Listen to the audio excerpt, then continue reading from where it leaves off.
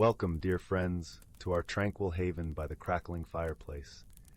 As the gentle flames dance and flicker, let your imaginations drift into whimsical worlds where dreams take flight.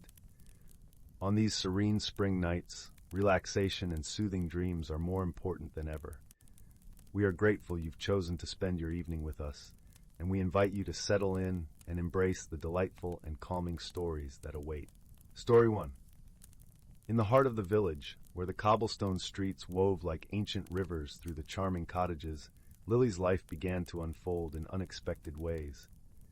Each morning, she awoke to the scent of dew-kissed grass and the distant murmur of the brook that ran parallel to the village's edge. Her days, once predictable and serene, now pulsed with a newfound rhythm, the vibrant hum of nature's symphony guiding her every step. Beneath the thatched roofs, the village stirred with life. The baker's early morning whistle mingled with the clattering of milk pails as farmers went about their chores. The air was alive with the smell of fresh bread and the faintly sweet aroma of honeysuckle that crept along the garden fences. The village was a tapestry of sounds and scents, each thread weaving a story of its own. Lily's mother, a kind woman with eyes the color of the meadows and a voice as soothing as a summer breeze, noticed the changes in her daughter. Concern mingled with curiosity as she observed Lily spending more time in the forest, returning home with stories that seemed plucked from the pages of a fairy tale. Yet there was a glow about Lily, a lightness in her step that reassured her mother of the goodness of these adventures. In the evenings, when the village was bathed in the golden hues of twilight and the air was rich with the scent of hearth fires and blossoming jasmine, Lily would sit at her grandmother's feet. Her grandmother, a woman whose life was a tapestry of wisdom and warmth, listened intently to Lily's tales. She would nod knowingly, her eyes sparkling with the light of countless stars she had seen in her lifetime. "My dear Lily," her grandmother mused one evening, "you remind me of the tales my own grandmother shared with me, of a time when the world was still young and magic was as common as the air we breathe." The village, with its rolling hills and endless skies, was not just a backdrop to Lily's adventures, but a character in its own right. The ivy-clad walls of the cottages seemed to lean in, listening to the whispers of the wind, while the ancient oak in the village square held secrets in its gnarled branches. It was a world where the ordinary intertwined seamlessly with the extraordinary, each day a promise of untold possibilities. As Lily grew more attuned to the language of nature, she began to notice the subtle shifts in the world around her. She discovered that the stone's magic was not boundless. It required balance and respect. The stone, a conduit of nature's voice, taught her to cherish the fragile beauty of life and to wield her newfound powers with care. One crisp morning, as autumn leaves danced on the breeze like fiery confetti, Lily received an unexpected visit from Nutkin and Clover. Their arrival brought a flurry of excitement, their presence a reminder of the bonds forged in the heart of the forest. Nutkin, with his mischievous grin, told tales of the forest's renewal, of the creatures who now thrived thanks to Lily's courage. Clover, ever the gentle soul, brought news of a new challenge. "Lily," he said, his voice soft as the whisper of falling leaves, "the forest needs you once more. There is a shadow, a creeping darkness that threatens to dim the light we worked so hard to restore." Intrigued and determined, Lily set out for the forest once more, her heart a compass guiding her toward the unknown. The path was familiar, yet each step felt like an introduction to a new world. The air was crisp, tinged with the scent of pine and fallen leaves, and the forest buzzed with an energy that was both exhilarating and mysterious. As they journeyed deeper, they encountered an ancient stag, its antlers crowned with moss and lichen, a living testament to the forest's enduring spirit. The stag, wise and regal, spoke of the darkness that crept through the woods, a force that sought to disrupt the balance of their world. Lily listened, her heart heavy with the weight of responsibility, yet buoyed by the trust placed in her. With Nutkin and Clover by her side, she ventured into the depths of the forest, where the trees whispered of secrets long forgotten, and the very ground seemed to pulse with life. In the heart of the forest, they found the source of the shadow, a twisted vine, dark and malevolent, its tendrils choking the life from the trees it ensnared. With a courage born of friendship and the wisdom of her ancestors, Lily approached the vine. She reached out with her heart, calling upon the stone's magic to guide her. The vine shuddered, its grip loosening as Lily's compassion and resolve bathed it in light. Slowly, the darkness receded, the vine transforming into a cascade of flowers, each bloom a testament to the healing power of love and understanding. The forest sighed in relief, its balance restored, and the animals sang their gratitude. The ancient stag bowed its head in thanks, its eyes a mirror of the forest's soul. As Lily and her friends made their way back to the village, the sun dipped below the horizon, casting the world in a tapestry of twilight hues. The village welcomed them with open arms, the warmth of home wrapping around Lily like a familiar embrace. Her adventures had taught her that the world was full of wonders and challenges, each an opportunity to grow and learn. The village, with its rolling hills and endless skies, was her world, and she, its ever-curious guardian. And as she closed her eyes that night, the gentle lullaby of the forest cradling her dreams, Lily knew that the magic of nature would always be by her side, whispering its secrets to those who dared to listen. The next morning, a soft rain drizzled over the village, its gentle patter a soothing melody against the rooftops. Lily awoke with a sense of renewal, the air fresh and vibrant with the promise of new beginnings. As she stepped outside, the village was a shimmering mosaic, the cobblestones glistening under the soft light of the sun breaking through the clouds. She wandered to the village square, where the ancient oak stood as a sentinel of time. Its roots, deep and intertwined with the earth, seemed to pulse with the wisdom of ages. Lily paused, placing her hand on its rough bark, feeling the stories it held within. A familiar rustle caught her attention, and she turned to see Nutkin and Clover approaching, their eyes bright with excitement. "The forest wishes to thank you," Nutkin chirped, a twinkle in his eye. "There's a celebration waiting for you." Intrigued, Lily followed them back to the forest, where the air was thick with anticipation. The trees swayed gently, their leaves whispering secrets of old, and the animals gathered in a clearing, their eyes reflecting the joy of the moment. The celebration was a symphony of nature's gratitude, a dance of life and light that enveloped Lily in warmth and love. As she stood there, surrounded by the forest's embrace, she realized that her journey had only just begun. The forest, with its endless wonders and mysteries, was her true home, a place where magic danced in the air and dreams took flight. During the festivities, Lily found herself in a quiet moment by the brook, its waters reflecting the glow of the evening sky. Clover joined her, his demeanor serene yet contemplative. "Lily," he began, "do you ever wonder why you were chosen?" Lily pondered the question, her gaze fixed on the gentle ripple of water. "I think," she replied thoughtfully, "because I choose to listen. The world speaks to all of us, but not everyone hears it." Clover nodded, understanding dawning in his eyes. "And perhaps," he added, "it's because you see the beauty in the balance, the harmony in chaos." Their conversation lingered in Lily's mind long after the celebration ended, and as she walked back to the village under a blanket of stars, she felt a deeper connection to her purpose.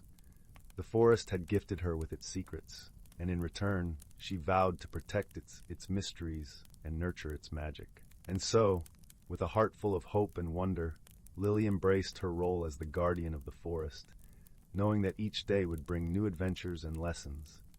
The village and the forest, intertwined like the roots of the ancient oak, were her world, a world where the ordinary and extraordinary coexisted in perfect harmony. Story 2. In the heart of the whispering woods, where the ancient trees swayed with the rhythm of age-old songs, and the air always carried the comforting aroma of freshly baked cinnamon bread, there was a tiny village known as Ticklefern Hollow. This was no ordinary village. It was a place where the sun seemed to giggle as it peeked through the leaves, and the moon winked goodnight to the stars. The villagers of Ticklefern Hollow were as enchanting as the place they called home. Each resident carried a spark of the forest's magic within them, an intangible glow that set them apart from the ordinary. Wibble the Wobble, a cheerful gnome with a hat that changed colors according to his mood, embodied this magic. His vibrant green hat today matched his twinkling eyes, reflecting his exuberance for life. Wibble's joy was infectious, a trait that made him the heart of any gathering. Then there was Marigold Moonbeam, a fairy with wings that shimmered like a bubbling brook. Her laugh was like the tinkling of tiny bells, and she possessed a rare gift, the ability to make flowers bloom with just a touch. Her garden was a tapestry of colors, a living testament to her gentle spirit and boundless creativity. Marigold's love for nature was only rivaled by her love for the stories whispered by the woods at night. Perhaps the most peculiar of all was Professor Pippin Puddlejumper, a wise old tortoise with spectacles far too large for his little eyes. Keeper of the Great Book of Whimsy, he was the village historian, chronicling the wondrous and whimsical history of Ticklefern Hollow. His measured pace and thoughtful demeanor concealed a sharp mind and a deep understanding of the magic that wove through their lives. One particular sunny morning, as the villagers gathered around the fountain in the square, a fountain renowned for its sweet, singing waters, a curious event unfolded. The fountain, usually a source of joy and refreshment, began to gurgle and hiccup unexpectedly. A thick mist rose from its depths, and in an instant, the entire village was wrapped in a fluffy cotton candy fog that smelled faintly of spun sugar. "Oh dear," murmured Pippin, adjusting his oversized spectacles as he peered into the mist. "This looks like the work of a mischief spell gone awry." His voice, though calm, carried a note of concern that was rare for the usually unflappable tortoise. Marigold fluttered her wings, which felt somewhat heavier in the moist air. "It's rather pretty, but I suppose we can't have our village covered in candy forever, can we?" Her voice was light, but her eyes held a seriousness that spoke of her resolve to restore balance. Wibble, ever the optimist, chuckled as he plucked a puff of the fog and tasted it. "Delicious, but yes, I think we'd all miss the sunshine." His laughter was a balm, a reminder that challenges were merely opportunities in disguise. The villagers convened at Pippin's cozy burrow, a warm haven nestled within a grand old oak. The interior was filled with books and curiosities from across the woods, each with its own tale to tell. The Great Book of Whimsy lay open on a wooden table, its pages glowing with an inviting golden light, casting flickering shadows on the walls. "We'll need a spell to clear this mist," Pippin said, flipping through the pages with his clawed foot. "But it must be done with care. Magic can be quite finicky." His words carried the weight of experience, and the villagers listened with rapt attention. Wibble nodded, his hat turning a thoughtful shade of blue. "Maybe we need something unusual to counteract it, a bit of upside-down thinking." His suggestion, though whimsical, was rooted in the gnome's deep-seated belief in creativity's power to solve the strangest problems. Marigold clapped her hands, sending a sprinkle of stardust into the air. "What if we use the power of laughter? It's the most magical thing I know." Her eyes sparkled with inspiration, her suggestion a testament to her belief in the transformative power of joy. And so, the plan was hatched. The villagers would gather at the center of the village, and each would tell the funniest story they knew. They hoped the combined laughter would lift the fog and return the village to its sunny self. The next day the square was abuzz with excitement. A stage was set, and one by one, the villagers took turns sharing their tales. There was Giggly Gus, the squirrel who once mistook a cloud for a pillow and fell into a pile of feathers. Then came Daisy Dandelion, the rabbit who tried to out-hop her own shadow. Each story was met with peals of laughter, echoing through the trees. As the laughter grew, the cotton candy fog began to lighten and swirl, lifting higher and higher until it vanished into the sky. The sun returned, casting its golden rays over Ticklefern Hollow, as if joining in the merriment. The woods seemed to breathe a sigh of relief, rustling their leaves in a gentle applause. With the village now clear, the villagers celebrated with a grand feast. The tables were laden with gingerbread and honey cakes, and the air was filled with the joyful notes of flutes and fiddles. Even the birds joined in, chirping a merry tune from their perches. Pippin, watching over the revelry with a satisfied smile, knew that the true magic of Ticklefern Hollow lay not in spells or potions, but in the hearts of its kind-hearted inhabitants and their unyielding spirit of friendship. The village's strength was in its unity, a lesson as old as the woods themselves. However, there was more to this day than just the clearing of the fog. As the celebration wore on, Wibble noticed a peculiar leaf, shimmering with an unusual glow, fluttering down from the sky. It landed softly in front of him, its surface inscribed with runes that seemed to dance in the light. Pippin's eyes widened as he examined the leaf, recognizing it as a message from the ancient spirits of the woods. The message spoke of a hidden grove deep within the whispering woods, a place where the forest's magic was at its most potent. It was said to be guarded by the forest guardian, an enigmatic creature that few had ever seen. The grove, the message claimed, was in danger, and the forest had chosen Wibble, Marigold, and Pippin to help restore its balance. Though the villagers were weary from their laughter and festivities, the three companions felt a renewed sense of purpose.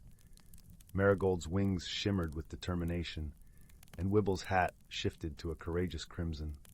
Pippin, the wisdom of ages reflected in his eyes, nodded solemnly. To the grove we must go. The forest has always been our guardian. Now we shall be its. Their journey through the woods was filled with wonder, as each step seemed to echo with whispers of ancient lore. The trees, towering like sentinels, parted gently to reveal a path lined with luminescent flowers that glowed with a soft, ethereal light. The air thrummed with a melody only the heart could hear, a song of the earth and its endless cycle of life. As they approached the grove, a gentle mist enveloped them, not unlike the fog that had blanketed the village. Yet this mist was different, warm and inviting, carrying the scent of wildflowers and fresh rain.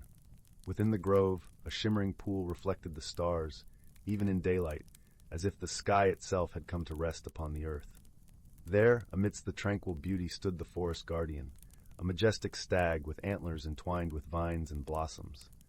Its eyes, deep and ancient, gazed upon the trio with a mixture of gratitude and hope. The stag spoke not with words, but with a voice that resonated within their souls. "Thank you, brave ones," the stag's presence seemed to say. "The balance of the grove has been disturbed by a forgotten spell, but together we can restore it."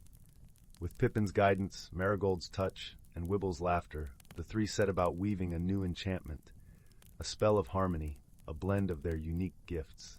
As they worked, the grove responded, its colors deepening, its song growing ever more harmonious. When their task was complete, the stag bowed its head in gratitude, the grove now pulsing with the vibrant magic of the forest. The companions returned to Ticklefern Hollow, their hearts alight with the knowledge that they had become more than just villagers. They were now true keepers of the forest's magic.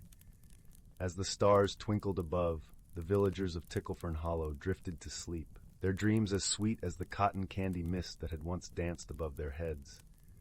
And the whispering woods, ever watchful and wise, rustled a lullaby through its leaves, ensuring that all was well in the enchanting world of Ticklefern Hollow. The village and its magical woods were one, a delicate balance of whimsy and wonder, preserved by the laughter and love of those who called it home. In the days that followed, Ticklefern Hollow thrived under a renewed sense of harmony.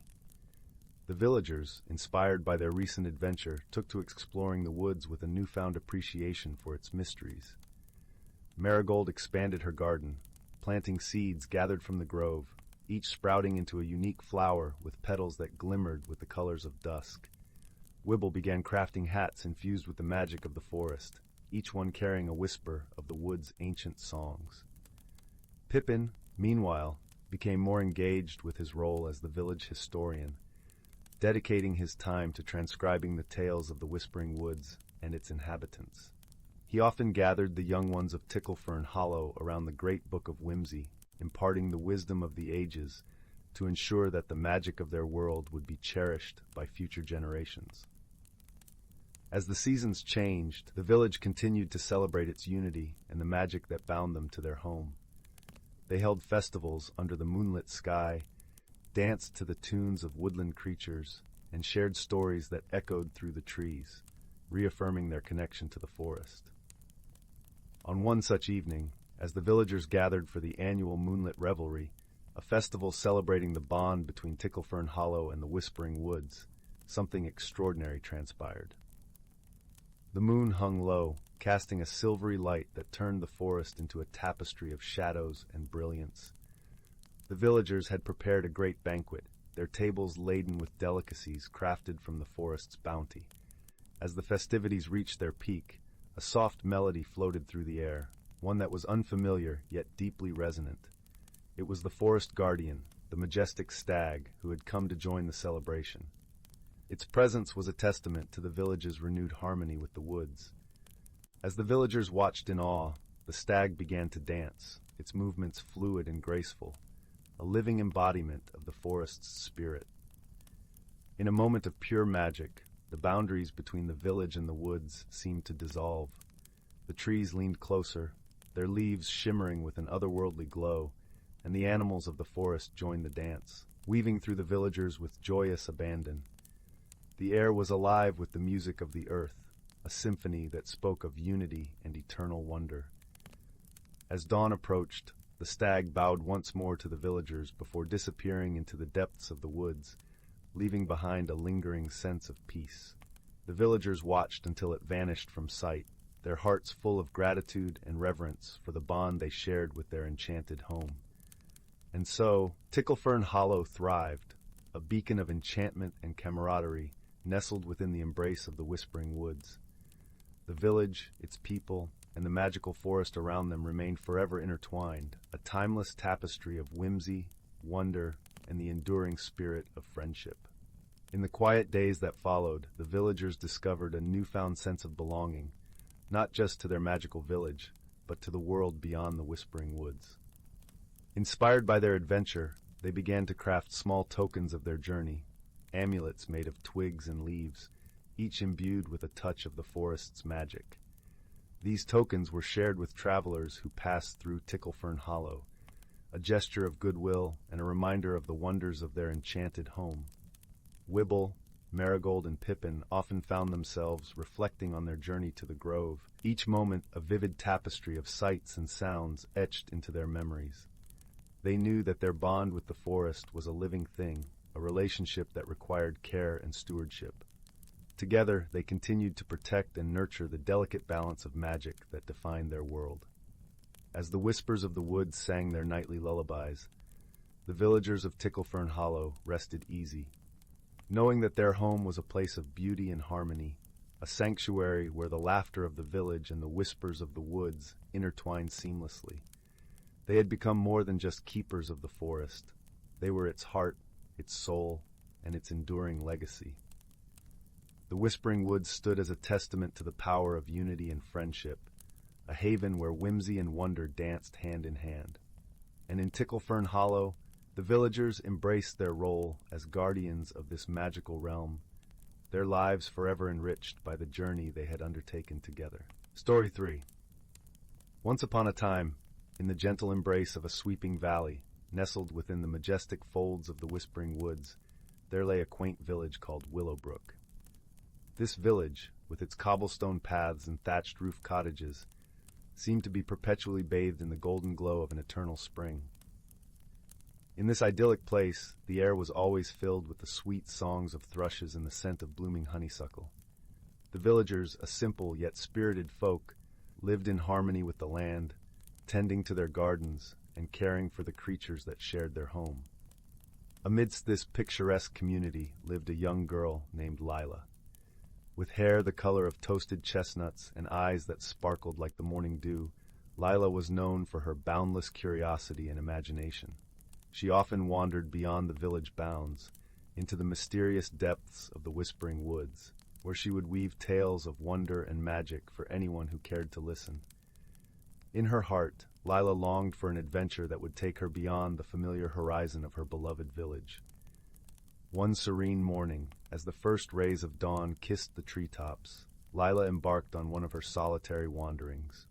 The forest was alive with the symphony of rustling leaves and the gentle babbling of streams. The earthy scent of damp moss and wildflowers filled the air, and the ground beneath her feet felt soft, like a welcoming carpet of nature's making. As she meandered along a moss-covered path, a glimmer caught her eye. Nestled at the base of an ancient oak tree was a peculiar object, an intricately carved wooden box, adorned with swirling patterns that seemed to dance as the light shifted. Intrigued, Lila knelt down and carefully lifted the box, her fingers tracing the delicate carvings that seemed to hum with a life of their own. As she opened the lid, a soft, otherworldly light spilled forth, enveloping her in a warm, comforting glow. Inside, she found a delicate bracelet, fashioned from strands of silver and adorned with tiny, shimmering stones that twinkled like stars. Lila felt a gentle pulse of energy emanating from the bracelet, as if it were alive with a quiet, benevolent power. Without hesitation, she slipped it onto her wrist, feeling an immediate sense of connection and belonging. Little did Lila know, this bracelet was no ordinary trinket. It was an ancient artifact, a gift from the hidden world that thrived beneath the roots of the whispering woods, a world where nature's magic flowed freely, unseen by human eyes. The bracelet bestowed upon Lila the ability to communicate with the forest and its inhabitants, allowing her to understand the whispers of the trees and the songs of the rivers. As Lila continued her journey, she began to notice subtle changes around her. The leaves rustled with secrets only she could hear, and the animals paused in their busy routines to offer her knowing glances. The forest seemed to embrace her as one of its own, guiding her deeper into its heart. Lila's footsteps led her to a hidden glade, where a gentle mist hovered above a crystal-clear pond. The air was thick with enchantment, and Lila sensed that she had stumbled upon a place of great significance. In the center of the glade stood a grand oak tree, its branches stretching toward the sky like arms reaching for the sun. As Lila approached, she noticed a small carved door set into the tree's trunk. With a mixture of excitement and trepidation, she pushed it open, revealing a spiraling staircase that descended into the depths of the earth. Driven by an insatiable curiosity, Lila began her descent, each step echoing softly in the dimly lit passage. The air grew cooler, and the walls were adorned with glowing runes that flickered like tiny fireflies. At last, she reached the bottom, where an underground chamber awaited her. The chamber was unlike anything Lila had ever seen, a breathtaking sanctuary filled with luminescent flowers and delicate, shimmering vines. In the center of this magical realm sat an elder, a wise and gentle being with eyes that twinkled with ancient wisdom. The elder was surrounded by a circle of woodland creatures, each gazing at Lila with a mixture of curiosity and warmth. As Lila stepped forward, the elder smiled and gestured for her to join their circle. "Welcome, dear child," the elder spoke, their voice as soothing as a gentle breeze. "You have found the bracelet of Sylve, a gift from our world to yours. It is a symbol of the bond between our realms and a reminder of the magic that exists in all things." Lila listened intently, her heart swelling with wonder and gratitude.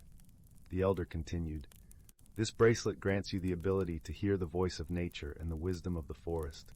It is a rare gift, one that must be cherished and used with care." The elder then told Lila of a looming challenge, one that threatened both the hidden world and the village of Willowbrook. A shadow had fallen over the land, bringing with it a blight that withered crops and dimmed the light of the forest. The source of this darkness lay deep within the whispering woods, in a place where few dared to tread.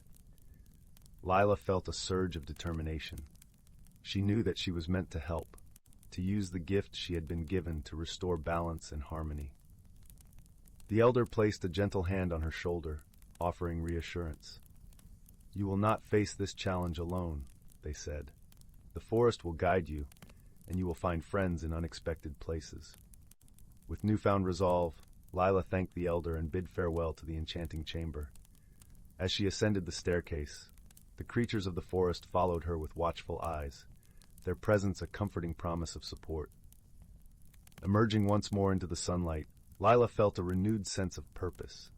She set off on her journey, guided by the whispers of the trees and the songs of the rivers. Along the way, she encountered a cast of delightful characters, each with their own unique gifts and talents, eager to lend their aid. There was Finn, a mischievous squirrel with a heart of gold, who could navigate the forest canopy with ease. His sharp eyes and quick wits proved invaluable as they traversed the dense woods. Then there was Nyla, a graceful deer whose gentle presence brought a sense of calm and serenity to their travels. Her keen senses alerted them to danger, while her gentle encouragement lifted their spirits. As they ventured deeper into the forest, the path grew more treacherous. The trees loomed tall and foreboding, their branches casting long shadows on the forest floor. Lila felt the chill of uncertainty, but she pressed on, buoyed by the support of her newfound friends. At last, they reached the heart of the darkness, a clearing where the air hung heavy with a palpable sense of dread. In the center stood a twisted, gnarled tree, its bark blackened and scarred. The very ground around it was barren, a stark contrast to the vibrant life of the forest. Lila approached the tree with cautious determination, sensing the malevolent presence that emanated from its core. She placed her hand upon the bark, feeling the pulse of despair that coursed through its veins. But as the bracelet on her wrist glowed with a gentle warmth, she also felt a flicker of hope buried deep within. Drawing upon the wisdom of the forest, Lila spoke softly, her words a soothing balm to the tortured tree. "You are not alone," she whispered. "We are here to help, to heal, and to bring light back to this place." Her voice carried through the clearing, reaching not only the tree but also the creatures that lurked in the shadows. As she spoke, Finn and Nyla stood by her side, their presence a testament to the power of friendship and unity. Gradually, the darkness began to recede, replaced by a gentle glow that spread from the bracelet and into the tree. The twisted branches unfurled, and the blackened bark began to heal, revealing new growth beneath. The once barren ground bloomed with flowers, vibrant and full of life. The transformation was complete, the malevolent presence vanquished, the balance restored. Lila and her friends stood in awe, their hearts filled with joy and gratitude. As they returned to Willowbrook, the village was abuzz with the news of their triumph. The crops flourished once more, and the light of the forest shone brighter than ever. The villagers gathered to celebrate, their laughter and songs echoing through the valley. To honor the newfound peace, a festival was declared, a tapestry of colors weaving through the village as lanterns hung from every tree, casting a soft glow upon the cobblestone paths. Lila, adorned in a dress that shimmered like the night sky, stood at the heart of the celebration, her eyes reflecting the twinkling lights above. The villagers danced around her, their movements echoing the rhythm of the forest, a testament to the unity between their world and the hidden realm beneath the woods. As the festival unfolded, Lila shared stories of her journey, recounting the bravery of her companions and the wisdom imparted by the elder. Each tale was met with applause and admiration, as the villagers marveled at the courage of their young heroine. In the quiet moments between the music and laughter, Lila found herself reflecting on the path she had traveled. The bracelet on her wrist seemed to hum with approval, a reminder of the bond she had forged with the world around her.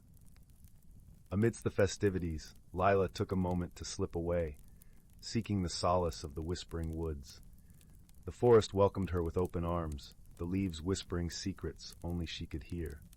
As she wandered through the familiar paths, she contemplated the changes within herself, a newfound confidence, a deeper understanding of the world, and an unyielding belief in the magic that existed in every corner of her life. In the heart of Willowbrook, by the crackling fire of her family's hearth, Lila slept soundly, her mind at ease, knowing that she had found her place in the world, a place of wonder, belonging, and endless possibility. The gentle rustle of the whispering woods was her lullaby, a promise of new adventures yet to come. The forest, now vibrant and alive, stood as a guardian, its magic a constant presence in Lila's life, guiding her toward the unknown horizons of her ever-expanding world. In the quiet of the night, as Willowbrook lay in peaceful slumber, the whispering woods held a secret council beneath the canopy of stars. The elder, now returned to their hidden sanctuary, convened with the spirits of the forest. Their voices, like the rustling of leaves, spoke of gratitude and hope, acknowledging the courage of the young girl who had bridged the worlds with her heart full of wonder. "She is the one," the elder mused softly, their gaze cast toward the village where Lila rested. "The one who will safeguard the balance between our realms. Her journey is just beginning, and we must guide her well." The spirits nodded in agreement, their forms shifting gently in the moonlight. "We will watch over her," they promised, "for she holds the key to our future, a future where magic and humanity coexist in harmony." And so the whispering woods watched over Willowbrook and its beloved daughter Lila, as the village thrived under the tender embrace of nature's magic. The tale of the young girl and her enchanted bracelet became a legend, whispered among the trees and sung by the rivers, a timeless story of courage, friendship, and the enduring bond between worlds. In the days that followed the festival, Lila found herself drawn back to the forest, where she felt the call of the unknown. The bracelet, an ever-present reminder of her connection to the hidden world, pulsed gently against her wrist, as if urging her toward the next chapter of her adventure. One misty morning, as the sun struggled to break through the fog, she ventured farther than she ever had before. The forest seemed to guide her steps, the path beneath her feet, leading her to a place where the whispers of the trees grew louder, more insistent. Before her lay a clearing unlike any she had seen, a place where the boundary between worlds seemed to blur. In the center of the clearing stood a stone circle, ancient and weathered, its surface etched with symbols that glowed faintly in the dim light. Lila approached with reverence, feeling the weight of history and magic that hung in the air. As she stepped into the circle, a figure emerged from the shadows. A tall, graceful being with hair that shimmered like moonlight and eyes that held the depth of the forest itself. "Welcome, Lila," the being spoke, their voice a melody that resonated deep within her soul. "I am Elowin, guardian of this realm. You have proven yourself worthy, and now the forest has chosen you for a greater purpose." Lila listened, her heart racing with anticipation and awe. "What is this purpose?" she asked, eager to embrace whatever lay ahead. Elowin smiled, a gentle, knowing expression. "You are to be our emissary, a bridge between our world and yours. Through you, the magic of the forest will thrive, and the connection between realms will grow stronger. But this path is not without its challenges. You must learn to harness the power within you, to understand the language of the earth and sky." A sense of responsibility settled upon Lila, but with it came a thrill of excitement. She nodded, her voice steady. "I accept this task. I will do all I can to honor the bond between our worlds." With a wave of their hand, Elowin summoned a vision, a tapestry of events yet to unfold. Lila saw herself journeying to distant lands, meeting others who shared her gift, and facing trials that would test the very limits of her courage and resolve. But she also saw moments of triumph, of unity and joy that would echo through the ages. "This is your destiny, Lila," Elowin said, their gaze filled with warmth and promise. "Embrace it, and know that you are never alone. The forest will always be with you, guiding and protecting you." With that, the vision faded, leaving Lila standing in the stone circle, her heart alight with hope and purpose. As she made her way back to Willowbrook, the forest whispered its encouragement, the trees swaying gently in the breeze as if to applaud her resolve. From that day forward, Lila walked with a new confidence, her steps guided by the wisdom of the forest and the promise of adventures yet to come. She knew that her journey was just beginning, and that the magic of the Whispering Woods would always be a part of her, a constant reminder of the extraordinary world that lay just beyond the horizon. As weeks turned into months, Lila began to hone her newfound abilities, learning to interpret the subtleties of nature's language. She could sense the urgency in a rushing stream, the playfulness in a gentle breeze, and the wisdom in a well-rooted tree. Her connection to the Whispering Woods grew deeper, and with it, her understanding of her place in the tapestry of life. One afternoon, as she sat by the edge of a sun-dappled grove, a rustle in the nearby thicket caught her attention. Expecting a familiar forest creature, she was surprised when a young boy, with tousled hair and eyes full of mischief, emerged.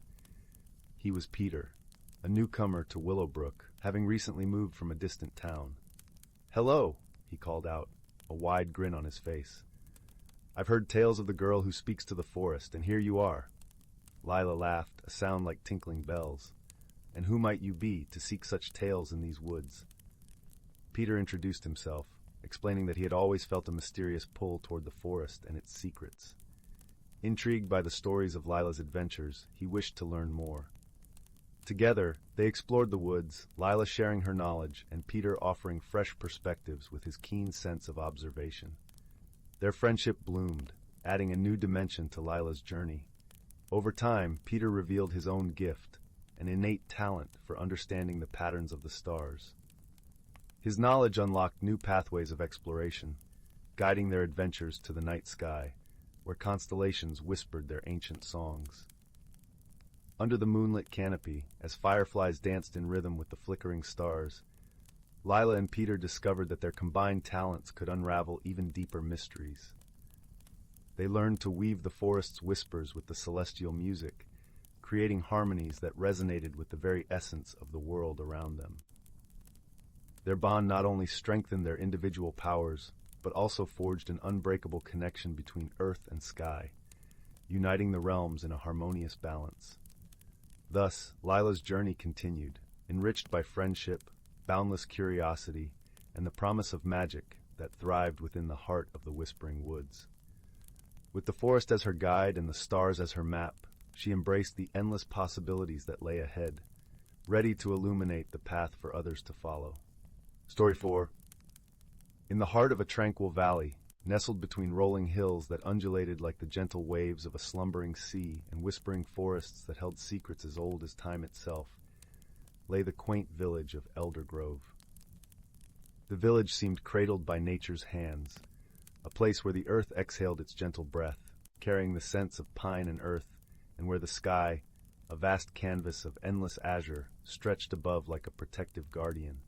Here, a gentle river meandered through fields of wildflowers that danced to the rhythm of the wind, their vibrant colors a living tapestry that changed with each passing season.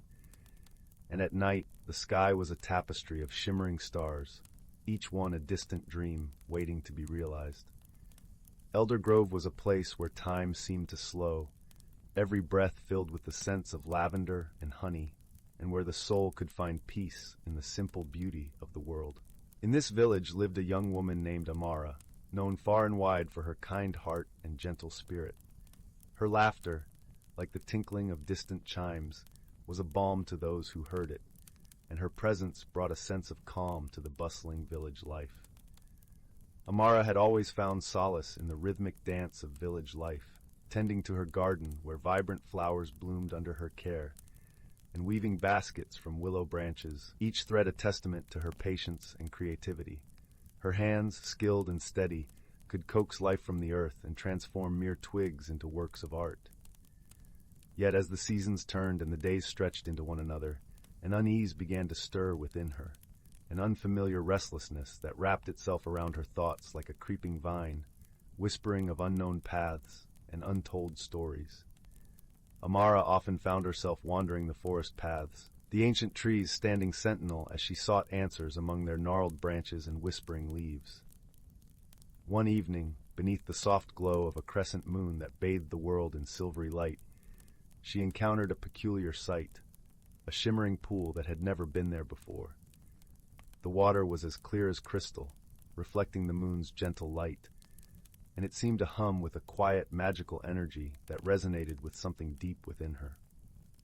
The air around it was charged, as if every particle vibrated with untold secrets, and the soft rustling of leaves played a gentle symphony that seemed to beckon her closer. Curious and drawn to its mysterious allure, Amara knelt by the pool, her reflection gazing back with eyes full of questions and a heart full of wonder. As she dipped her fingers into the cool water, a gentle voice whispered through the rustling leaves. "Change is the essence of life, dear one. Embrace it, and you shall find your true self." Startled yet intrigued, Amara returned to the village, the voice echoing in her mind like a haunting melody. She shared her experience with her dear friend, Rowan, a wise and gentle soul who had a knack for understanding the mysteries of the world and whose eyes held the wisdom of ages. Over a steaming cup of chamomile tea that filled the room with its soothing fragrance, Rowan listened intently, his eyes twinkling with understanding and a hint of mischief. "Amara," he said softly, his voice like a warm embrace, "perhaps the pool is a mirror, reflecting not just your image, but your potential. Change can be daunting, but it is also a path to growth. Trust in the journey." Encouraged by Rowan's words, Amara decided to visit the magical pool each evening, seeking its wisdom and guidance, her heart open to the possibilities it promised. As the days passed and the nights wove into one another, she began to notice subtle changes within herself. Her garden flourished more vibrantly, the colors of the flowers richer and more brilliant than before, as if they were painted by unseen hands. Her baskets, woven with newfound creativity, seemed to tell stories with their intricate patterns, each one a chapter in her unfolding journey. Her hands, once guided purely by instinct, now seemed to move with a purpose that transcended her understanding. One afternoon, as she tended to her lavender bushes, there scent a sweet symphony in the air. A gentle breeze carried with it the sweet scent of transformation. Amara closed her eyes, savoring the moment, and when she opened them, she found herself surrounded by a circle of woodland creatures. Deer with eyes like liquid amber, rabbits with twitching noses, and birds with feathers like jewels, all watching her with eyes full of trust and affection. It was as if the very essence of nature had chosen her as its confidant, its emissary of change. Amara smiled, understanding in that moment that she had become a part of something greater, a harmonious connection with the world around her. She spent her days helping others, sharing the beauty of her garden and teaching the art of basket weaving to the village children, their laughter a melody that filled her heart. Her evenings were filled with laughter and stories, her heart swelling with the warmth of friendship, each moment a brushstroke on the canvas of her life. Her interactions with the villagers deepened, and she found herself drawn to the stories of their lives, their hopes and fears, understanding that they too were on their own journeys of change. It was during these interactions that Amara discovered yet another layer to her village. Eldergrove wasn't just a collection of homes. It was a repository of dreams and tales, where each villager carried within them a fragment of the valley's history. She learned of the old willow that marked the spot where the first settlers had found shelter, of the ancient oak that had witnessed countless seasons pass, and of the river whose waters had whispered the same song to generations of dreamers. These stories, woven together like the baskets she crafted, enriched her understanding of the world and her place within it. As the golden hues of autumn settled over Eldergrove, painting the world in shades of amber and gold, Amara knew that her journey was far from over. The pool had taught her that change was not something to be feared, but embraced. It was a dance with the unknown, a chance to grow and discover the depths of one's own heart. One crisp morning, as the first frost dusted the fields like a delicate lace, Amara returned to the pool. The water shimmered under the pale light of dawn, and she felt a deep sense of gratitude swell within her. With a gentle touch, she thanked the pool for its guidance and made a silent promise to continue her journey of discovery, her heart open to the endless possibilities that lay ahead. And so, in the heart of Eldergrove, Amara found her place, a gentle soul in harmony with the world. Her story became a cherished tale, whispered by the fireside on long winter nights, a reminder that, with a little courage and a lot of heart, we can all find our way through the dance of change. The villagers would gather, their faces illuminated by the flickering flames, to listen to the tale of Amara and the magical pool, their hearts warmed by the timeless melody of transformation and hope. As the fire crackled and the night wrapped its comforting arms around the village, Amara knew that she was exactly where she was meant to be. And somewhere, in the soft rustle of leaves and the murmuring river, the magic of the pool continued to hum, a timeless melody of transformation and hope, a reminder that the journey was just as important as the destination. Each ripple in its surface spoke of the endless cycles of change that define the world, urging all who listened to embrace the unknown with open arms and an open heart. One particularly poignant evening, as the stars began their nightly dance across the velvet sky, Amara found herself standing once more by the pool. The air was crisp, and the forest was cloaked in a serene silence, broken only by the gentle murmur of the river. She felt the weight of the past year, the lessons, the growth, the shifts within her, settle like a familiar cloak around her shoulders.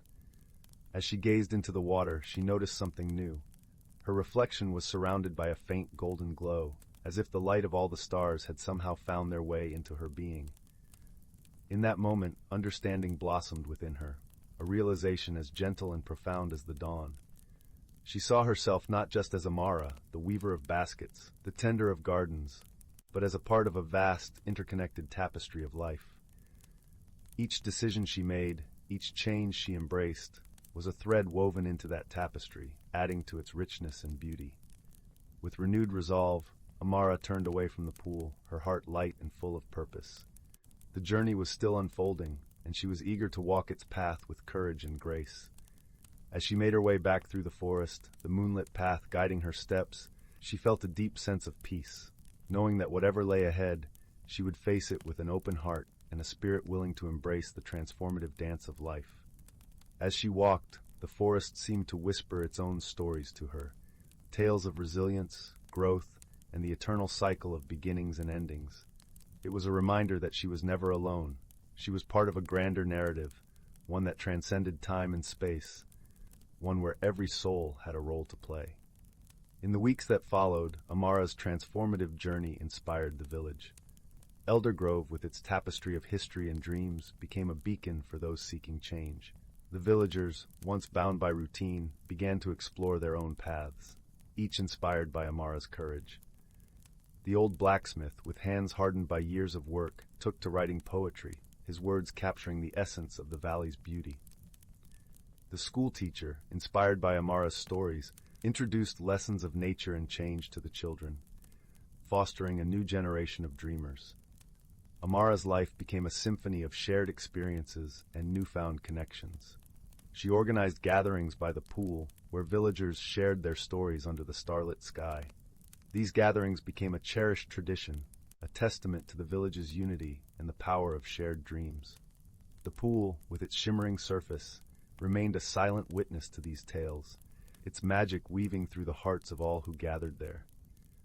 As the seasons turned and the village embraced its newfound vibrancy, Amara realized that her journey was not just about personal transformation, but about igniting change in others. Her story, woven into the fabric of Eldergrove, became a beacon of hope and a reminder that within each of us lies the power to transform and inspire.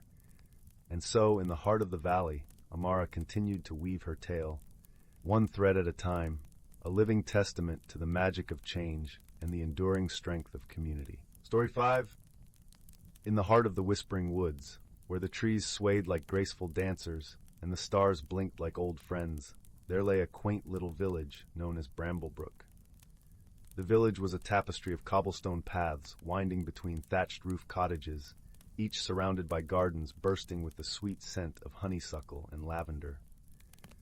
The air was perpetually tinged with the aroma of freshly baked bread, mingling with the fragrance of wildflowers. At the center of Bramblebrook stood the great oak, a majestic tree whose branches stretched out as if to hug the entire village, its leaves murmuring ancient secrets to those who cared to listen. Bramblebrook was a place of gentle magic, where the air shimmered with possibilities and the streams sang soft lullabies. The villagers took comfort in the rhythmic croak of frogs at dusk and the nightly serenade of crickets. It was into this peaceful haven that a curious mystery began to unfurl.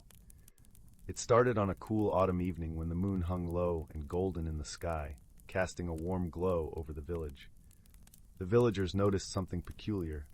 Their cherished trinkets and keepsakes, small things like silver keys, wooden buttons, and even the occasional teacup, were disappearing. Not taken by any mischievous hand, it seemed, for there were no signs of intrusion or malice, only the quiet vanishing of these objects into thin air. Among the villagers, two dear friends were particularly captivated by this mystery. Clara, a wise and gentle soul with eyes like the summer sky, often found her mind wandering to the unexplored corners of the world. Her imagination was a garden where ideas grew wild and free. Sprig, her faithful companion, was a sprightly squirrel with a knack for finding the hidden and the lost. His curiosity was insatiable, and his heart was as big as his boundless energy. Clara and Sprig were known for their kindness and curiosity, and if anyone could solve this puzzle, it was surely them. With the first light of dawn, Clara set out with Sprig perched comfortably on her shoulder, his bushy tail flicking with excitement.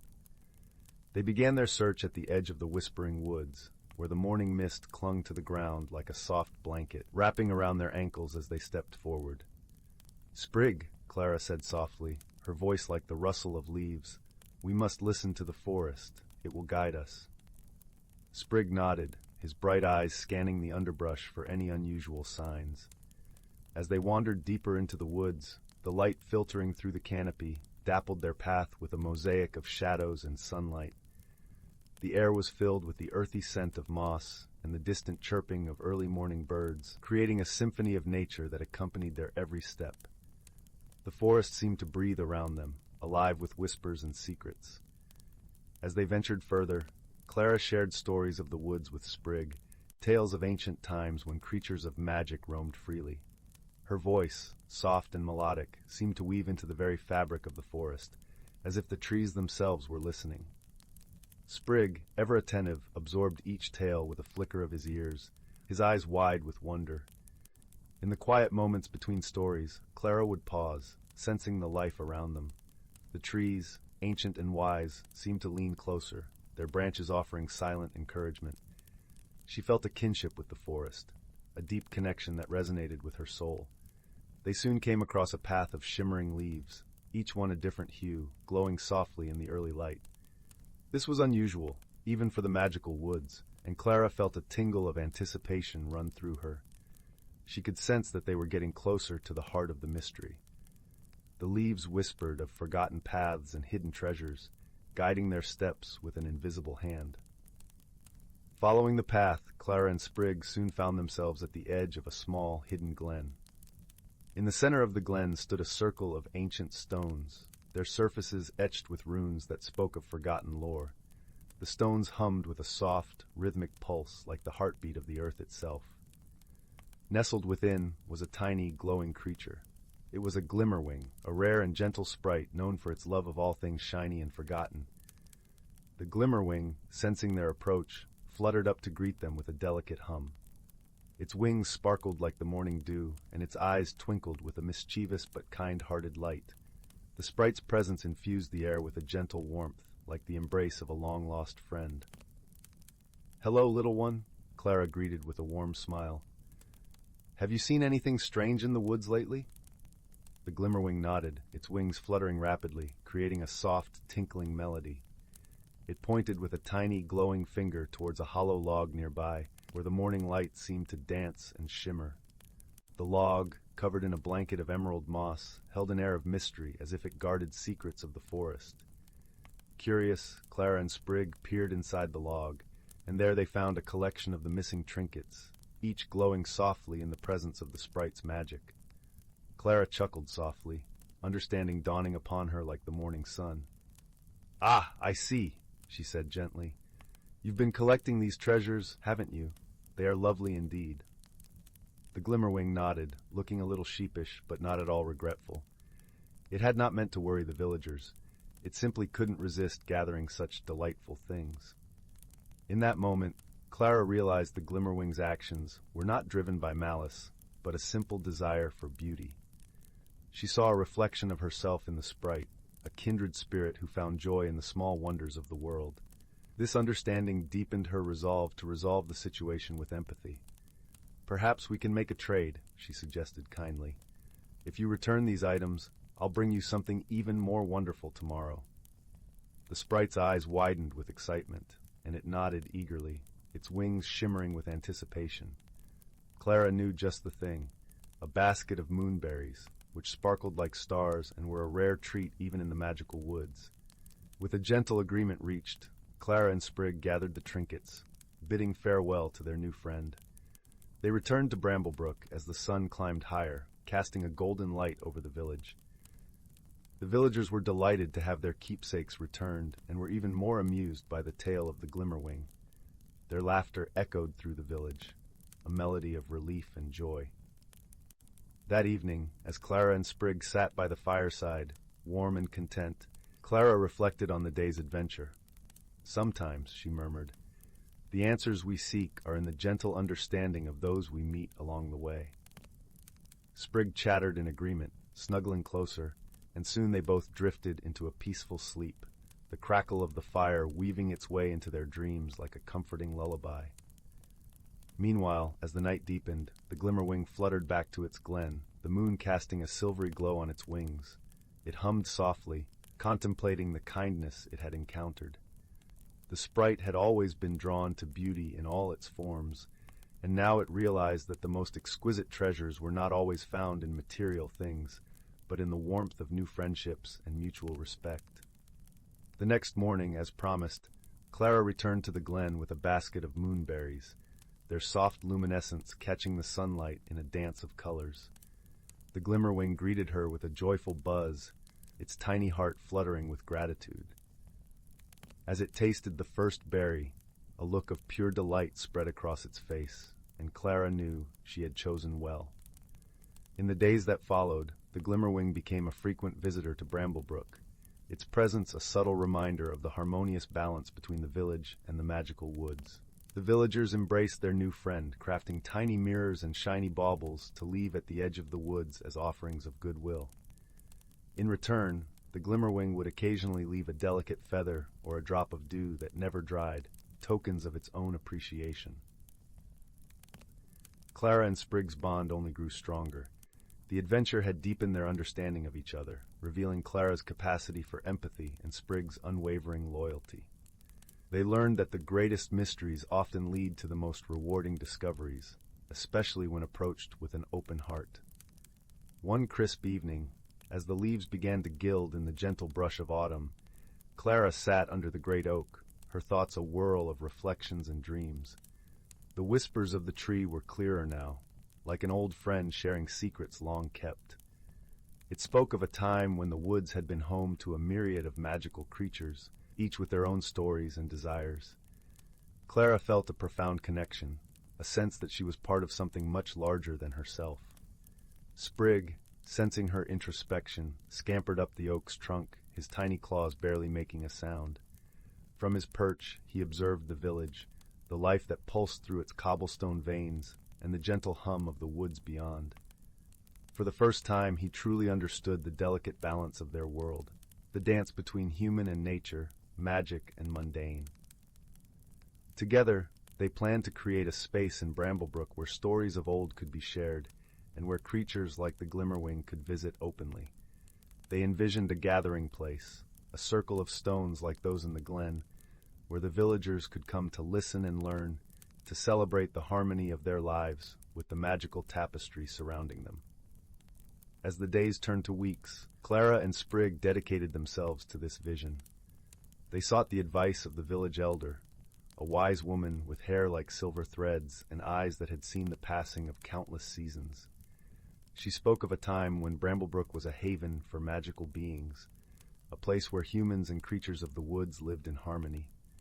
Her stories inspired Clara and Sprig, filling them with determination to restore that balance. With the help of the villagers, they cleared a space near the edge of the woods where the forest's whispers could be heard. They erected a circle of stones, each engraved with symbols of unity and peace. The great oak, witnessing their efforts, seemed to stretch its branches further in approval, its leaves rustling in encouragement. As the gathering place took shape, the villagers began to share their own stories, tales of encounters with magical beings, and the lessons they had learned. The Glimmerwing became a regular visitor, often bringing small gifts from the woods, a sprig of lavender, a perfectly smooth pebble, a tiny shell glistening like a pearl. The gathering place became a sanctuary of understanding and acceptance, a testament to the power of friendship and the beauty of shared dreams. As the seasons changed and the leaves turned from green to gold, Bramblebrook flourished in its newfound unity, a village where magic and reality danced hand in hand. And so, in the heart of the Whispering Woods, the mystery of the disappearing trinkets was solved, not through force or anger, but through kindness and a little bit of magic. And the village of Bramblebrook returned to its gentle rhythm, with the promise of more adventures to come, always guided by the wisdom of friendship and the whisper of the woods. 6. Once upon a time, nestled within the picturesque hills of a quaint village named Willowbrook, there was a little shop called Curiosities and Whimsy. This shop was unlike any other. It was a treasure trove of peculiar items and forgotten wonders, each with its own tale. The shop was owned by an elderly gentleman named Mr. Whitaker, whose eyes twinkled with the light of 1,000 stories. One crisp autumn morning, as golden leaves gently rustled in the whispering breeze, a young girl named Clara wandered into the shop.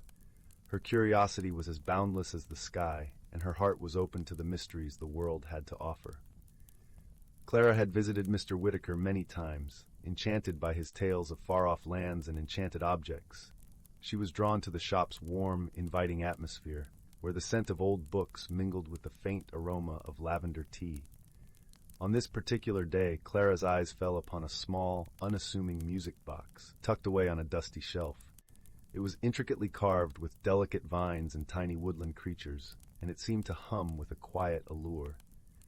As she gently wound the key, a soft, lilting melody filled the air, and something magical happened. The room around her seemed to shimmer, as if bathed in the light of 1,000 stars. Mr. Whitaker, noticing her wonder, approached with a knowing smile. "Ah, you found the melody of memories," he said, his voice as comforting as a cozy blanket on a chilly night. "It's said to hold the power to unlock forgotten dreams and hidden truths." Intrigued and a little awestruck, Clara asked, "What does it mean to unlock forgotten dreams?" Mr. Whitaker chuckled softly. "Well, my dear, sometimes we carry dreams within us that we've tucked away, perhaps because they seem too grand or too daunting. The melody of memories can help you remember them and see them anew." With a gentle nod, Clara decided to embark on a journey to uncover these dreams. She cradled the music box in her hands and closed her eyes, letting the melody guide her thoughts. As the notes danced around her, she found herself transported to a place deep within her heart, where fields of wildflowers swayed under a gentle sun, and laughter echoed like a sweet refrain. In this dreamscape, Clara met a wise old tortoise named Tobias, who wore a tiny pair of spectacles perched on his nose.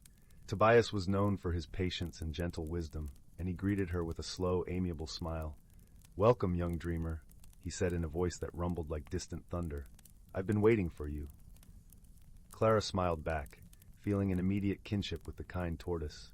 "Tobias, can you help me find my forgotten dreams?" Tobias nodded slowly. "Of course, but remember, dreams are like butterflies. They must be approached with patience and care. Follow me."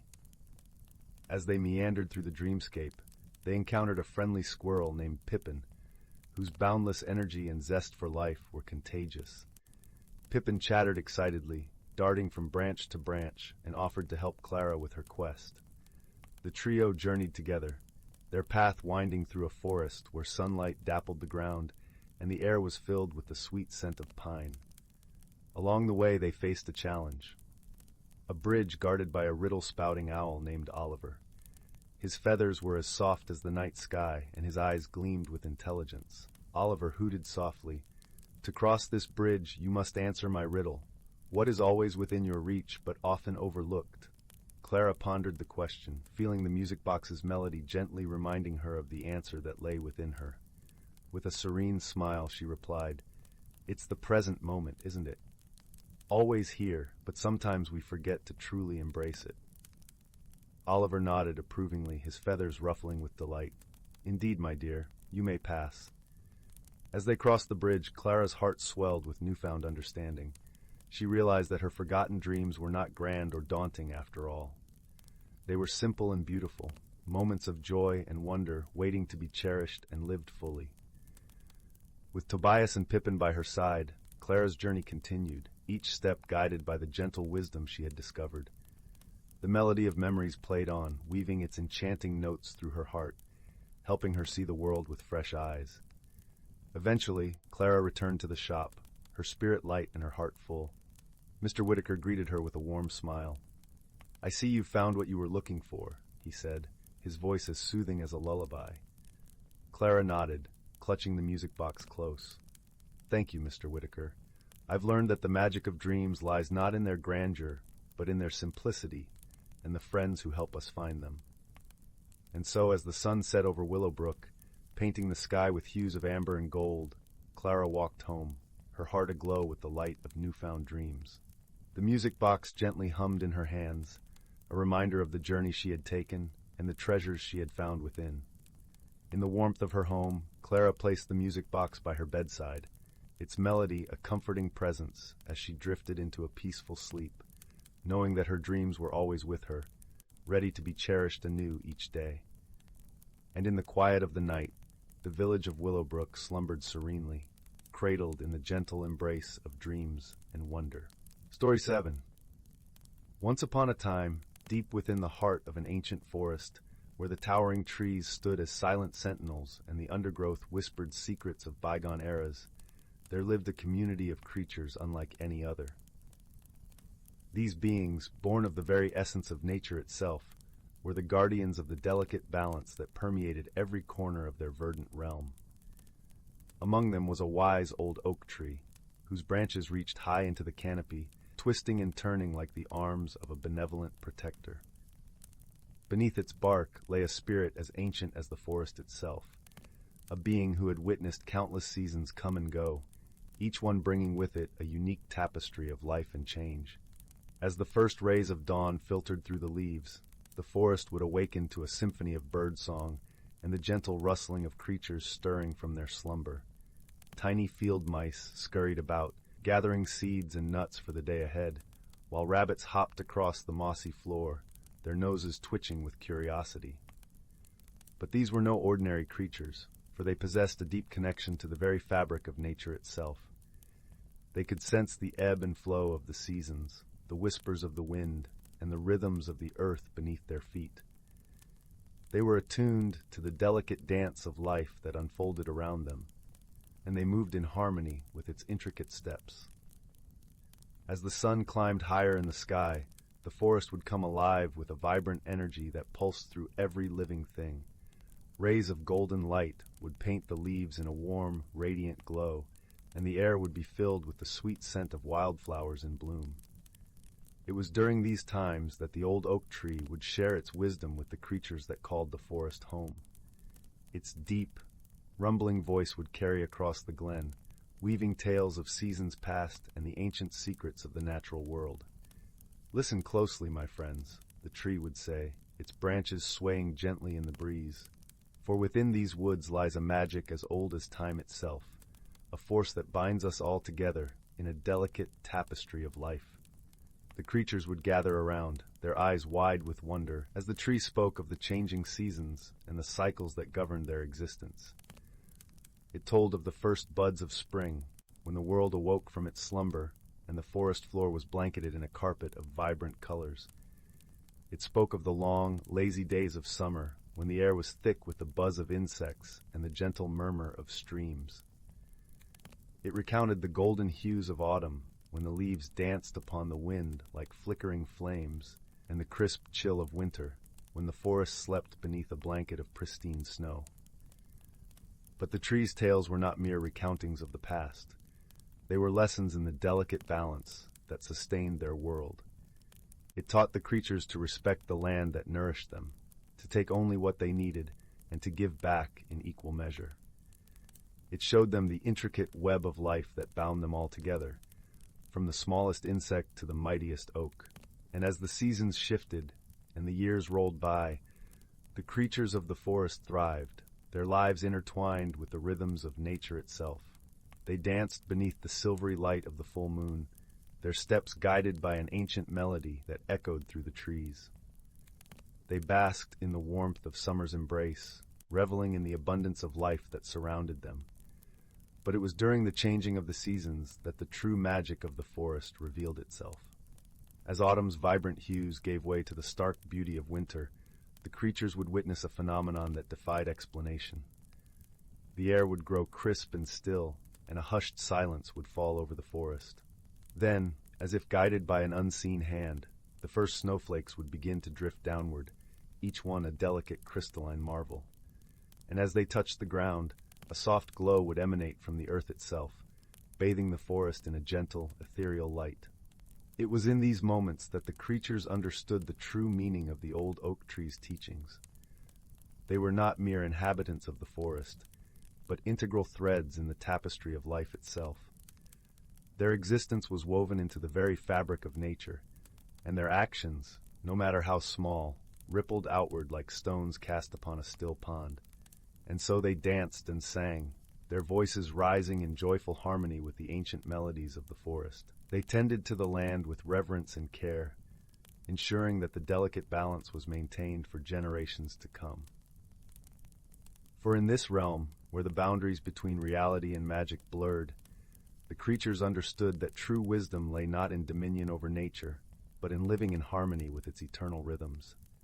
And as long as the old oak tree stood tall, its branches reaching towards the heavens, the magic of the forest would endure, a testament to the enduring power of life and the beauty that flourished when all things existed in perfect balance. Story 8. In the heart of the whispering woods, where the trees hummed gentle lullabies and the stars twinkled like curious eyes, nestled the quaint little village of Alderwood. Here, cobbled paths crisscrossed through cottages with thatched roofs, and the air always carried the sweet scent of honeysuckle and baking bread. This was a place where magic danced on the breeze, and gentle creatures of the forest often mingled with the villagers, sharing stories and laughter. One crisp autumn evening, as leaves painted the ground in shades of amber and gold, a peculiar event began to unfold. The village's beloved clock tower, which stood proudly at the center of Alderwood, started to chime at the wrong times. It would strike noon in the middle of the night, or midnight at the break of dawn, causing much confusion among the villagers. The clock tower had been a gift from a kind-hearted magician many generations ago, and its timekeeping had always been impeccable. So when it began to act so strangely, the villagers were both puzzled and concerned. They gathered in the warm glow of the town square, wrapped in woolen shawls, murmuring about the mystery. Among them was a young girl named Lila, known for her keen eyes and gentle heart. She listened to the chatter of her neighbors, her mind already whirring with possibilities. Her friend Finn, a boy with a knack for mischief and a quick wit, stood beside her, his eyebrows raised in curiosity. "We should find out what's happening," Lila suggested, her voice soft but determined. "The clock tower has always been a part of our lives. We can't just ignore this." Finn nodded, a mischievous spark in his eyes. "A mystery to solve? Count me in. But where should we start?" Lila thought for a moment, then smiled. "Let's visit Old Sage Rowan. If anyone knows about the clock's magic, it would be him." Old Sage Rowan lived at the edge of the village, in a cozy cottage surrounded by a garden of rare and beautiful herbs. He was a gentle soul with a long silver beard and eyes that twinkled with ancient wisdom. As Lila and Finn approached his home, the scent of lavender and chamomile wrapped around them like a comforting blanket. Rowan greeted them with a warm smile, ushering them inside where a fire crackled merrily in the hearth. "Ah, Lila and Finn," he said, his voice as soothing as a lullaby. "I had a feeling you two would come seeking answers."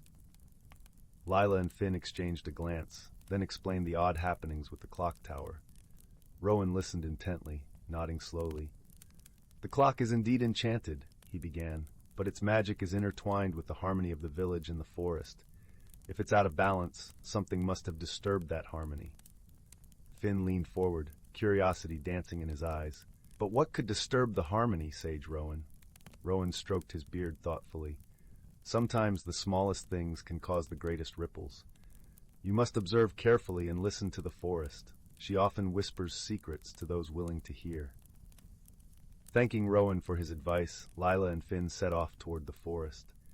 As they wandered through the woods, the sun dipped below the horizon, bathing the world in twilight. The trees seemed to sway with the rhythm of the wind, and the leaves rustled softly, as if sharing secrets among themselves. The pair walked quietly, their senses attuned to the forest's whispers. It wasn't long before they came upon a curious sight. In a small clearing, a group of woodland creatures, squirrels, rabbits, and a particularly wise-looking owl, were gathered around a peculiar plant that seemed to shimmer with a silvery light. Finn knelt beside the plant, his eyes wide with wonder. "I've never seen anything like it," he murmured. The owl, whose feathers glowed softly in the moonlight, turned its head to regard them with wise eyes. "This is the moonflower," it hooted gently. "It blooms only when the moon is full, and its magic is tied to the balance of nature." Lila approached the owl, her heart swelling with gratitude for the forest's guidance. "Has something happened to the moonflower?" she asked. The owl nodded solemnly. "Yes, dear child. A few nights past, a strong wind uprooted it from its place near the clock tower. Since then, the clock has lost its rhythm, just as the moonflower has lost its grounding." With the mystery beginning to unravel, Lila and Finn realized what needed to be done. They carefully dug around the moonflower, its roots delicate and shimmering in the moonlight. With gentle hands, They carried it back through the forest, the woodland creatures following along, humming a soft, harmonious tune. When they reached the village, the townsfolk gathered once more, drawn by the magical glow of the moonflower. Together, with Rowan's guidance, they replanted the flower near the clock tower, whispering words of gratitude and hope. As the moonflower settled into its new home, a gentle hum filled the air, resonating with the clock tower's magic. The hands of the clock began to move slowly, finding their way back to the proper time. With a final harmonious chime, it struck the hour, perfectly aligned with the stars above. A cheer erupted from the villagers, their hearts light with joy and relief. Lila and Finn exchanged a triumphant smile, their bond strengthened by the adventure they had shared. Old Sage Rowan approached them, his eyes filled with pride. "You have done well, my young friends. Sometimes the answers lie not in grand gestures, but in listening to the whispers of the world around us." As the night deepened, the villagers returned to their homes, the clock tower standing tall and true once more. Lila and Finn lingered a moment longer, watching as the moonflower's glow mingled with the starlight, a promise of harmony and peace. With hearts full of warmth and friendship, they turned toward home, the gentle rustle of the whispering woods, guiding them to dreams sweet and serene. And so the village of Alderwood settled into its slumber, cradled by the timeless magic of the forest and the kind hearts of those who called it home. Story 9.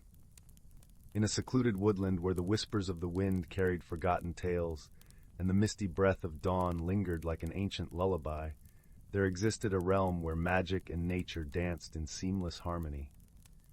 This was the Forest of the Four Seasons, a mystical haven where the earth's heartbeat could be felt in every rustling leaf and every babbling brook. The forest was a tapestry woven from emerald canopies that filtered sunlight into a gentle, dappled glow. The air was fragrant with the earthy scent of moss and the sweet, lingering aroma of wildflowers that peeped shyly through the underbrush. Here in this sanctuary, creatures of all kinds lived in a delicate balance, guided by the wisdom of the ages. Though unseen by human eyes, the forest's inhabitants were as real as the trees that stretched towards the heavens. Among them was Bramble, a wise old hare with fur as soft as the first snowfall, and eyes that glimmered with the knowledge of generations past. Bramble was the keeper of the forest's secrets, and it was said that he could speak with the winds and understand the language of the stars. One crisp autumn morning, as the forest donned a cloak of russet and gold, Bramble sensed a subtle shift in the air. The leaves rustled with an urgency that spoke of an imbalance, a gentle warning from the heart of the forest. Concerned, Bramble hopped towards the great oak, a venerable tree that stood at the center of the forest like a wise elder presiding over a gathering. Gathered beneath its mighty branches were creatures large and small.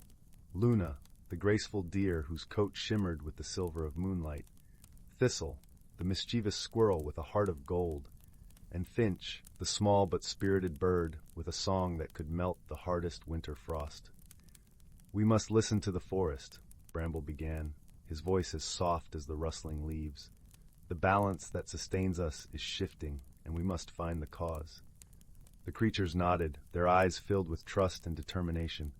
Together, they embarked on a journey through the forest, guided by the whispers of the wind and the murmurs of the streams that wound like silver ribbons through the landscape. As they traveled, the forest revealed its wonders. The air was alive with the scent of pine and the sound of a distant waterfall that sang a timeless melody. Sunlight danced like golden sprites across the forest floor, and the gentle hum of life resonated through every branch and bough. Their path led them to the heart of the forest, where they discovered an unexpected sight. A small grove, usually vibrant with the colors of the season, lay in shadow, its trees withered and forlorn. The air here was still, heavy with the longing for rain that hadn't come. "It's the clouds," Finch chirped, fluttering to a nearby branch. "They've forgotten how to dance across the sky." Bramble nodded thoughtfully, understanding the delicate interplay between the elements. The sky and the earth are partners in this dance of life. If one falters, the other must remind it of the rhythm. With this insight, the group decided to climb to the highest point in the forest, a cliff where the sky kissed the earth, and the horizon stretched into infinity. It was a place known as the Watcher's Peak, where the winds spoke in a language only the wise could hear. The ascent was gentle, yet purposeful, the path lined with the scent of fresh dew and the distant call of an owl waking to the night. As they reached the peak, they paused, taking in the breathtaking expanse before them. The sky was a canvas of twilight hues, stars beginning to twinkle like fireflies trapped in an endless dance. Here, Bramble closed his eyes, feeling the pulse of the forest beneath his paws. Luna stood beside him, her presence a calming beacon, while Thistle and Finch watched with bated breath, their hearts open to the wisdom that was about to unfold. "Listen," Bramble whispered, his voice carried by the wind. "Listen to the silence between the stars. Hear the story they have forgotten to tell." And so they listened, their senses attuned to the subtle symphony that played across the heavens. Slowly, as if stirred by an ancient memory, the clouds began to gather, drawn by the harmony of their hearts and the melody of the earth. The first raindrop fell like a blessing, a promise whispered from sky to soil. Soon the gentle patter of rain enveloped them, a soothing lullaby that quenched the earth's thirst and restored the grove's vitality. As the rain fell, so too did the barrier between the creatures and the elements dissolve. They understood then, in that moment of unity, that the true magic of the forest lay not in the extraordinary, but in the simple, unyielding connection between all living things. With the balance restored, the forest sighed with relief, its joy radiating through the trees and into the hearts of its inhabitants. Bramble, Luna, Thistle, and Finch returned to the great oak, their spirits alight with the knowledge that they had played their part in the eternal cycle of life. Under the sheltering branches of the oak, they nestled together, lulled by the gentle rhythm of the rain and the contented sigh of the forest. And as the stars twinkled above, they drifted into a peaceful slumber, comforted by the enduring wisdom that nature always finds its balance, so long as there are those who care to listen. In the forest of the Four Seasons, where magic and nature intertwined like the threads of a silken tapestry, the ancient dance continued. And the creatures, ever vigilant, stood ready to listen, to learn, and to cherish the precious gift of harmony that bound them all. In a quaint village nestled between rolling hills and the edge of an ancient, whispering forest, there dwelled a young woman named Lyra. Her cottage, with its ivy-clad stones and warm, golden light spilling from the windows, sat at the end of a cobblestone path lined with lavender and rosemary. Each morning, the scent of fresh herbs mingled with the crisp air, and birdsong serenaded the dawn. Lyra lived a life of gentle routine, tending to her garden and crafting remedies from the herbs she lovingly grew. Yet, beneath her serene exterior, a restlessness stirred. She felt as though she were a leaf caught in the breeze, drifting aimlessly. Change, like a distant storm on the horizon, whispered its approach, but Lyra, comforted by familiarity, resisted its call. The villagers often sought Lyra's counsel, for her remedies and advice were renowned for their gentle effectiveness. One day, a traveler named Rowan arrived, his cloak dusted with the journey and eyes bright with curiosity. He spoke of lands beyond the forest, where the mountains touched the sky and the rivers ran with silver. His tales were vivid, with colors Lyra had only dreamed of, and as he spoke, she felt a pull within her heart, a yearning for something she could not name. Despite her intrigue, Lyra hesitated. The thought of leaving the village, her sanctuary, filled her with unease. Sensing her turmoil, Rowan, with his gentle smile and warm presence, offered her a small charm, a pendant of shimmering crystal that caught the sunlight and scattered rainbows. "This," he said, "is a token of possibility. It holds the magic to reveal what lies within you." That night, as the fire crackled in the hearth and shadows danced upon the walls, Lyra sat with the pendant cradled in her palm. Its cool surface warmed to her touch, and as she gazed into its depths, she felt a subtle shift, as if the world around her had paused in breathless anticipation. In the days that followed, Lyra wore the pendant close to her heart. She noticed the world anew, the way sunlight filtered through the leaves, painting dappled patterns on the forest floor, the gentle rustle of wind through the trees, whispering secrets of the ages, and the steadfast strength of the earth beneath her feet, grounding her in its embrace. With each passing day, She felt her inner landscape begin to change, mirroring the vibrant world around her. The magic within the pendant seemed to awaken her senses, urging her to listen to the voice of her own heart. It spoke of courage and curiosity, of stepping beyond the familiar and embracing the unknown with open arms. The village elders, wise and kind, noticed the change in Lyra's demeanor. Her eyes sparkled with newfound clarity, and her laughter rang like a melody through the air. They gathered around her one evening, under the star-strewn sky, to offer their blessings. Every journey, they said, begins with a single step. Trust in the wisdom of your heart, and you will find your way. Encouraged by their words and the unwavering support of Rowan, who had become a steadfast friend, Lyra decided to venture beyond the village. As she packed her satchel with essentials and a few cherished mementos, she felt the stirrings of excitement mingling with her apprehension. On the morning of her departure, the village gathered to bid her farewell. The air was crisp, carrying the scent of pine and promise. Rowan walked beside her as she reached the edge of the forest, where the path disappeared into the unknown.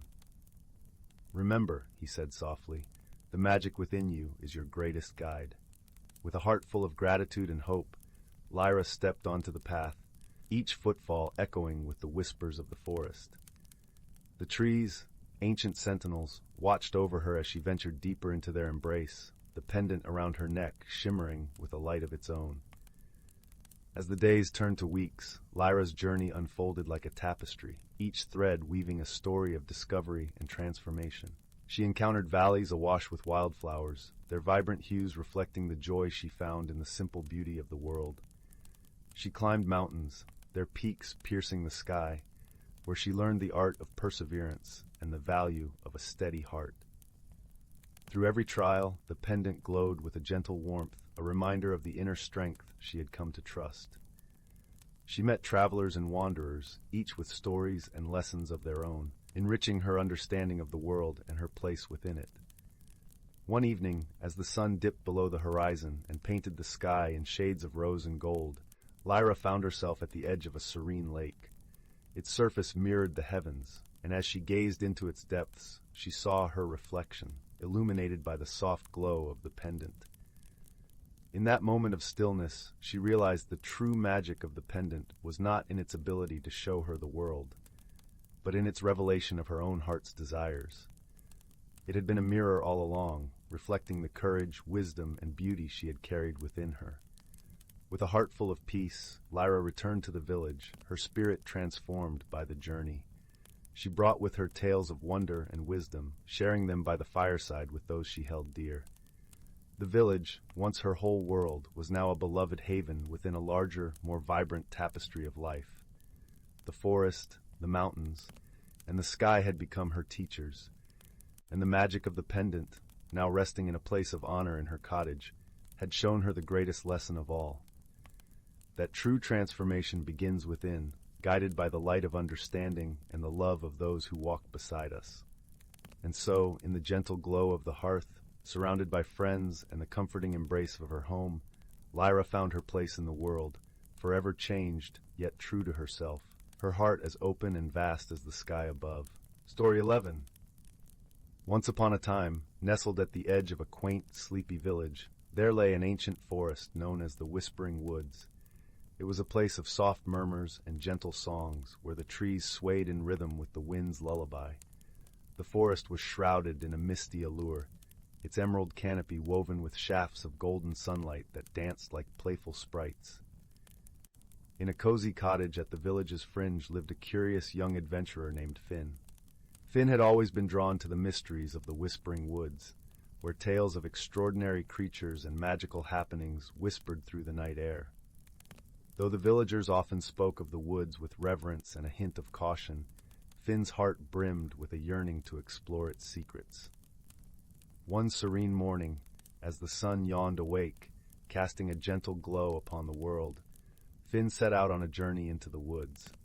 The path was soft beneath his feet, carpeted with a tapestry of fallen leaves, their colors a warm blend of amber, rust, and gold. The air was fresh and cool, carrying the scent of pine and earth, while the melody of birds provided a cheerful soundtrack to his adventure. As Finn wandered deeper into the forest, The trees seemed to lean closer, their branches whispering secrets only the forest knew.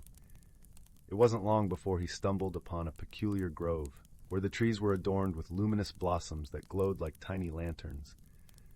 The light they cast was gentle and soothing, casting a dreamlike aura over the clearing.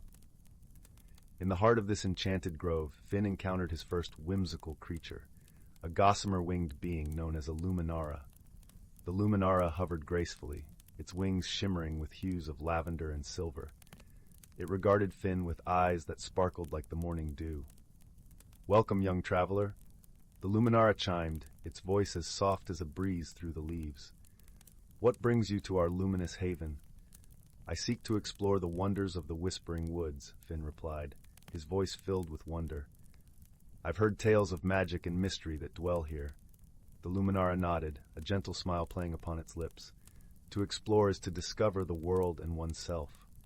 Courage and curiosity are your companions on this journey." With a flutter of its wings, the luminara beckoned Finn to follow. They journeyed together through the grove, where the air was alive with the scent of blooming flowers and the delicate hum of nature's symphony. Along the way, Finn encountered other creatures of whimsy, a family of playful breeze flies, their wings iridescent and their laughter a tinkling melody, and a wise old turtle named Thistle, who shared stories of the forest's ancient past. As they traveled, Finn faced gentle challenges that called upon his strengths. When a gentle brook needed crossing, he fashioned a bridge from fallen branches, showing his resourcefulness.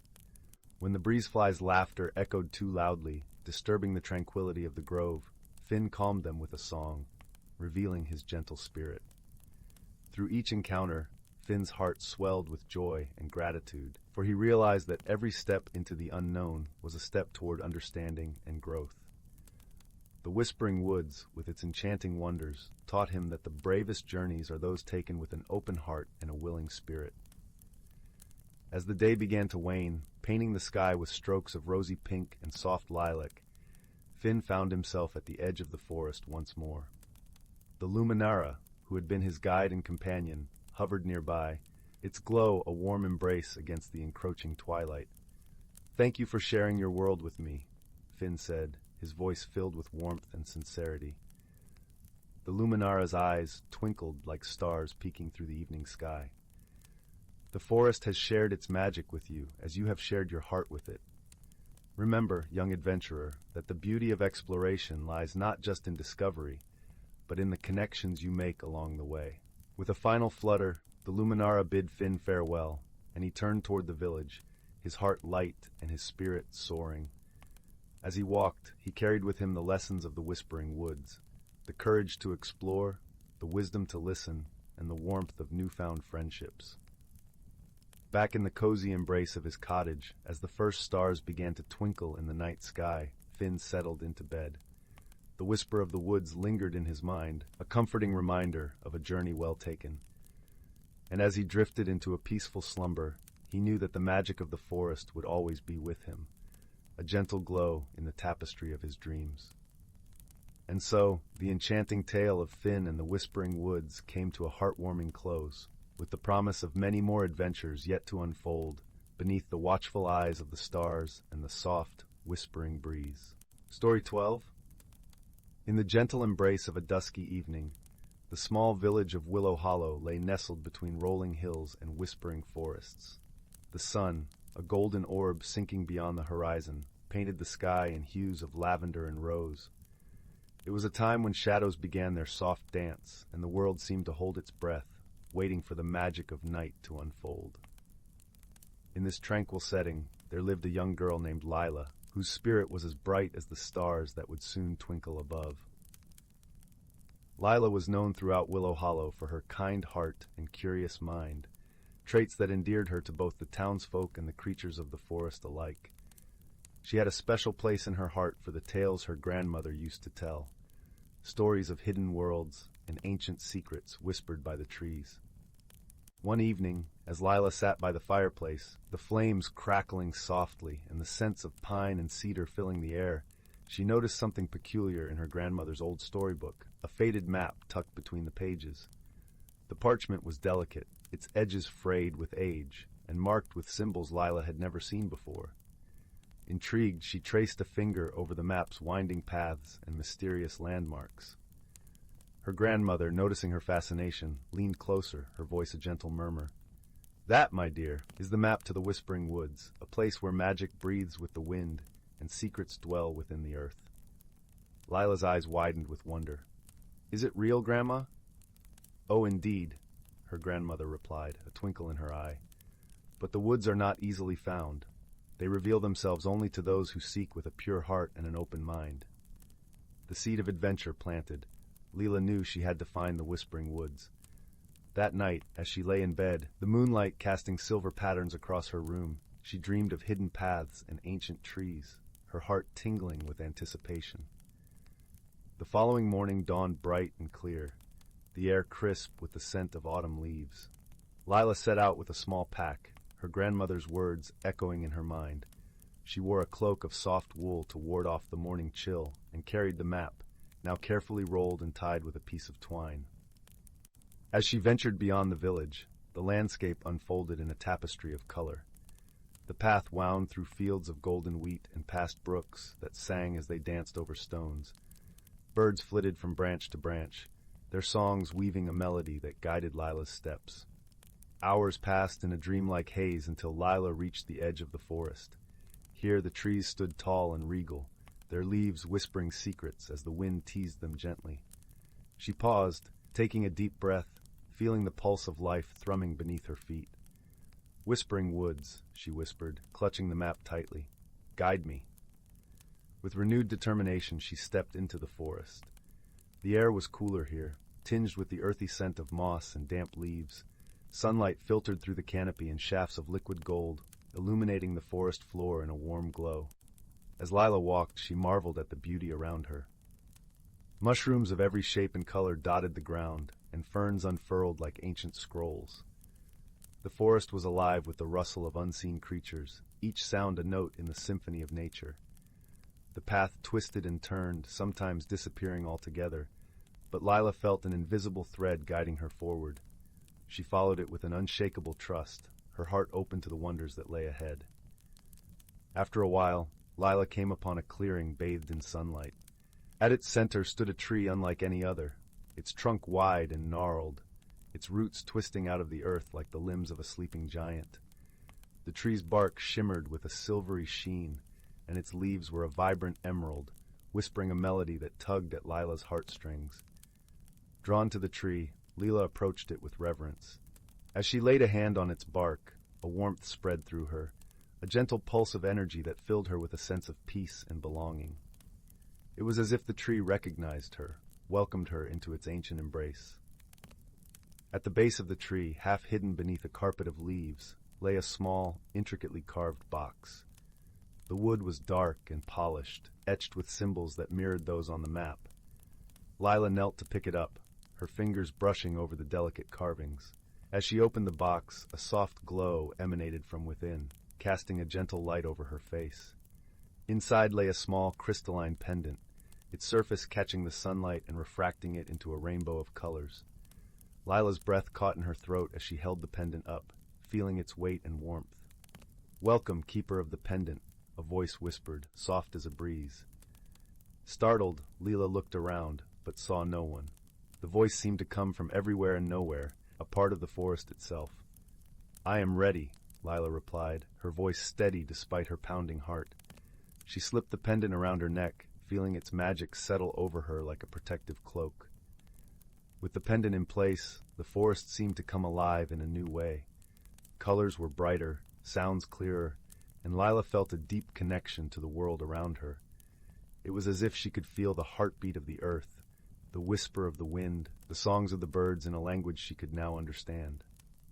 As she stood in the clearing, basking in the newfound magic, a soft rustling caught her attention. From behind the tree, a small fox emerged, its fur a vibrant red, eyes bright and intelligent. It regarded Lila with a curious tilt of its head, then trotted over to her, its movements graceful and fluid. "Hello, little one," Lila greeted, crouching down to meet the fox's gaze. "Are you a friend?" The fox nodded, a mischievous glint in its eye. It circled her once, then sat back on its haunches, watching her expectantly. Lila smiled, feeling a sense of camaraderie with the creature. "Shall we explore together?" she asked, and the fox yipped in agreement, darting off into the forest with Lila following close behind. Together they ventured deeper into the woods, the fox leading her along paths that twisted and turned through the trees.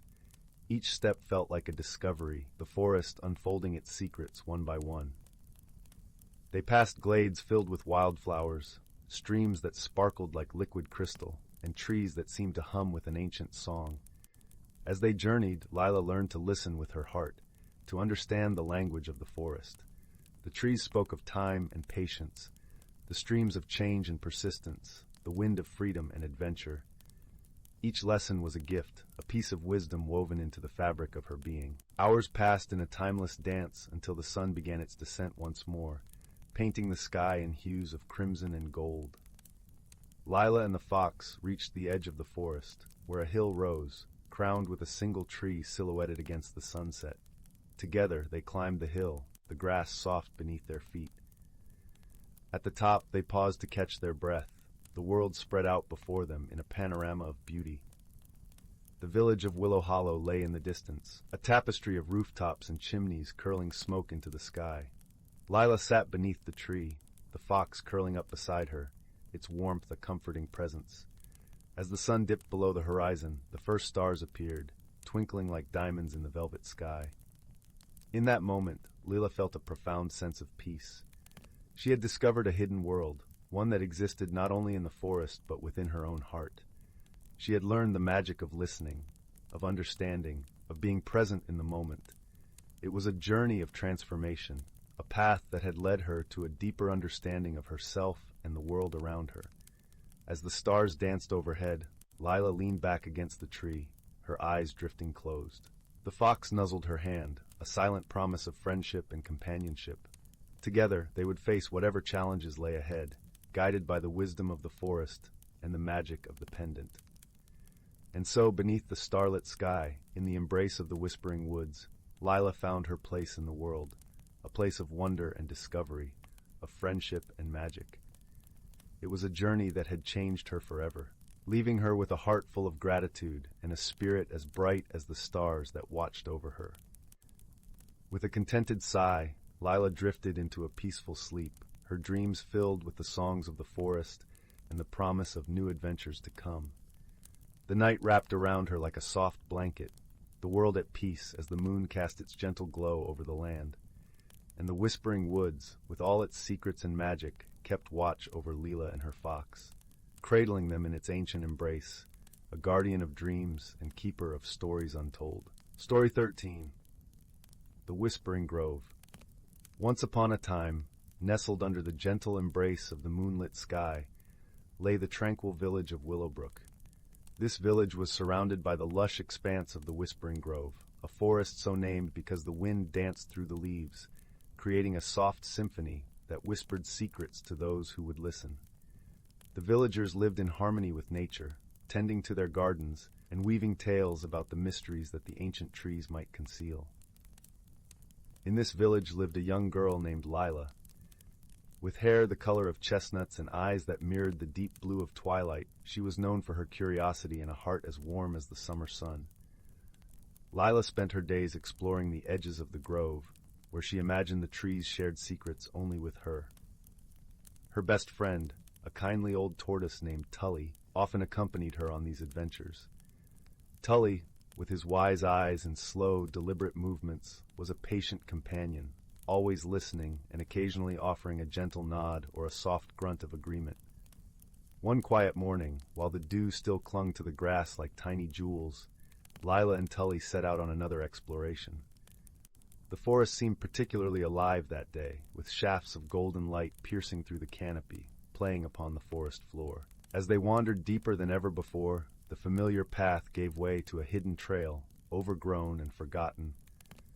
"This must lead somewhere special," Lila mused, her voice barely louder than the rustling leaves.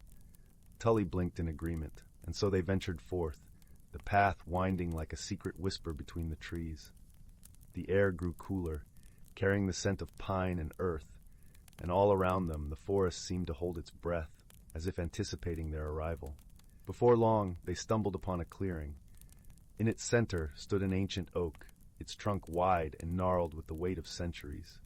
Draped across one of its lower branches was a shimmering spider's web, glistening with dew.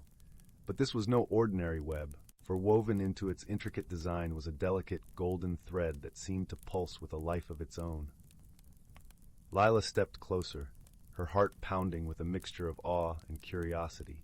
As she reached out to touch the thread, a soft, melodic voice filled the clearing.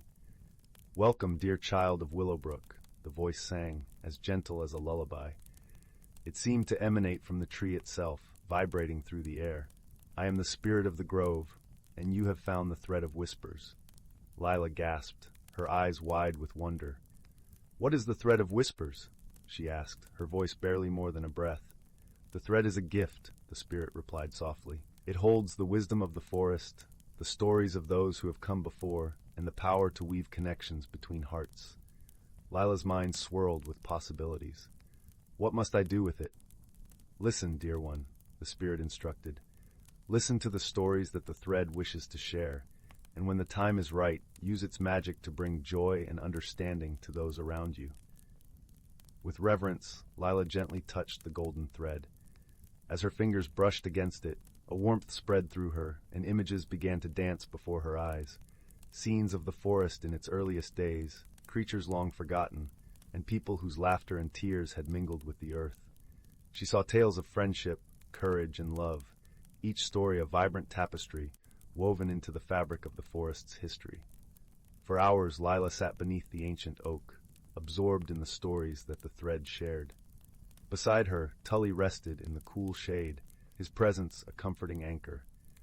As the sun began to dip below the horizon, casting the clearing in a gentle twilight glow, the spirit spoke once more. "Remember, Lila, that true magic lies just in the stories themselves, but in the way they are shared and cherished. Go forth and let the wisdom of the thread guide you." With a heart full of gratitude, Lila nodded. She gently released the thread, which shimmered with approval, like a sunbeam caught in a dance. Together with Tully, she made her way back to the village, the path now familiar and welcoming. In the days that followed, Lila found herself sharing the tales of the Whispering Grove with her fellow villagers. She gathered them around the hearth on chilly evenings, her voice weaving the stories into the warm glow of the firelight. The villagers listened with rapt attention, their imaginations painting vivid pictures of the adventures and lessons that the forest had to offer. Through her storytelling, Lila noticed something wonderful happening. Old disagreements were forgotten, replaced by laughter and shared memories. Neighbors who had rarely spoken began to find common ground, their hearts opening to the magic of friendship and understanding. One day, as the first snowflakes began to fall, Lila was approached by an elderly woman named Mara. With her gentle smile and eyes that twinkled with the wisdom of ages, Mara was beloved by all, known for her kindness and her delicious honey cakes. "Dear Lila," Mara said, her voice like a comforting embrace, "your stories have brought such joy to our village. But there is one thing I must ask. Would you share with me the story of how you came to know these tales?" Lila hesitated, her mind returning to the golden thread and the spirit of the grove. She had kept that part of her discovery a secret, fearing that the magic might fade if spoken aloud. But looking into Mara's kind eyes, she felt a gentle nudge from within, a reminder of the spirit's words. With a deep breath, Lila shared the tale of her journey into the forest, the ancient oak, and the thread of whispers. Mara listened intently, her expression one of awe and understanding.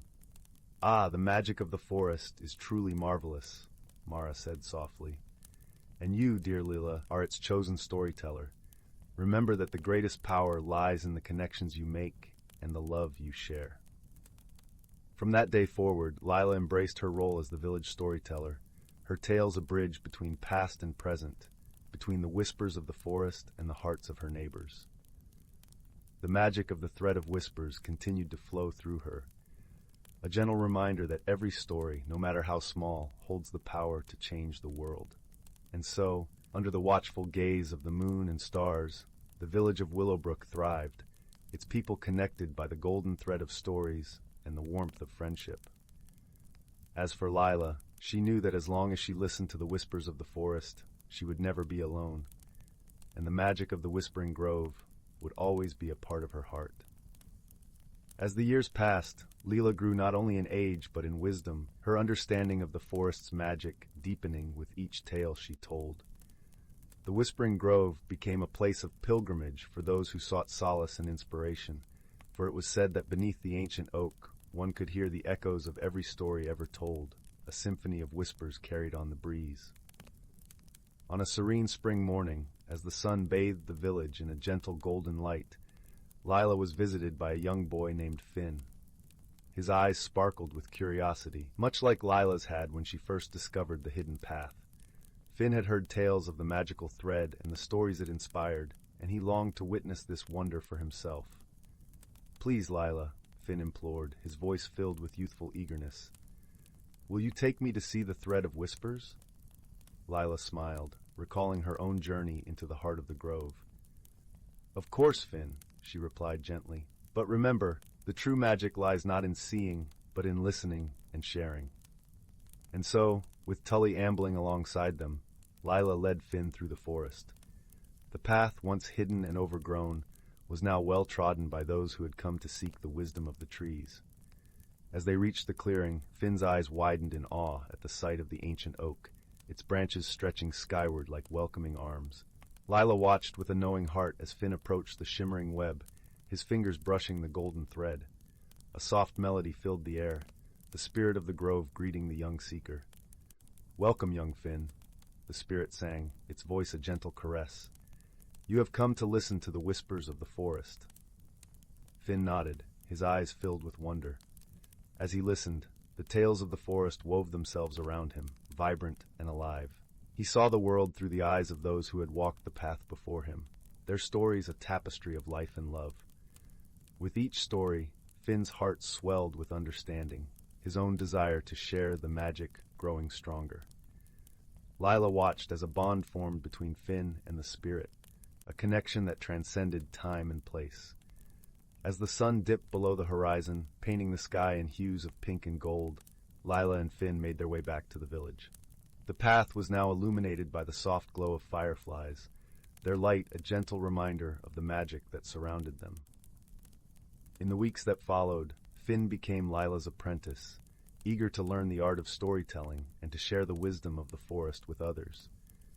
Together they gathered the villagers, their voices harmonizing as they wove tales of courage, kindness, and the enduring power of friendship. Under the light of the moon, Lila watched as Finn's confidence grew, his stories touching the hearts of those who listened. She knew that he, too, would carry the magic of the thread of whispers forward, a new chapter in the ever-evolving story of Willowbrook.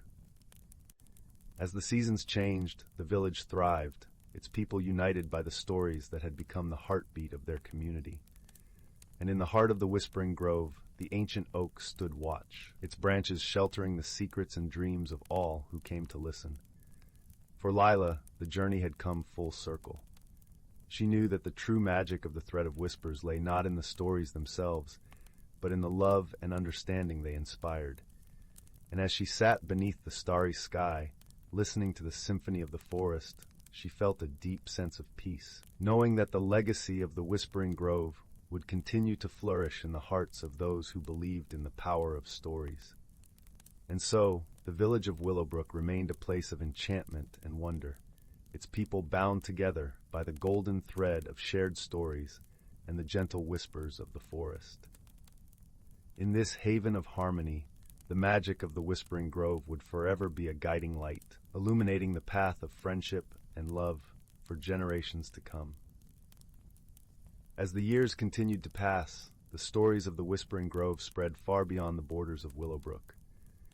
Travelers from distant lands journeyed to the village, drawn by the enchanting tales of the magical forest and the warmth of its people.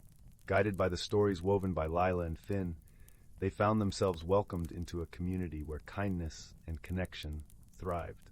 Among these travelers was a young artist named Amara, whose heart was captivated by the beauty and mystery of the tales she heard.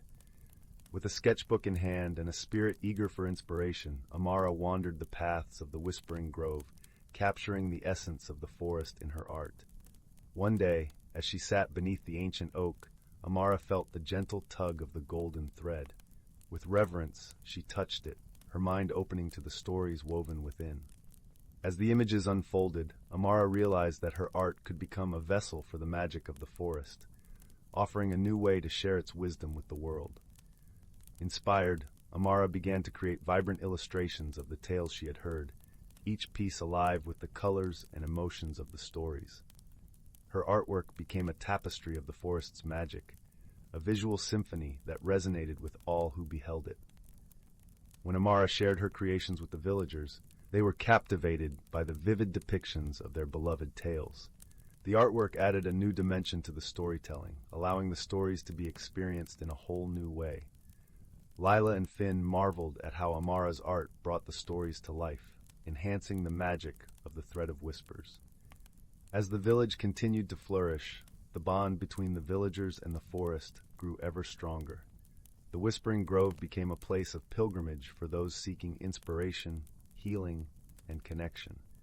The stories, both told and illustrated, created bridges between hearts, transcending language and culture.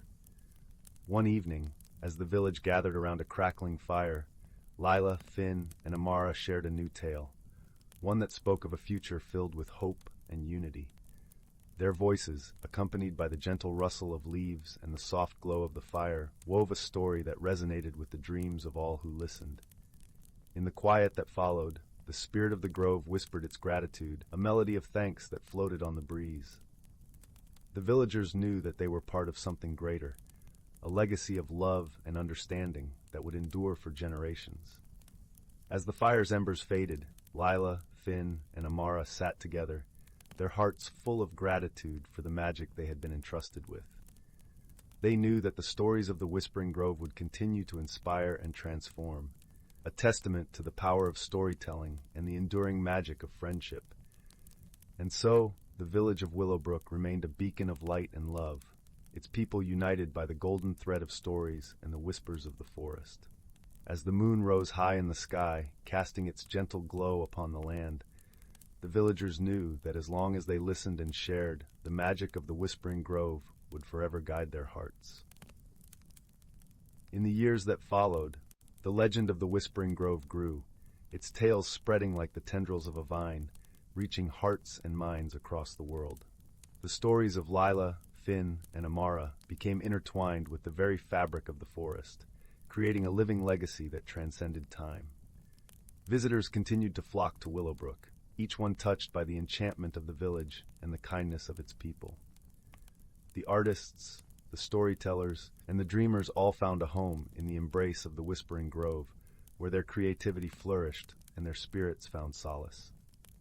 One day, a group of children, their eyes bright with wonder, gathered at the edge of the forest, eager to hear the stories that had captured the hearts of so many. Lila, her hair now silver with age, smiled warmly at the eager faces before her. With Finn and Amara by her side, she began to weave the tales that had become the heartbeat of their community. As the children's laughter and gasps of amazement filled the air, the spirit of the grove watched over them, its presence a gentle reminder of the magic that lay within each story. The whispers of the forest carried the love and wisdom of generations, a symphony that would continue to inspire and unite. In the twilight of her years, Lila knew that the magic of the Whispering Grove would endure, carried forward by those who believed in the power of stories and the bonds they forged. She felt a deep sense of peace, knowing that the legacy of the golden thread would continue to touch hearts and kindle dreams. And so, under the watchful gaze of the stars, the village of Willowbrook thrived, its people connected by the timeless magic of the Whispering Grove. In this haven of harmony, the stories flowed like a gentle river, carrying with them the promise of hope, love, and friendship. As the moon cast its soft glow upon the land, the villagers gathered once more, their hearts united by the tales that had become the soul of their community. With each story shared, the magic of the Whispering Grove grew ever stronger, a testament to the enduring power of connection and the beauty of a world woven together by the golden thread of stories. And so the story of the Whispering Grove continued, a living tapestry of love and wonder that would forever shine in the hearts of all who believed in its magic. Story 14. Title: The Whispering Grove. In a quaint village nestled between rolling hills and shimmering streams, there was a legend of a hidden world deep within the heart of the Whispering Grove. This grove was unlike any other, its trees so ancient that their gnarled roots twisted and turned like the stories of old. The villagers spoke of a magical well at its center, said to grant a single wish to those who sought it with pure intentions. The village was home to a gentle soul named Finn. With hair the color of golden wheat and eyes that mirrored the clear blue sky, Finn was known for his kindness and unwavering curiosity. His days were spent exploring the hills and fields, often accompanied by his best friend, a sprightly squirrel named Pippin.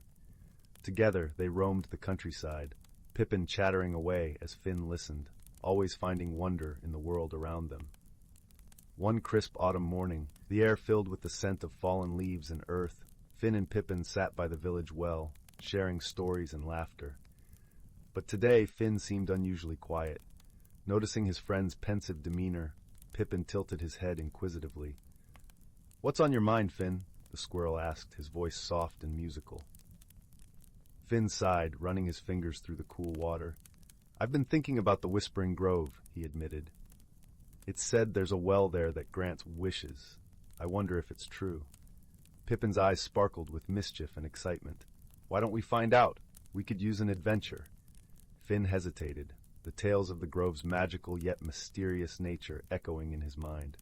But the allure of discovery and the thought of a wish that could bring something wonderful into the world, was too tempting to resist. With a nod of determination, Finn agreed. "Let's go. Tomorrow we'll set out for the Whispering Grove." The next morning dawned with the sun casting a warm glow over the village. Finn and Pippin set off, the forest path crunching beneath their feet and paws. The journey to the grove was filled with laughter and games, the two friends weaving through the woods, guided by the whispers of the leaves. As they ventured deeper, the forest grew denser, the sunlight filtering through the canopy in dappled patterns.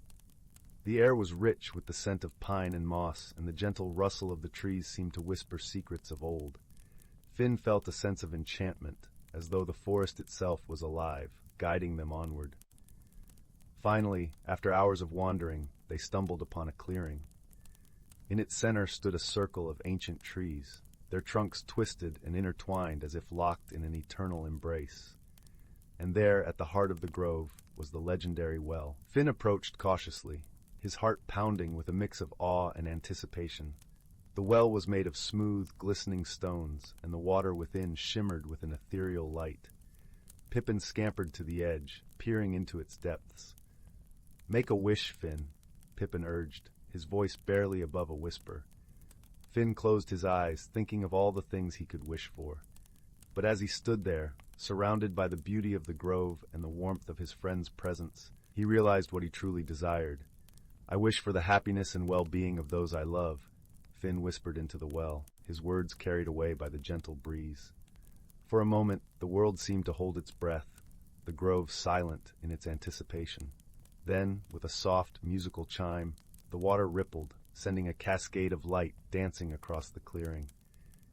Finn and Pippin watched in wonder as the light wove through the trees, illuminating the grove with a magical glow. It was as if the forest was alive with joy, celebrating the heartfelt wish. As the light faded, Finn felt a warmth spread through him, a sense of peace and fulfillment unlike anything he had ever known.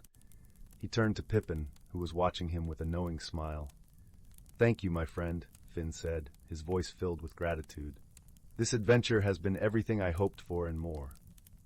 Pippin nodded, his eyes twinkling. "The magic of the grove is in the journey, and the friends we share it with." With hearts full of contentment, Finn and Pippin began their journey home.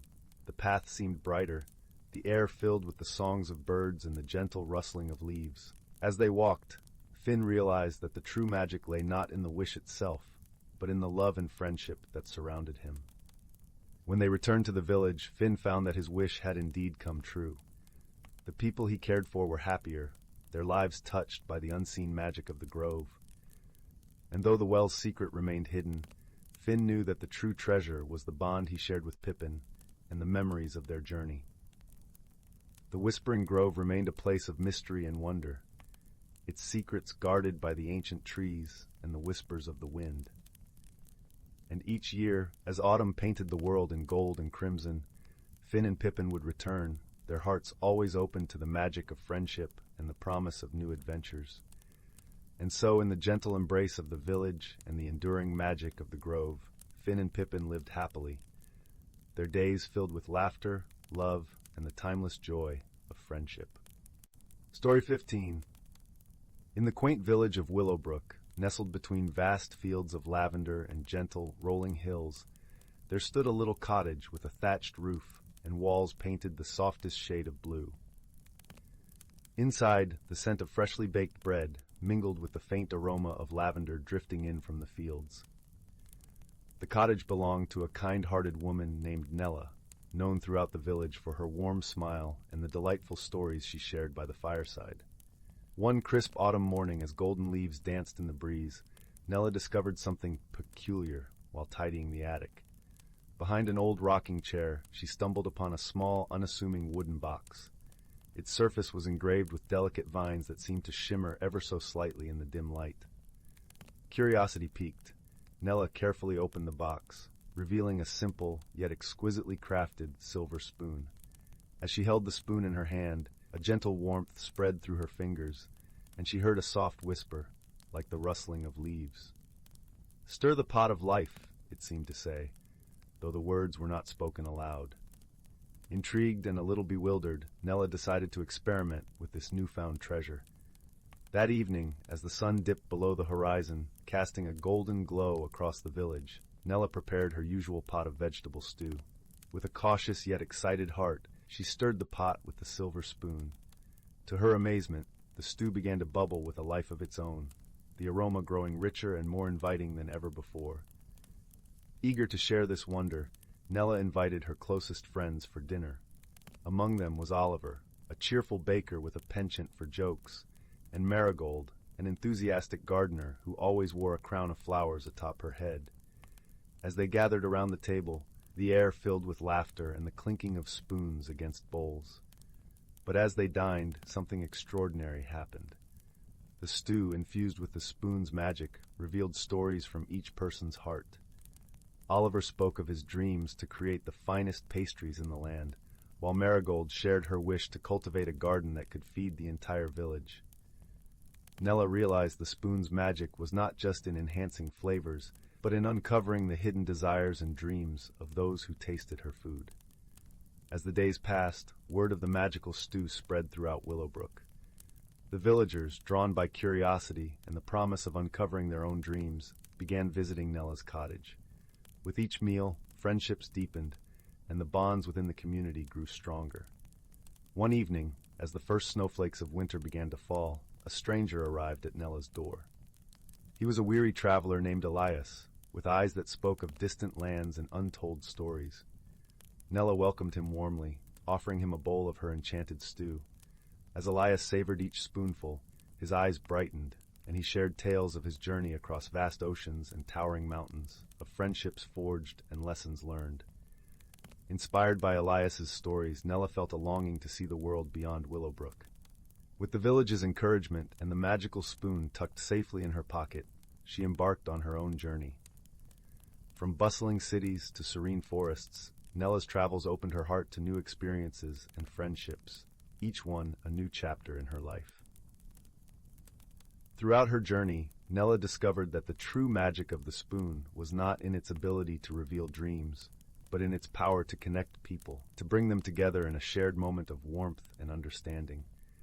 And so with each new place she visited, Nella would gather the locals, share a meal, and listen to their stories, leaving behind seeds of friendship that would blossom long after she moved on. Years later, when Nella returned to Willowbrook, she found her village transformed. The garden Marigold had envisioned thrived, providing food for all, and Oliver's bakery had become famous for its delicious treats. The village had grown, enriched by the dreams and stories shared over countless bowls of stew. Nella's heart swelled with joy, for she realized that her journey had not only fulfilled her own dreams, but had also woven a tapestry of friendship and love that spanned the world. And as she settled back into her cozy cottage, the silver spoon resting in its wooden box, she knew that the true magic lay not in the object itself, but in the connections it had helped forge. So, on chilly winter nights, when the fire crackled warmly in the hearth, Nella would invite the villagers to gather around, sharing stories and laughter, their hearts as full as the pot of stew that simmered gently on the stove. And in the flickering firelight, the bonds of friendship continued to grow, as strong and enduring as the magic that had brought them all together. Story 16. In a far-flung corner of the universe, amidst the swirling clouds of the Andromeda Nebula, lay the small, vibrant planet of Lumina. Known for its shimmering, crystalline landscapes and skies painted with the hues of eternal twilight, Lumina was a place of wonder and gentle mystery. It was here that the story of two unlikely companions began. On the luminescent plains, where every step sent ripples of light cascading across the ground, lived a being named Aaron. Aaron was a Luminian, a species known for their translucent skin that glowed softly in the dark, reflecting their emotions in a kaleidoscope of colors. Aaron's gentle heart and inquisitive nature often led him to wander far from his home, seeking the secrets held within the shimmering horizon. One evening, as the starlit fog began to settle, Aaron stumbled upon a peculiar sight. Half buried in a shallow crater was a gleaming metallic object unlike anything he had seen before.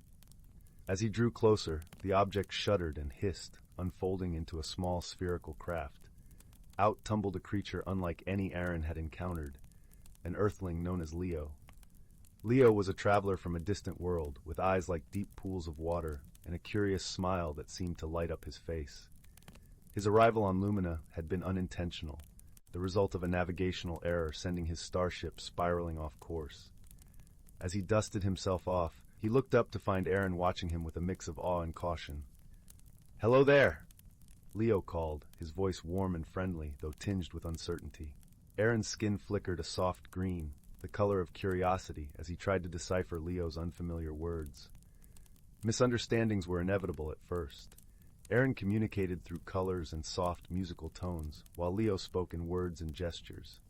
Their initial attempts at conversation were a delightful mess of misinterpretations, with Aaron's skin flashing colors that Leo struggled to understand, and Leo's words forming patterns that Aaron had never encountered. Yet despite the challenges, a bond began to form. Leo's enthusiasm for discovery mirrored Aaron's own, and soon they found themselves exploring the luminous plains together. They devised a language of sorts, a blend of colors, sounds, and expressions that allowed them to share thoughts and experiences. One day, as they wandered near the crystal glass sea, a storm rolled in, painting the sky with swirling ribbons of electric blue and silver. The wind howled, and waves crashed against the shore, sending sprays of iridescent mist into the air. Aaron's skin glowed a deep indigo, the color of concern, and Leo felt a pang of worry mirror in his heart. Together, they sought shelter in a nearby grotto, its walls lined with glowing crystals that hummed softly in the storm's wake. Huddled close, they shared stories. Leo spoke of Earth's blue skies and vast oceans, while Aaron painted vibrant images of Lumina's ethereal beauty through the colors of his skin. In that shared space, they learned the true meaning of friendship. Aaron discovered that Leo's laughter could chase away the shadows of fear, while Leo found comfort in the gentle glow of Aaron's presence. Through their mutual support, they realized that differences were not barriers but bridges to understanding. As the storm subsided, leaving the world washed anew with light, Leo and Aaron emerged from the grotto, their bond stronger than ever. They gazed at the sky, now clear and sprinkled with stars, each twinkling light a reminder of the vastness of the universe and the connections within it. Their journey together was far from over. There would be more adventures, more challenges to face side by side. But in that moment, beneath the endless sky, they understood that friendship was the greatest discovery of all, an unbreakable thread that wove their fates together across stars and time. And so, with hearts alight and spirits intertwined, they set off once more into the shimmering expanse of Lumina, their footsteps leaving trails of light that danced across the land. a testament to the enduring power of unlikely companions and the beauty of friendship found in the most unexpected places. Story 17. The Whispering Woods and the Lantern of Souls. In the heart of the Whispering Woods, where the trees seemed to breathe with gentle sighs and the air was perpetually sweet with the scent of honeysuckle and moss, there lay a hidden realm known only to those who listened closely. It was a place where the natural world thrived with its own quiet magic, and where each creature, great or small, played a part in the intricate tapestry of life. Nestled at the edge of this enchanted forest was the quaint village of Elderglen, its cobbled streets lined with cottages whose chimneys puffed cozy curls of smoke into the twilight. Here, the villagers lived in harmony with the land, drawing water from the clear brook that sang its way through the valley and gathering in the village square come dusk to share tales under the glow of lanterns. One such lantern, however, was unlike any other.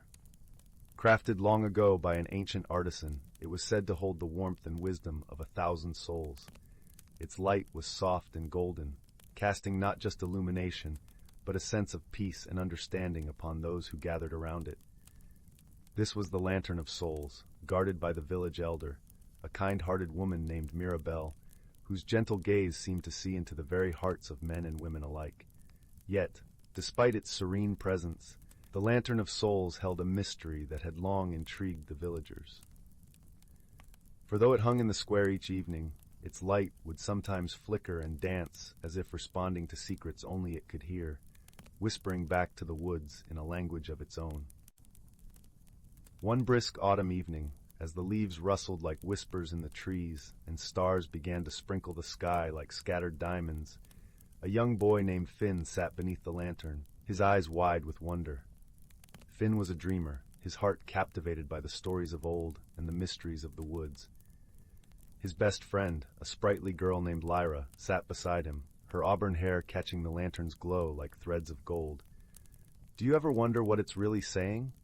Finn asked, his voice barely above a whisper, as he watched the lantern's light dance across the cobblestones.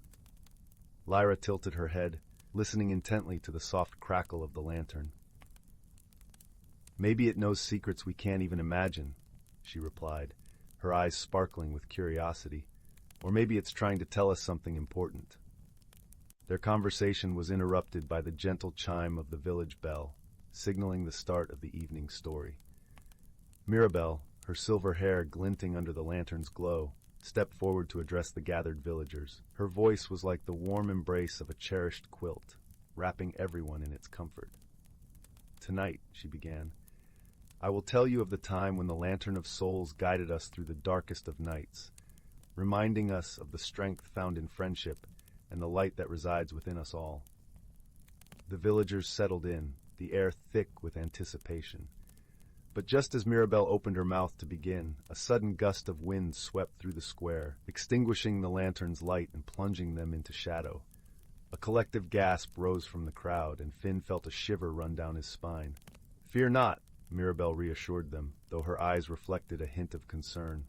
"The lantern's light will return. But perhaps, young ones," she said, turning to Finn and Lyra, "this is a sign that it is your time to seek the truth of the lantern's message." Finn and Lyra exchanged a glance, their hearts pounding with a mix of excitement and trepidation. Mirabelle's words felt like a gentle push, urging them toward a path that was both unknown and enticing. As the villagers dispersed, murmuring in hushed tones about the unexpected darkness, Finn and Lyra lingered beneath the lantern. The moon had risen high, casting a silver light that painted the world in shades of mystery. "We should go," Finn said, his voice tinged with determination. "We need to find out what the lantern is trying to tell us." Lyra nodded, her eyes alight with adventure. "Let's start with the Whispering Woods. If there's any place to find answers, it's there." Together, they set off toward the forest's edge, their footsteps soft against the fallen leaves. The woods welcomed them with open arms, the trees murmuring in their ancient language as if acknowledging their presence. The path was familiar, yet tonight it seemed different, as if the very air was charged with a secret anticipation. As they ventured deeper into the forest, the world outside faded away. leaving only the rustle of leaves and the soft glow of moonlight filtering through the canopy. The woods were alive with the sounds of nocturnal creatures, their calls echoing through the night like a symphony. Finn and Lyra walked side by side, their hands brushing against the rough bark of ancient trees. The lantern's mystery pulsed in their minds, guiding their steps toward an unknown destination. It wasn't long before they reached a clearing, where the trees parted to reveal a pond that shimmered like a mirror beneath the moonlight. Here the air was still, and the world seemed to hold its breath, waiting for something to happen. As they approached the water's edge, they noticed an unusual sight. Floating in the center of the pond was a small, ornate boat, its hull carved with intricate symbols that glowed faintly with an inner light. It was as if the boat itself were alive, a vessel of magic waiting for its passengers. Without hesitation, Finn and Lyra stepped into the boat, their hearts racing with the thrill of adventure. The moment they settled into their seats, the boat began to move, gliding silently across the water as if driven by an unseen force. The pond was deeper than it appeared, its depths a swirling tapestry of shadows and light. As the boat carried them forward, the water seemed to sing, a melody that resonated in their very souls. It was a song of ancient wisdom, of journeys and discoveries that transcended time. The boat guided them to the far shore, where a path wound its way through the trees, leading them deeper into the heart of the forest. The air was thick with the scent of pine and earth, and the ground beneath their feet was soft with moss and fallen leaves. As they walked, they began to notice faint whispers on the breeze, voices that seemed to call their names. Finn and Lyra paused, listening closely as the whispers grew louder, forming words that danced on the edge of their understanding. "Follow the light," the voices urged, their tones gentle and insistent. "Seek the truth within." The words sent a shiver of anticipation through Finn and Lyra, their hearts beating in time with the rhythm of the forest. They continued along the path, their senses attuned to the world around them, each step bringing them closer to the source of the lantern's mystery. The path led them to a grove where the trees stood in a perfect circle, their branches arching overhead to form a natural cathedral. In the center of the grove stood a stone altar, its surface smooth and cool to the touch. Upon the altar rested an object that glowed with a warm, inviting light. It was a crystal, its facets catching the moonlight and scattering it in 1,000 directions. The crystal seemed to pulse with a life of its own, its light resonating with the whispers that filled the air. Finn and Lyra approached the altar, drawn by the crystal's glow. They reached out to touch it, their fingers brushing against its cool surface. In that instant, the world around them shifted, the whispers rising to a crescendo that filled their minds with images and sensations. They saw the village of Elderglen, its cottages aglow with the lantern's light. They felt the warmth of friendship and the strength of community, a bond that transcended time and space. And they heard the lantern's message, a call to remember the light within and to cherish the connections that bound them together. The vision faded, leaving Finn and Lyra standing in the grove, their hearts filled with a sense of wonder and understanding. The lantern's mystery had been revealed, its message a reminder of the power of friendship and the light that resided in every heart. As they made their way back to the village, the forest seemed to hum with approval, the trees whispering their own tales of magic and discovery. The path led them back to the pond, where the boat waited to carry them across the water. The journey home was filled with a sense of peaceful contentment, the knowledge that they had uncovered a truth that would guide them in the days to come. As they stepped onto the shore, the lantern's light flickered back to life, casting its warm glow over the village square. The villagers gathered once more, their faces alight with curiosity and relief. Mirabelle stood by the lantern, her eyes twinkling with pride as she welcomed Finn and Lyra back into the fold. "Did you find what you were seeking?" she asked, her voice gentle and knowing. Finn and Lyra exchanged a glance, their smiles reflecting the joy of their adventure. "We did," Finn replied, his voice strong with conviction. "The lantern's light is a reminder of the bonds that connect us and the strength we find in each other." Mirabelle nodded, her heart swelling with pride. "And that is a truth worth cherishing," she said, her words echoing in the hearts of all who listened. As the villagers gathered around the lantern, its light seemed to burn brighter than ever, a beacon of hope and unity that would guide them through the darkest of nights. Finn and Lyra stood together, their friendship a testament to the power of love and understanding. In the heart of the whispering woods, where the trees sang their ancient songs and the air was alive with the magic of the natural world, Finn and Lyra had discovered a truth that would guide them for the rest of their lives. Their journey had changed them, filling their hearts with a light that would shine brightly even in the darkest of times. And as they stood beneath the lantern's glow, surrounded by the warmth of family and friends, they knew that they had found their place in the world, a place where love and friendship would always light the way. Story 18. In the heart of the whispering woods, where the trees sang songs of old and the air was tinged with the scent of wild honeysuckle, there existed a tale that few knew and fewer still could recount with any certainty. This was a story of a hidden world and a magical object, a tale that unfolded beneath the dappled sunlight and the watchful eyes of ancient oaks. Our story begins with a boy named Finn, whose curiosity was as boundless as the sky on a clear, starry night. Finn lived on the edge of the woods in a small cottage with his grandmother, a wise woman whose eyes twinkled with the secrets of forgotten stories. She often spoke of a hidden realm within the forest, a place where the ordinary world kissed the edges of the extraordinary. "Remember, Finn," his grandmother would say as they sat by the crackling fire, "the forest is alive with wonders. Listen closely and you might hear its heart beating."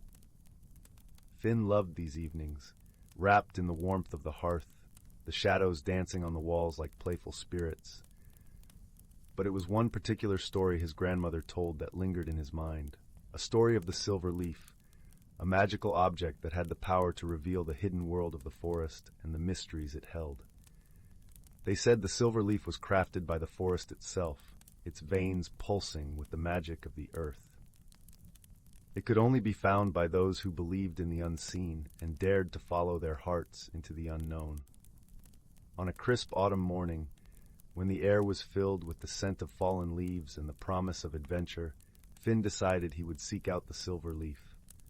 With a heart full of wonder and a small satchel packed with bread and cheese, he set off into the forest, his feet carrying him along paths both familiar and strange.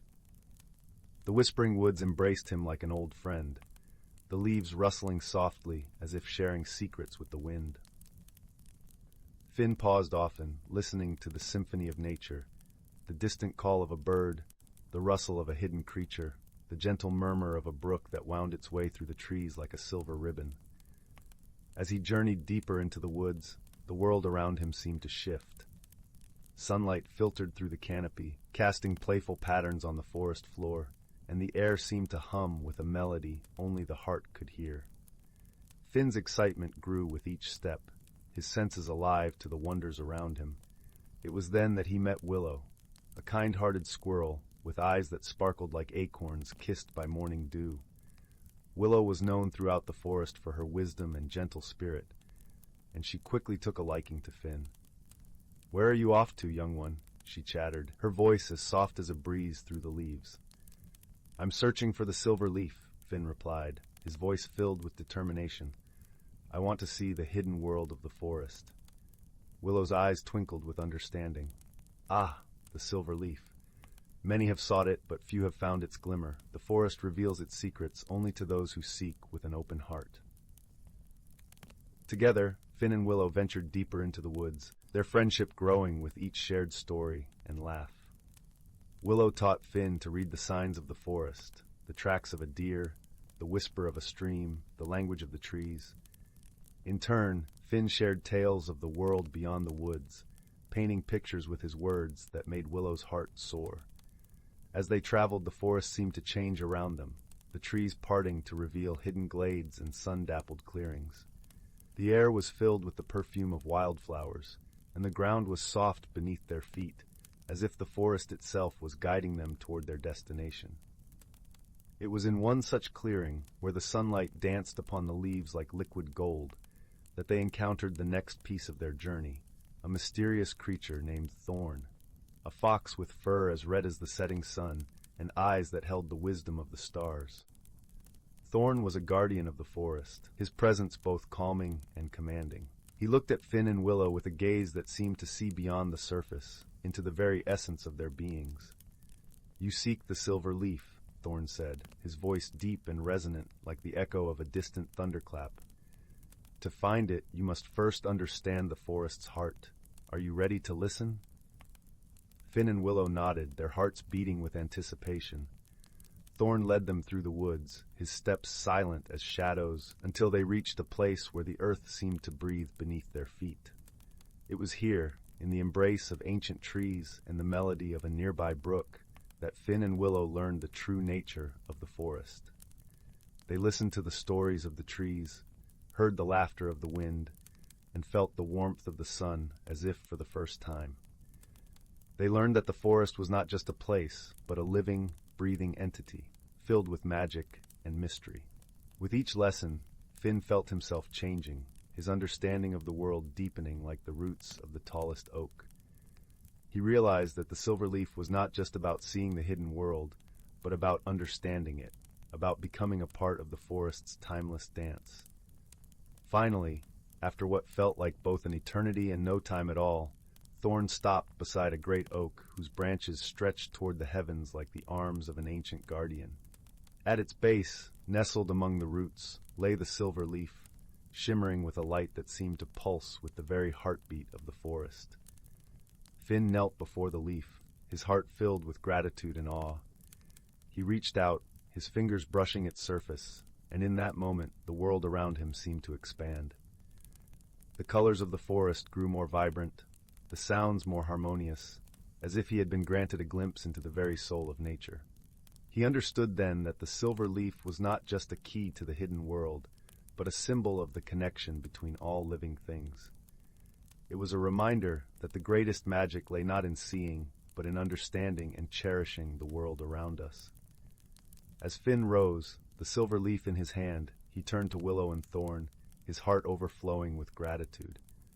"Thank you," he whispered, his voice carrying the weight of all he had learned. Willow smiled, her eyes shining with pride. "You have done well, Finn. The forest's secrets are yours to keep and share." Thorn nodded, his gaze warm and approving. "Remember, young one, the forest is always with you, wherever you may roam." With the silver leaf as his guide, Finn returned to the edge of the woods, his heart forever changed by the journey.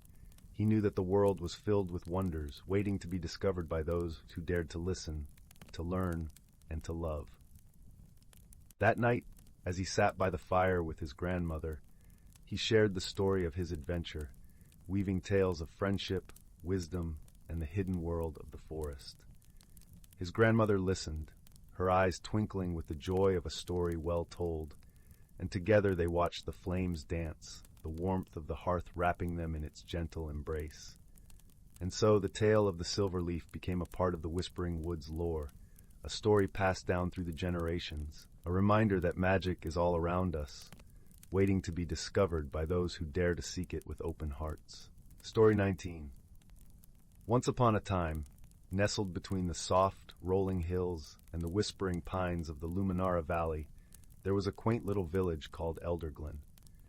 It was the kind of place where the mornings were greeted with a gentle mist that seemed to wrap the world in a tender embrace, and the evenings were painted with the glow of golden lanterns, swaying softly in the breeze. In this village lived a young woman named Lila, who found herself at a crossroads in life. Lila was known for her radiant smile and the warmth she exuded, much like the sun as it peeked over the horizon each dawn. However, beneath this gentle exterior, Lila harbored a deep-seated fear of change. The thought of stepping beyond the familiar boundaries of Elderglen filled her with an unease that she couldn't quite articulate. One crisp autumn morning, as the leaves danced down from the trees in a symphony of reds and golds, Lila received a mysterious letter. It was written in elegant script on parchment as soft as silk. The letter invited her to the heart of the Enchanted Grove, a mystical forest that bordered the village. "There you will find what you seek," it promised enigmatically. Though apprehensive, Lila's curiosity was piqued.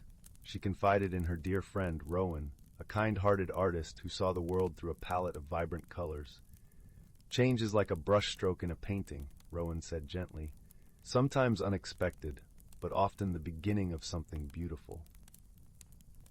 With Rowan's encouragement and a heart full of trepidation, Lila set out for the enchanted grove. The path was lined with towering oaks whose branches formed a canopy above, filtering the sunlight into a mosaic of amber and emerald. The air was crisp and carried the faintest hint of lavender, calming Lila's nerves as she ventured deeper into the forest. As she reached the grove's heart, Lila was greeted by a sight of ethereal beauty. There, in a clearing bathed in soft moonlight, stood a tree unlike any she had ever seen. Its bark shimmered like silver, and its leaves glowed with an inner luminescence, casting a serene glow upon the ground. This was the tree of transcendence, a magical being said to reflect the inner growth of those who sought its wisdom. Approaching the tree, Lila noticed that its branches were adorned with delicate, glass-like blossoms that tinkled gently in the breeze, each note a whisper of encouragement. She touched one of the blossoms tentatively, and a transformation began. The tree's magic mirrored Lila's innermost thoughts and feelings, revealing a vision of her life's path and the possibilities that lay beyond the village. As the vision unfolded, Lila saw herself embracing change, not as a fearful leap into the unknown, but as a gentle unfolding of new chapters in her life. She saw herself exploring the world beyond Elderglen, learning from each new experience and growing stronger with each step. Moved by the vision, Lila realized that change was not something to fear, but a natural part of life's journey. It was a lesson taught not by words, but through the quiet revelation of the tree's magic and her own heart's wisdom. Emerging from the grove, Lila felt lighter, as if the weight of her fears had been lifted, replaced by a newfound courage and excitement for the future. She returned to Elderglen, where Rowan awaited her with a knowing smile. "I see the light of discovery in your eyes," Rowan remarked, handing Lila a small, handmade charm, a token to remind you of the magic within. From that day forward, Lila embraced change as an ally rather than a foe. She ventured beyond Elderglen, sharing her warmth and wisdom with those she met, always carrying the lessons of the enchanted grove within her heart. And so, in the gentle embrace of Luminara Valley, where the stars twinkled like fireflies in the night sky, Lila's story of personal growth and magical transformation became a cherished tale, passed down through generations as a reminder of the beauty found in personal discovery. As the village of Elderglen basked in the glow of its ever-present lanterns, the peaceful harmony of change and constancy continued to shape the lives of those who called it home. And Lila, with her heart full of dreams and her spirit ever bright, remained a beloved part of the village's tapestry, a testament to the enduring power of transformation and friendship. Story 20, The Whispering Wood, a tale of transformation and friendship. Once upon a time, in a serene village nestled at the edge of a lush, whispering wood, there lived a young girl named Anara. Her days were filled with the gentle rustling of leaves, the sweet songs of birds, and the warm embrace of the sun filtering through the canopy. Anara had a curious heart and an adventurous spirit, always seeking the secrets hidden within the natural world that surrounded her. The village of Eldergrove was known for its vibrant tapestry of colors, woven from the threads of wildflowers blooming in the meadows and the shimmering hues of the forest. The villagers lived in harmony with nature, tending to their gardens and sharing stories around the fire each evening. Anara loved these stories, especially those about the Whispering Wood, which was said to be enchanted, holding a secret world within its depths. One crisp autumn morning, as the golden leaves danced in the breeze, Anara set out on a journey into the Whispering Wood. She packed her satchel with a loaf of bread, a small flask of sweet berry juice, and her favorite book of tales. As she stepped into the forest, the familiar path beneath her feet felt like an old friend guiding her deeper into the heart of the woods. The air was sweet with the scent of pine and earth, and the sun cast playful patterns on the forest floor. Anara's feet led her to a clearing she had never seen before, where the trees stood tall and ancient, their branches weaving a tapestry of shadows and light. In the center of this clearing lay a curious object, a small, ornate mirror with a frame that glimmered like moonlight, adorned with intricate carvings of vines and flowers. Drawn by an inexplicable pull, Anara approached the mirror and peered into its depths. To her astonishment, the reflection showed not only the clearing, but also a world beyond, a world filled with creatures she had only ever seen in her dreams. There were tiny, luminous beings flitting about like fireflies, animals that spoke in gentle whispers, and trees that moved with a life of their own. As Anara gazed, the mirror seemed to shimmer, and a soft voice spoke as if carried by the wind. "Welcome, Anara," it said, "to the hidden realm of Sylvanmere. You have been chosen to embark on a journey of discovery, where wisdom and friendship will light your path." The voice filled Anara with wonder and a sense of belonging. She took a deep breath, feeling the forest's magic envelop her like a warm cloak. With a gentle touch, she picked up the mirror, and at that moment, the world around her shifted. The trees whispered secrets, and the air sparkled with possibilities. Anara's heart danced with excitement as she stepped through the threshold of the mirror's reflection, entering the world of Sylvanmere. The landscape was a vibrant mosaic of colors and sounds, more vivid and alive than anything she had ever imagined. The creatures of Sylvanmere greeted her with curious eyes and welcoming smiles, their presence both familiar and fantastical. Among them was a wise old tortoise named Eldrin, whose shell was etched with stories of ages past. "Welcome, young traveler," he said, his voice as soothing as a lullaby. "You have arrived at a time of great change. Our world is in need of a guardian, one who can see beyond the surface and bring harmony to our land." Anara listened intently, her heart alight with purpose. "But how can I help?" she asked. "I am just an ordinary girl." Eldrin chuckled softly, his eyes twinkling with kindness. "Ah, my dear, it is not the size of the heart, but the strength of its kindness that truly matters. You possess a gift to see the truth and weave the bonds of friendship. Your journey through Sylvanmere will reveal your true strength." With Eldrin as her guide, Anara set forth on her quest. The path wound through enchanted glades and over sparkling streams, each step revealing new wonders and challenges. Along the way, she met a myriad of creatures, each with their own tale to tell. There was Lyra, the gentle deer with eyes like pools of starlit night, who taught Anara the language of the forest. Together, they listened to the songs of the wind and the stories whispered by the leaves. Lyra spoke of her family and the dangers they faced from the encroaching shadows that threatened Sylvanmere. Then there was Fenwick, the mischievous squirrel whose laughter was like the tinkling of bells. He showed Anara the joy of play and the importance of seeing the world through the eyes of a child. With Fenwick, Anara learned to climb the tallest trees and dance among the branches, feeling the pulse of life beneath her fingertips. In the heart of Sylvanmere, Anara encountered the wise and gentle owl, Orin. His feathers were like silvery moonbeams, and his eyes held the wisdom of ages. Orin spoke of the balance of nature and the delicate threads that wove their world together. He shared with Anara the knowledge of the stars and the stories written in their constellations. As Anara journeyed through Sylvanmere, she gathered the threads of wisdom and friendship, weaving them into a tapestry of understanding. She learned that true strength lay not in power or might, but in the bonds of trust and love that connected all living things. Yet, as the days passed, a shadow loomed over Sylvanmere. The creatures spoke of a dark force that sought to unravel the harmony of their world, casting fear and discord in its wake. Anara felt the weight of this threat, knowing that her journey was drawing her toward a greater challenge. With her newfound friends by her side, Anara ventured into the heart of the shadow, a place where the light struggled to reach, and the air was thick with uncertainty. There, she discovered a creature unlike any she had met before, a being of darkness whose eyes glowed with a fierce intensity. The creature's name was Morwen, a once kind spirit now twisted by loneliness and sorrow.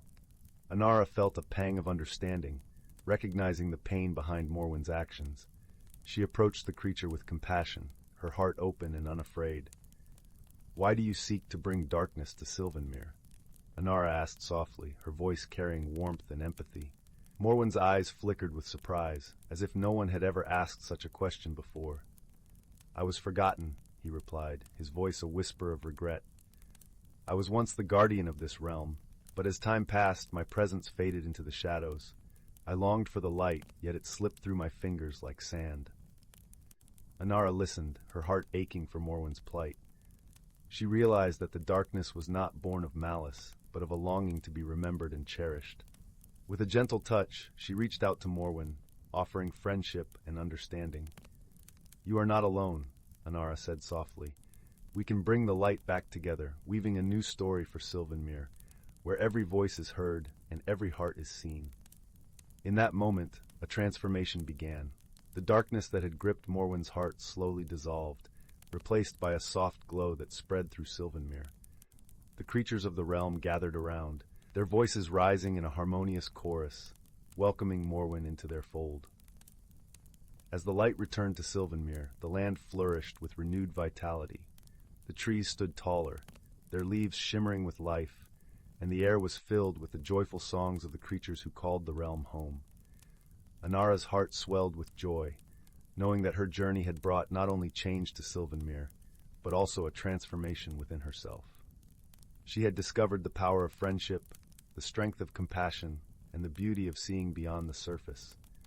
With a grateful heart, Anara bid farewell to her friends in Sylvanmere, knowing that their bond would endure beyond the bounds of time and space. She returned to the village of Eldergrove, carrying with her the stories and wisdom she had gathered along the way. Around the evening fires, Anara shared her tales, her voice weaving a tapestry of wonder and hope. The villagers listened with rapt attention, their hearts uplifted by the magic of her journey. And so, as the stars twinkled above and the whispering wood sang its gentle lullaby, Anara settled into her bed, the warmth of friendship and the light of newfound understanding cradling her to sleep. Her story, like the stories of old, would be told for generations to come, a beacon of light in the heart of the Whispering Wood. Story 21. In the heart of the Whispering Woods, where ancient trees stood like sentinels and the air was sweet with the scent of pine and wildflowers, there lay a little village known as Lantil Glade. The village was nestled in a clearing, where sunbeams danced through the leaves, painting the ground in dappled gold. The cottages were quaint, with thatched roofs and walls woven from willow branches. Each home was adorned with colorful lanterns that flickered softly at dusk, casting a warm glow along the cobbled paths. Here the villagers lived in harmony with nature and the magical creatures that inhabited the forest. Among these creatures were the Wispwings, tiny fairies with gossamer wings that shimmered like dew in the morning light. They flitted about, tending to the flowers and playing gentle melodies on their silvery flutes. One crisp autumn evening, as twilight began to cloak the village in its gentle embrace, a peculiar thing happened. The lanterns, usually so vibrant and steadfast, began to flicker erratically, casting strange, shifting shadows that danced across the cobblestones. Whispered rumors spread among the villagers like a gentle breeze, each tale more curious than the last. Amidst this unusual occurrence lived a young girl named Mara. With her auburn hair tied back with a ribbon and her eyes as bright as the morning sun, she was known for her inquisitive nature and kind heart. Mara had a particular fondness for the Wispwings and often spent her afternoons in the forest, listening to their songs and learning the secrets of the woods. As the lanterns continued their mysterious dance, Mara felt a gentle tug at her curiosity. She decided to investigate the source of the strange flickering, confident that there was a simple explanation waiting to be uncovered. With a basket of freshly baked honey cakes in hand, she set out to consult her dear friend, Elder Bryn, the wise sage of Lantil Glade.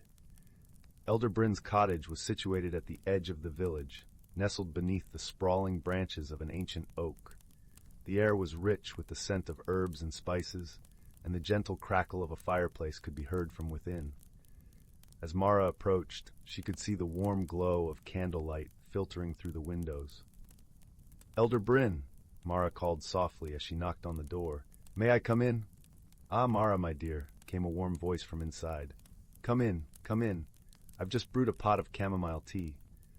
Mara entered the cozy cottage, where shelves lined with books and jars of dried herbs greeted her. Elder Bryn, with her silver hair and kind, knowing eyes, was seated by the hearth. She beckoned Mara to sit beside her, offering a steaming cup of tea. "Thank you, Elder Bryn," Mara said, inhaling the soothing aroma. I've come to ask about the lanterns. They've been flickering strangely, and it's got the village quite puzzled." Elder Bryn chuckled softly, her eyes twinkling with wisdom. "Ah, the lanterns. Yes, I have noticed their peculiar behavior. It seems the light has been playing tricks on us." "Do you think it could be the work of mischievous spirits?" Mara asked, a hint of excitement in her voice. "Not spirits, my dear," Elder Bryn replied, "but perhaps the Wispwings are trying to tell us something." Mara's eyes widened with interest. "The Wispwings? What could they want us to know?" "The Wispwings are gentle creatures," Elder Bryn explained, "but they are deeply connected to the natural world. If they are causing the lanterns to flicker, it may be a sign that something in the woods needs our attention." Mara nodded thoughtfully. "Then I shall go to the forest and see if I can find the Wispwings. Perhaps they can tell me what troubles them." Elder Bryn smiled, her gaze filled with pride. "You have a good heart, Mara, but remember to be gentle and patient. The forest reveals its secrets only to those who listen with care." With Elder Bryn's words in her heart, Mara set off towards the whispering woods. The path was lined with fallen leaves, their crispness crunching softly under her feet. As she ventured deeper into the forest, the air grew cooler, carrying the earthy scent of moss and bark. Mara paused by a crystal-clear brook, its waters murmuring softly, and called out to the Wispwings. "Little friends, if you can hear me, I wish to help. Please show me what is amiss." For a moment all was still. Then slowly, the air around her began to shimmer with tiny lights. The Wispwings appeared, their delicate wings humming a soft melodious tune. They circled Mara, their eyes alight with a gentle, ancient wisdom. One of the Wispwings, a fairy with wings that glowed a soft lavender, hovered closer to Mara. "We thank you for your kindness," she chimed in a voice like tinkling bells.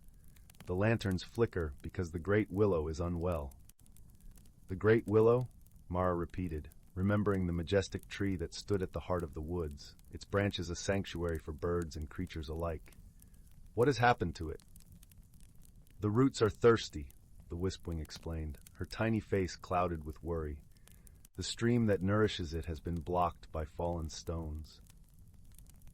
Mara's heart ached at the thought of the great willow in distress. "Then we must clear the stones and restore the flow of water," she declared with determination. The Wispwings nodded, their wings fluttering in agreement.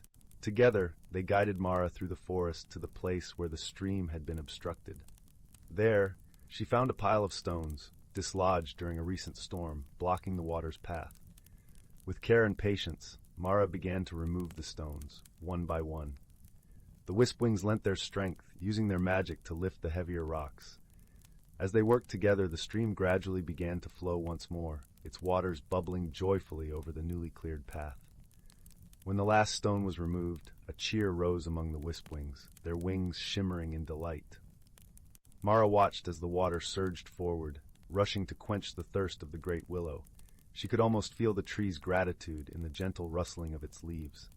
"Thank you, Mara," the lavender-winged Wispwing said, her voice filled with warmth. "You have restored balance to our home." Mara smiled, her heart light with happiness. "It was all of us together," she said, looking around at her new friends.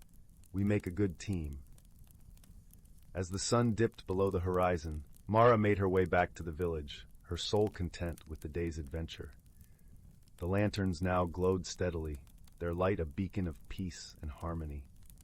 The villagers, noticing the return of the lantern's steady glow, felt their worries ease, though they knew not the specifics of Mara's adventure. That evening, as Mara sat by her window, gazing out at the tranquil village, she felt a deep sense of fulfillment. The mystery of the flickering lanterns had been solved, not through force or haste, but through gentle understanding and friendship. And so, with the soft lull of the forest in her ears and the warmth of the Wispwings in her heart, Mara drifted into a peaceful sleep, knowing that in the whispering woods, all was well once more. Story 22.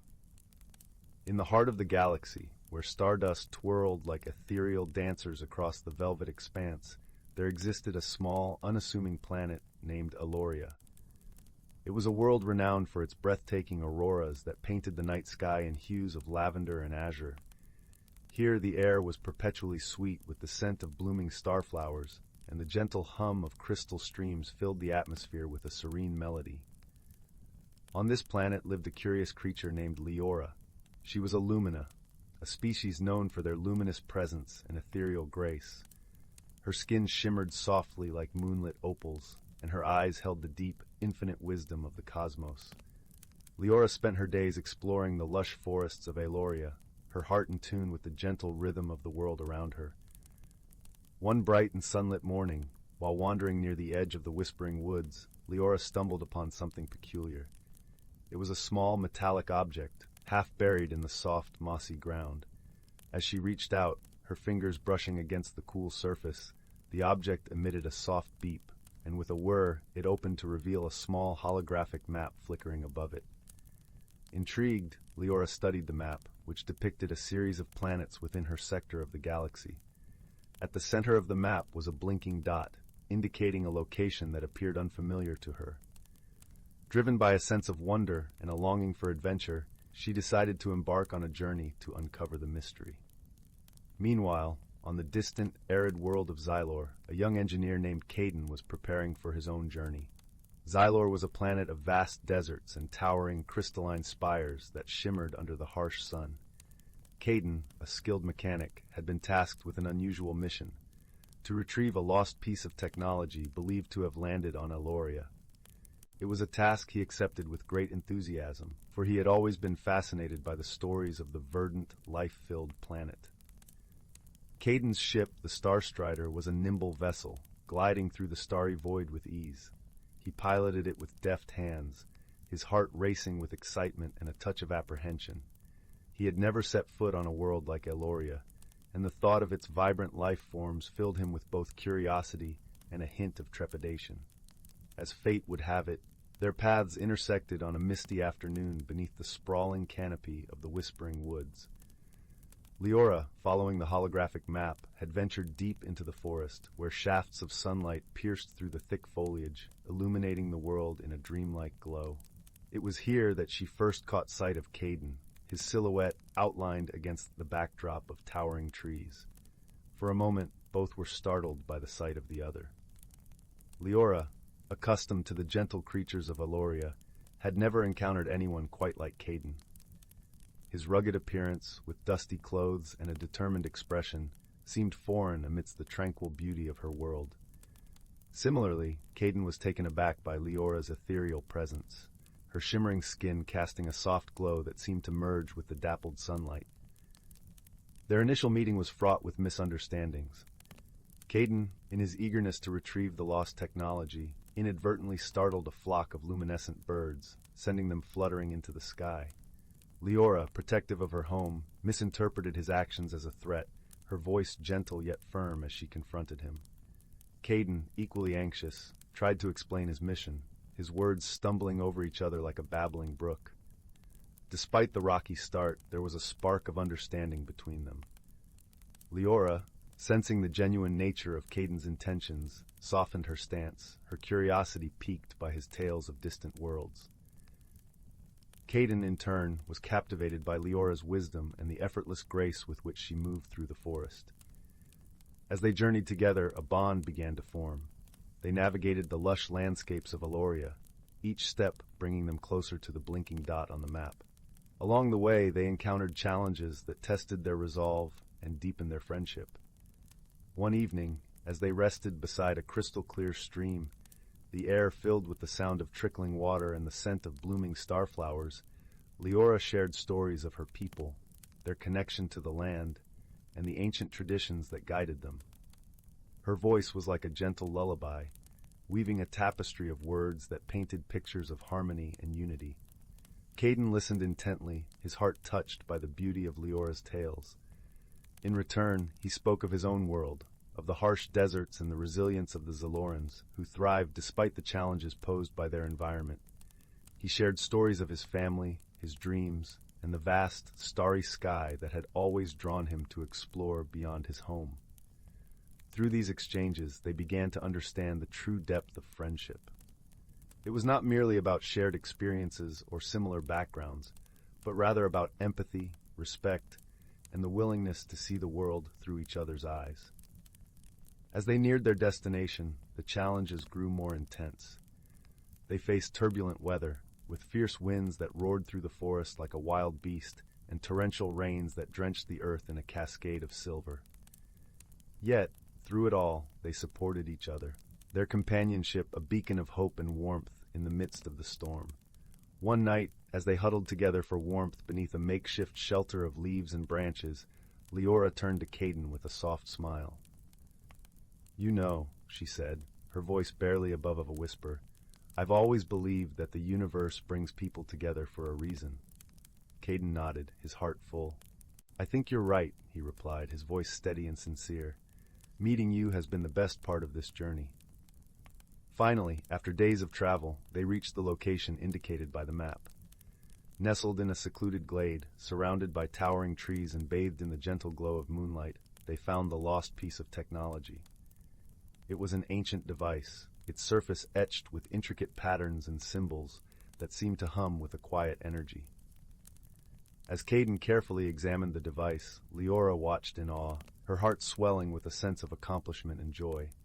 Together, they had overcome misunderstandings, faced challenges, and discovered the true meaning of friendship. With the mission complete, Caden prepared to return to Xylor, his heart heavy with the thought of leaving Aloria and the dear friend he had found. Lyra, sensing his reluctance, took his hands in hers, her touch warm and reassuring. "Remember," she said softly, her eyes shining with unshed tears, "no matter how far apart we are, the bond we share will always connect us." Caden smiled, his heart full of gratitude and love. "I won't forget," he promised, his voice thick with emotion. "And I'll find a way to visit again."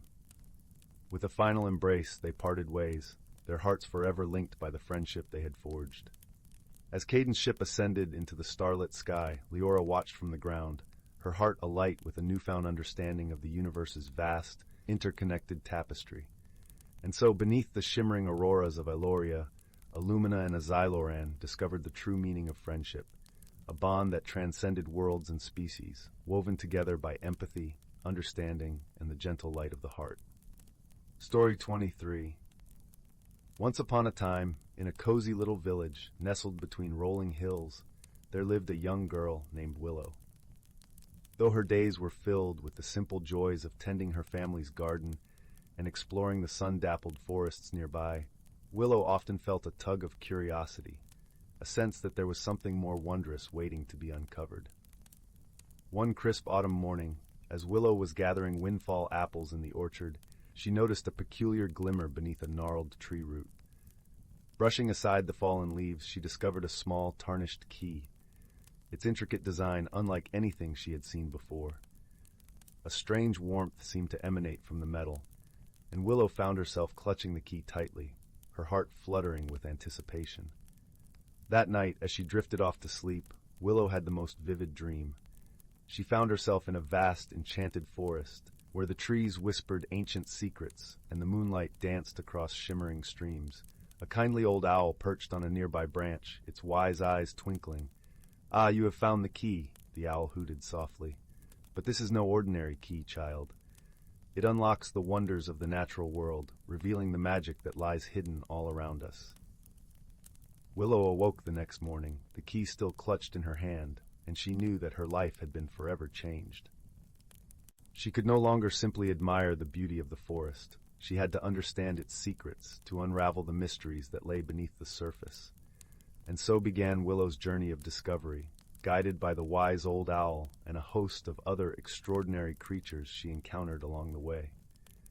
There was Bramble, a mischievous rabbit with a knack for finding hidden paths, and Maple, a gentle deer whose keen senses helped them navigate even the densest thickets. Together, they explored the forest's most secluded glades and shadowy hollows, the key leading them to wondrous sights. Ancient standing stones that hummed with ancient power, glittering pools where jewel-toned dragonflies danced, and towering trees that seemed to breathe in harmony with the very earth itself.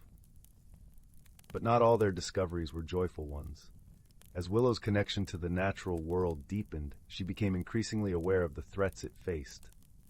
From the insatiable appetite of loggers to the careless pollution of streams and rivers.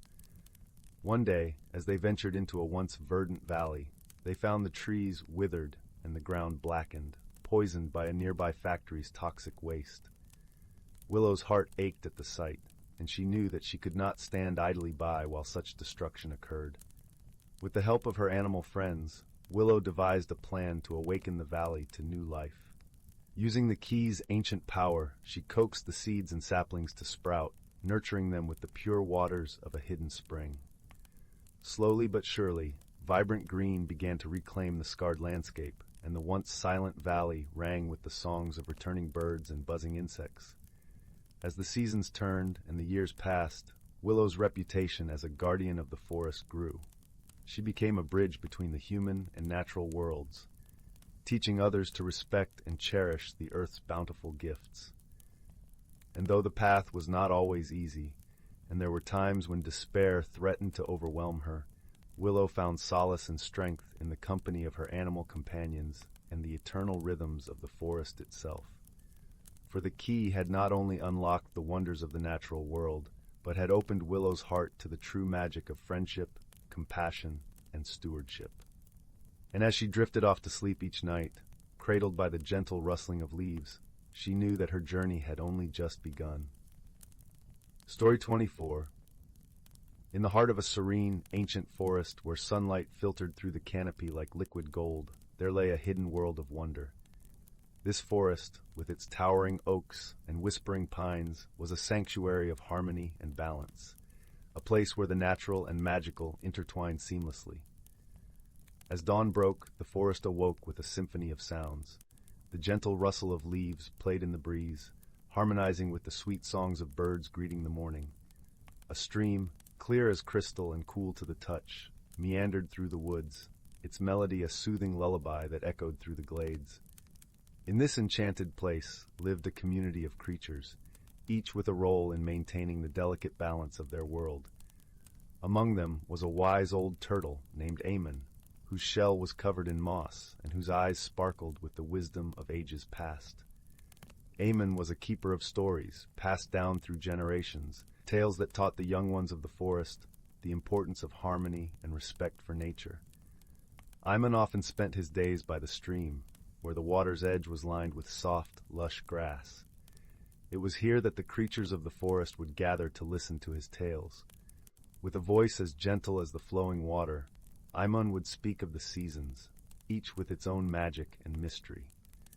He told of spring, when the earth awoke from its slumber, and flowers bloomed in a riot of colors, their petals like delicate brushstrokes on nature's canvas.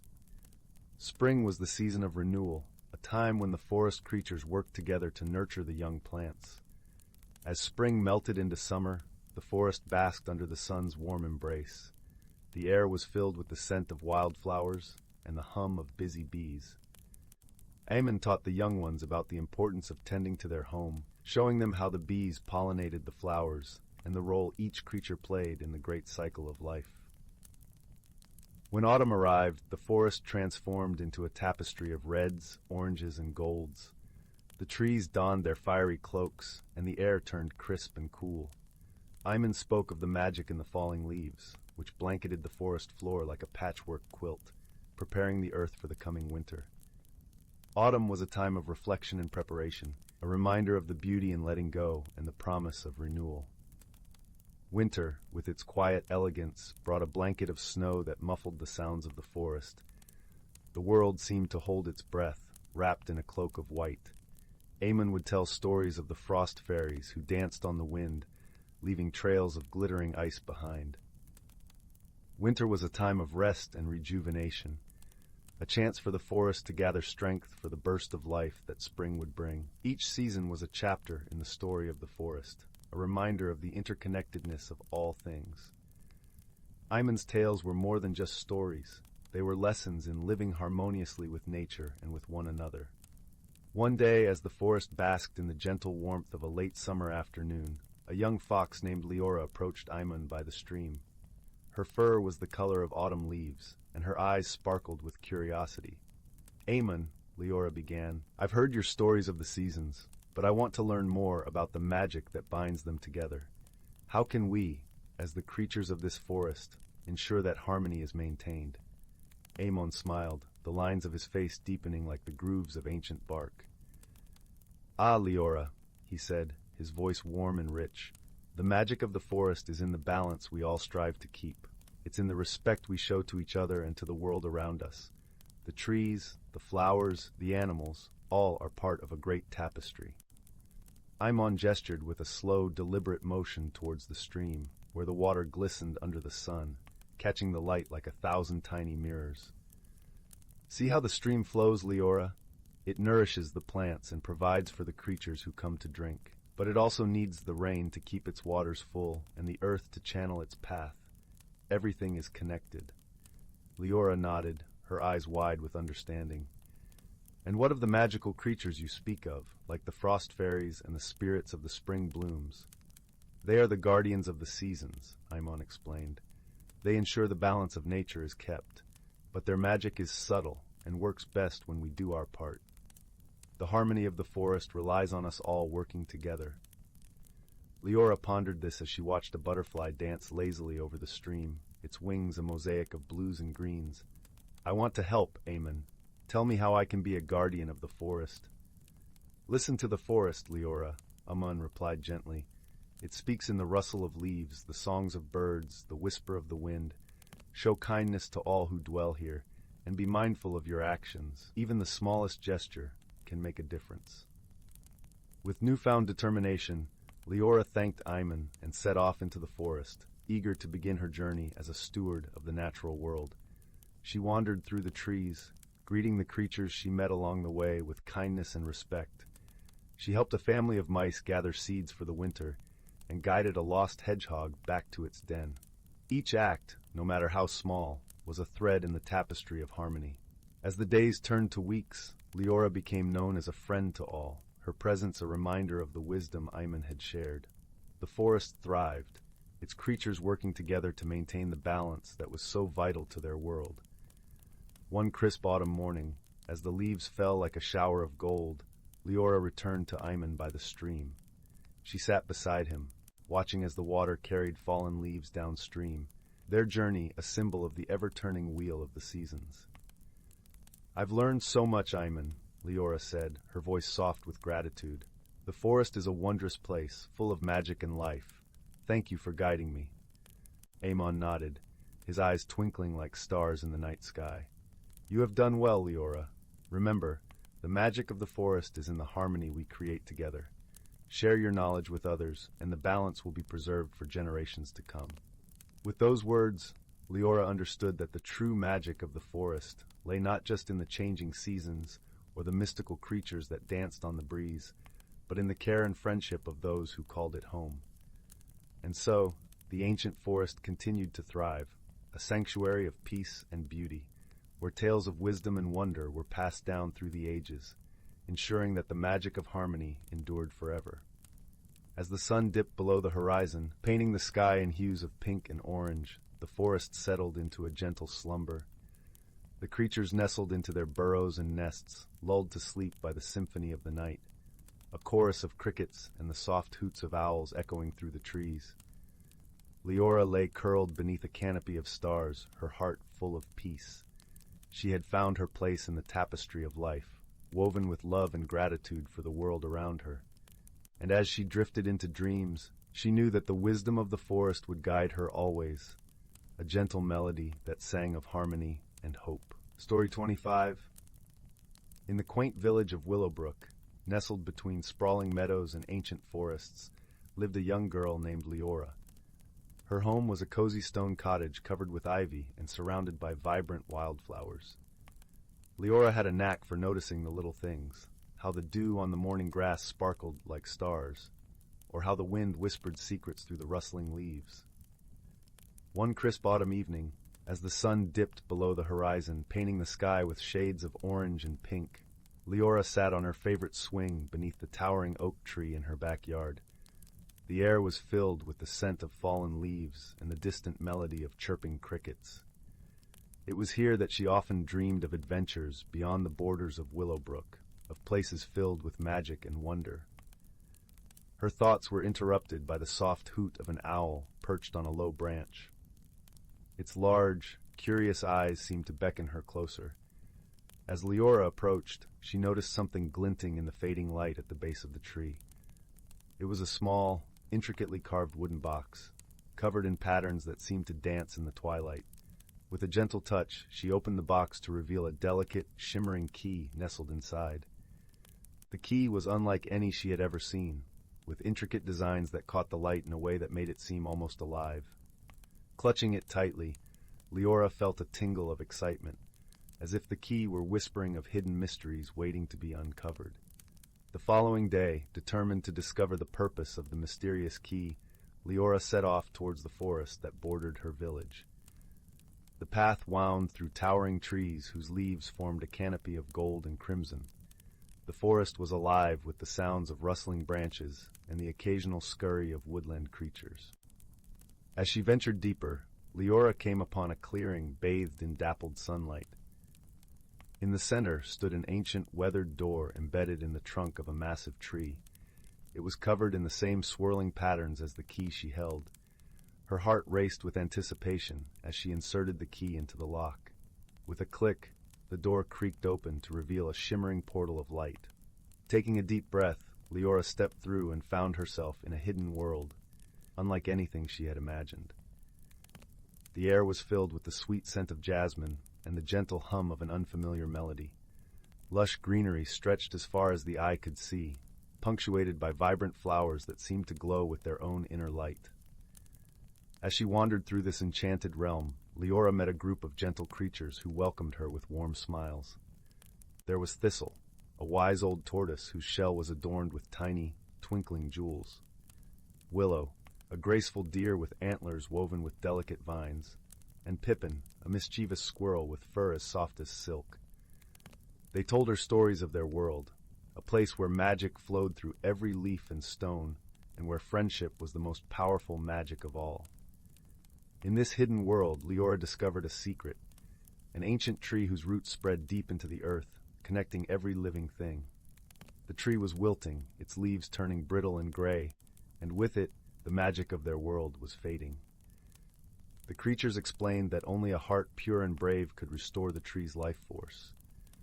Moved by their plight and the kindness they had shown her, Lyra vowed to help.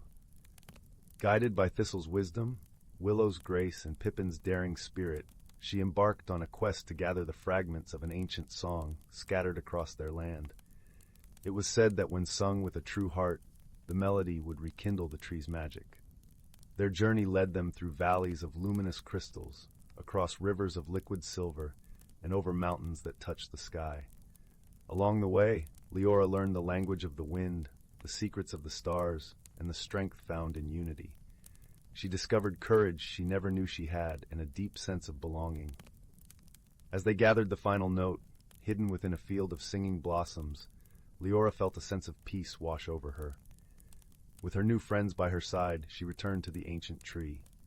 Together, they sang the melody, their voices rising and blending in harmony. The song was a tapestry of hope and renewal, a reminder that even the smallest acts of kindness could create ripples of change. Slowly, the tree began to transform. Its leaves turned a vibrant green, shimmering with renewed life. The air was filled with a dazzling light as the magic of the hidden world was restored. The creatures cheered, their joy echoing through the forest. With the task complete, it was time for Lyra to return to Willowbrook. Her heart was full, not only with the magic of the hidden world, but with the bonds of friendship she had forged. As she stepped back through the portal, she knew she was forever changed. Back in her village, Lyra looked at the world with new eyes. She understood that magic was not just in hidden realms, but in every act of kindness, every moment of connection. She carried the lessons of her journey in her heart, knowing that she was part of something greater than herself. As she lay in bed that night, the key safely tucked under her pillow, Lyra drifted off to sleep with a smile. She knew that whenever she needed it, the magic of friendship and the wonders of the hidden world would be there, just beyond the door of her imagination. And so, with the crackling of the fireplace and the gentle rustle of leaves outside her window, the village of Willowbrook slept peacefully, wrapped in the comforting embrace of the stories yet to be told. Story 26. In a small, sleepy village nestled between rolling hills and ancient oak forests, there lived a gentle soul named Lyra. Lyra was a young woman with hair the color of autumn leaves and eyes that sparkled like the sunlit dew on morning grass. Despite her radiant appearance, Lyra carried a burden in her heart, a hesitancy to embrace change. She loved the familiar patterns of her life, the serene rhythm of her days working in the village apothecary, the soft murmur of the brook near her cottage, and the comforting glow of the hearth in the evenings. Lyra's reluctance to change was not unfounded. In her mind, change was a storm, unpredictable and wild, threatening to overturn the tranquility she cherished. But life, with its gentle insistence, had other plans, waiting patiently for the right moment to unfold its lessons. One crisp autumn afternoon, as the leaves danced to the ground in a golden ballet, Lyra received a peculiar letter. It was delivered by a small, luminescent bird, its feathers shimmering with an iridescent glow. Curious, Lyra untied the letter from the bird's leg, her fingers tingling with anticipation. The parchment was old and frayed at the edges, yet the words were written in a brilliant flowing script. Dear Lyra, the time has come for you to embark on a journey of discovery. Fear not the winds of change, for they carry whispers of wisdom. Meet me at the edge of the whispering woods at moonrise. Yours, in magic and light, Eldrin, the forest sage. Lyra's heart fluttered with a mix of excitement and apprehension. She knew of Eldrin, the wise and kind-hearted sage who lived in the heart of the forest, revered by the villagers for his deep understanding of the land and its magic. Gathering her courage, Lyra decided to heed the call. She wrapped herself in a cloak the color of twilight and set out toward the woods. As she walked, the sun dipped below the horizon, painting the sky in hues of lavender and rose. The air was crisp and filled with the earthy scent of fallen leaves. When she reached the edge of the whispering woods, the full moon hung low in the sky, casting a silvery glow over the world. Eldrin awaited her beneath a towering oak, his eyes twinkling with the light of 1,000 stars. He was an ageless figure, with a long silver beard and robes that seemed woven from the very fabric of the night sky. "Welcome, dear Lyra," Eldrin greeted, his voice as soothing as a lullaby. "You have taken the first step on a path that will lead you to discover the magic within yourself." Lyra nodded, feeling strangely at ease in Eldrin's presence. "But I fear change," she confessed, her voice barely above a whisper. "Ah, but change is the essence of life," Eldrin replied, gesturing toward the forest. "These woods are alive with magic, constantly growing and evolving. Just as the trees shed their leaves in autumn, you too must let go of what no longer serves you to embrace the new." With a gentle sweep of his hand, Eldrin conjured a shimmering portal, its surface rippling like water. "Step through this gateway, Lyra, and you will find yourself in a place where magic mirrors the growth within your heart." Taking a deep breath, Lyra stepped through the portal and found herself in a breathtaking landscape. The sky was a kaleidoscope of colors, and the air was filled with the sweet scent of blooming flowers. Creatures of all shapes and sizes wandered the land, each one emanating a gentle glow. Among these magical beings, Lyra met a small, fluttering creature named Pippin. Pippin was a pixie with wings like stained glass, vibrant and delicate. He became Lyra's guide, leading her through enchanted groves and over sparkling streams. Throughout their journey, Pippin shared stories of transformation, of caterpillars becoming butterflies and acorns growing into mighty oaks. Each tale resonated with Lyra, slowly chipping away at her fear of change. One day, as they rested by a crystal-clear pond, Lyra noticed her reflection shimmering on the water's surface. To her surprise, she saw not only her own face, but also images of the people she had met in this magical realm. They were all interconnected, their lives intertwined like the branches of a great tree. "Do you see now, Lyra?" Pippin asked softly, his eyes reflecting the pond's tranquil depths. "Change is not something to fear, but something to embrace. It is through change that we grow, learn, and become who we are meant to be." Lyra nodded, feeling a warmth spreading through her heart. The magic of this place had awakened something within her, a realization that change was not a storm to be weathered, but a gentle breeze guiding her toward new horizons. When it was time to return to her village, Lyra bid farewell to Pippin and stepped back through the portal. She emerged from the whispering woods with a newfound sense of peace and purpose. The village was the same, yet Lyra saw it through new eyes. The familiar paths and faces held new possibilities, and the gentle rhythm of her life felt like a melody inviting her to dance. Lyra continued her work at the apothecary, but now she infused each day with the magic she had discovered within herself. She shared her newfound wisdom with the villagers, helping them find their own paths of growth and transformation. Her heart, once heavy with fear, was now light and open, ready to embrace whatever life had in store. And so, under the watchful eyes of the stars and the gentle glow of the moon, Lyra's journey of personal growth bloomed like a flower unfurling in the first light of dawn. She had learned that change, like magic, was a part of the fabric of life, a beautiful, ever-evolving tapestry of discovery and wonder. As the seasons turned, Lyra found comfort in knowing that she, too, was a part of this wondrous cycle, forever growing, forever changing, forever enchanted by the magic of life. Story 27. In the heart of a vast, whispering forest, where the emerald canopy danced with golden sunlight, there existed a small, unassuming village named Nettlewood. This village was hidden so deep within the woods that the world outside seemed like a distant fable. The people of Nettlewood led simple lives, their days marked by the gentle rhythms of nature. Yet, amidst their ordinary routines, there lay a mystery that had intrigued the villagers for generations, a mystery wrapped in the legend of the old, enchanted lantern. The story began in a quaint cottage on the outskirts of the village, where the moss grew thickest and the air was perfumed with the sweet scent of pine and wildflowers. It was home to an elderly woman named Greta, whose gentle spirit and twinkling eyes made her beloved by all.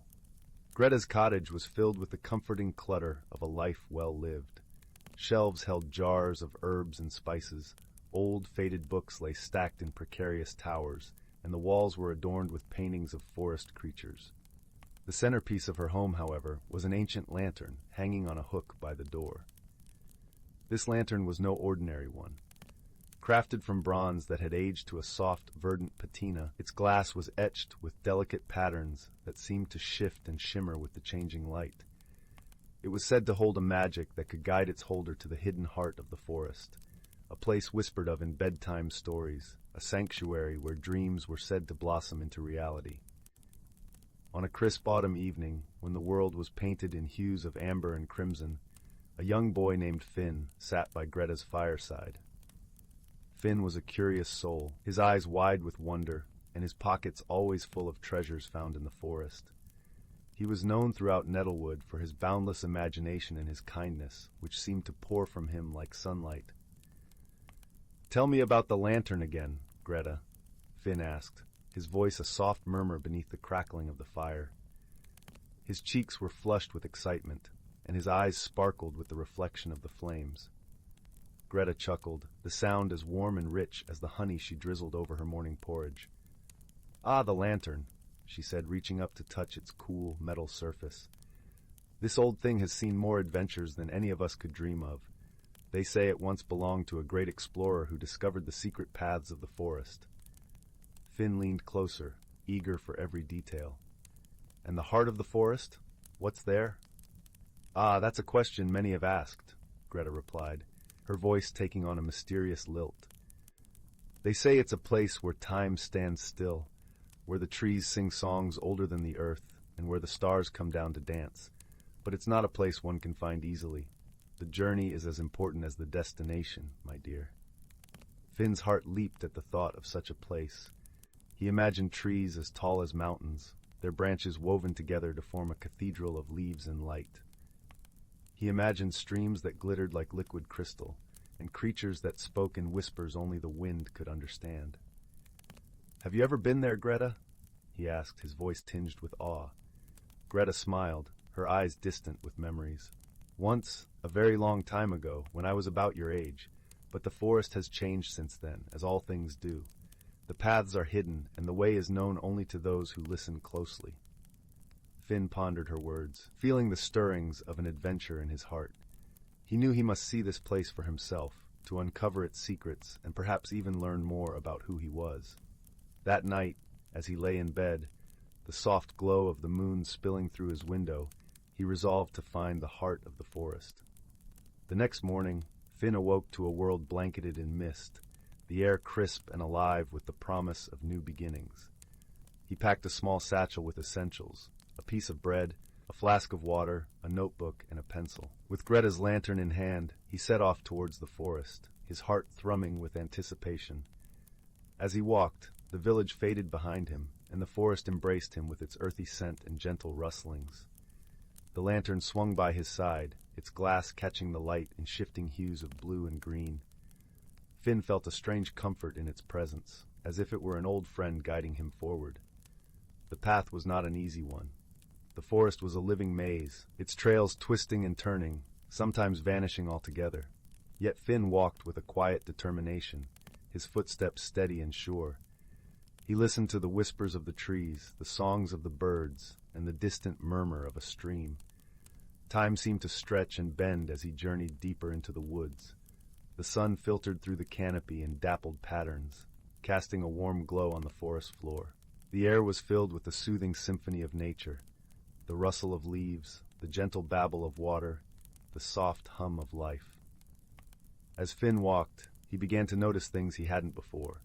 The way the sunlight danced on the leaves, the delicate patterns etched into the bark of the trees, the tiny flowers peeking from the undergrowth, their petals like drops of paint on a green canvas. With each step, he felt more connected to the world around him, as if he were a part of the forest itself. The hours slipped by, and just as Finn began to feel the weight of fatigue settling in his bones, he stumbled upon a clearing. Here the trees formed a perfect circle, their branches arching overhead like a cathedral's dome. In the center stood a magnificent oak, its trunk twisted and gnarled, its roots like the fingers of an ancient hand clasped around the earth. Finn approached the oak, his heart thudding with a mix of trepidation and awe. As he neared, the lantern in his hand began to glow with a warmth that seeped into his skin, filling him with a sense of peace and belonging. The air was thick with magic, a tangible presence that pulsed with each breath he took. He reached out, placing his hand against the rough bark of the oak. Instantly, a vision unfurled before his eyes, a tapestry of memories woven from the very essence of the forest. He saw the changing seasons, the dance of sunlight and shadow, the life that thrived in this hidden world. But more than that, he saw himself, a part of this grand tapestry, connected to every living thing. In that moment, Finn understood the true magic of the lantern.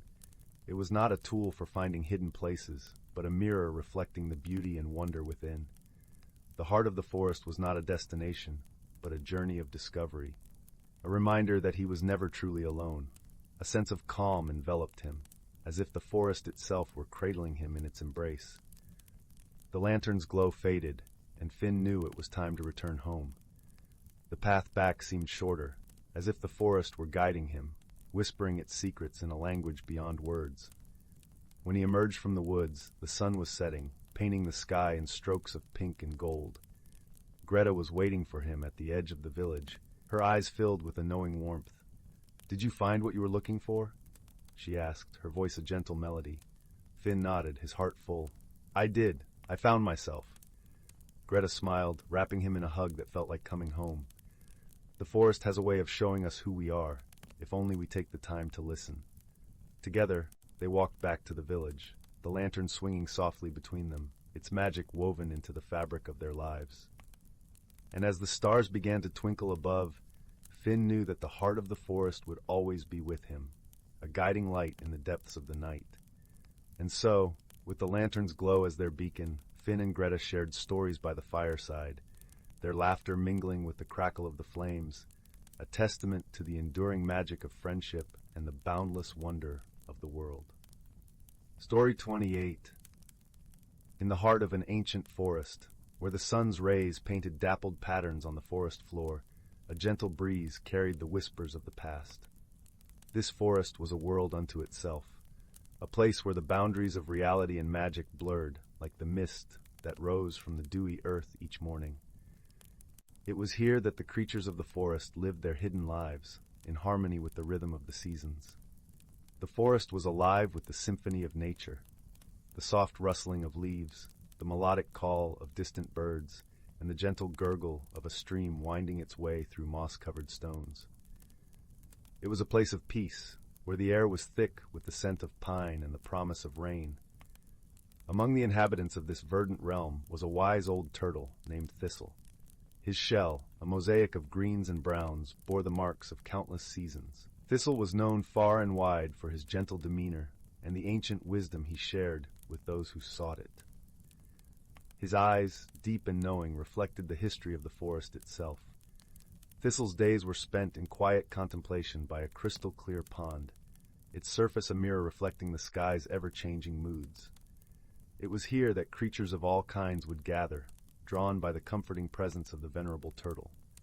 Birds, their feathers a kaleidoscope of colors, perched on the branches above, while squirrels and rabbits nestled in the soft grass at the pond's edge. One brisk autumn morning, as the leaves turned to shades of gold and crimson, a young fawn named Pippin approached Thistle. Her eyes were wide with curiosity, her steps light and tentative. "Wise Thistle," she began, her voice barely louder than a whisper, "I have heard tales of a great storm that is said to bring imbalance to our forest. Can you tell me more about it?" Thistle regarded Pippin with a kind smile, the corners of his mouth turning up gently. "Ah, the storm of seasons," he said, his voice as soothing as the babbling brook. "It is a rare and magical phenomenon, one that comes only once in a lifetime. It tests the harmony of our forest, but fear not, for it also brings a chance to learn and grow." Pippin, encouraged by Thistle's words, settled beside him to listen. The air was crisp with the scent of fallen leaves, and the morning sun cast a warm glow over the pond. "The storm of seasons," Thistle continued, "is not just a storm of wind and rain.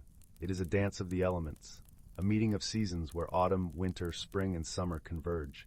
Each brings its own magic, its own lessons, and through this dance, the balance of our world is tested."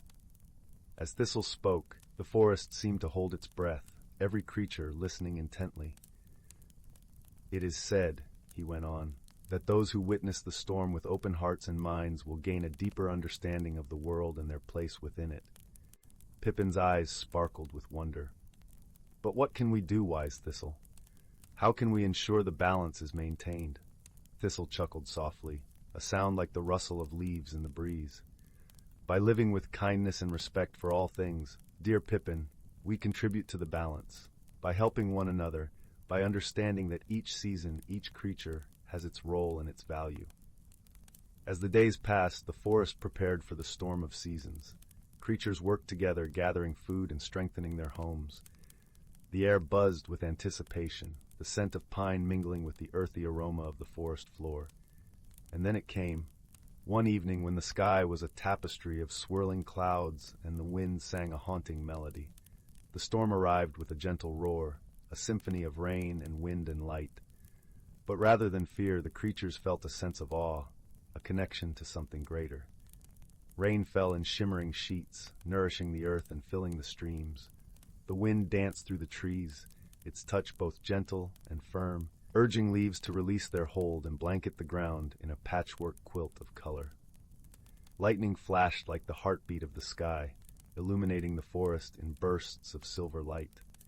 Through it all, Thistle remained by the pond, a calm presence in the midst of the storm. Pippin stood beside him, her heart beating in time with the rhythm of nature's dance. As the storm reached its crescendo, she felt a deep sense of belonging, an understanding that she was part of this wondrous world. When the storm finally passed, leaving the forest refreshed and renewed, Thistle turned to Pippin. "Do you see now, young one?" he asked, his eyes reflecting the starlit sky. "The storm brought change, but also beauty and understanding. It is through such experiences that we grow." Pippin nodded, her heart full of gratitude and newfound wisdom. "Thank you, wise Thistle," she said softly, "for showing me the way." As the forest settled into the gentle embrace of night, the creatures gathered around Thistle, sharing stories and laughter, their hearts light with the joy of friendship and the peace of balance restored. And so, the ancient forest continued to thrive, a place where magic and reality intertwined, where the wisdom of the ages was passed down and shared.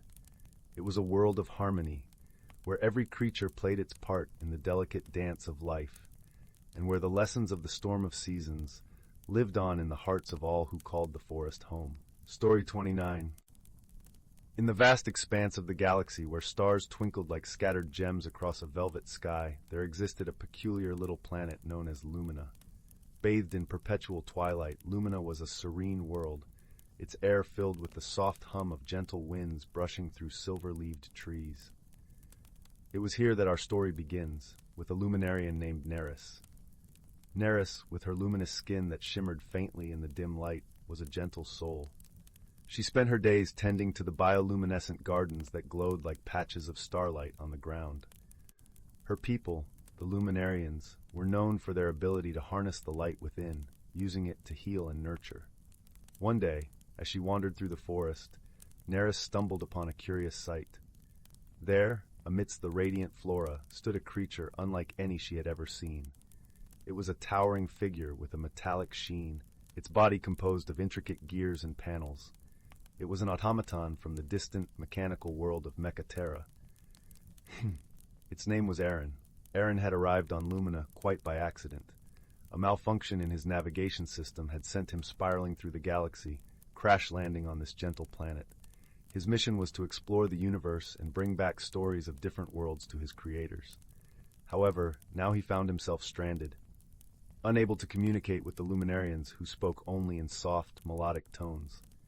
At first, Neris and Aaron struggled to understand one another. Neris's gentle gestures and melodic hum seemed perplexing to Aaron, whose communication was a series of beeps and whirs.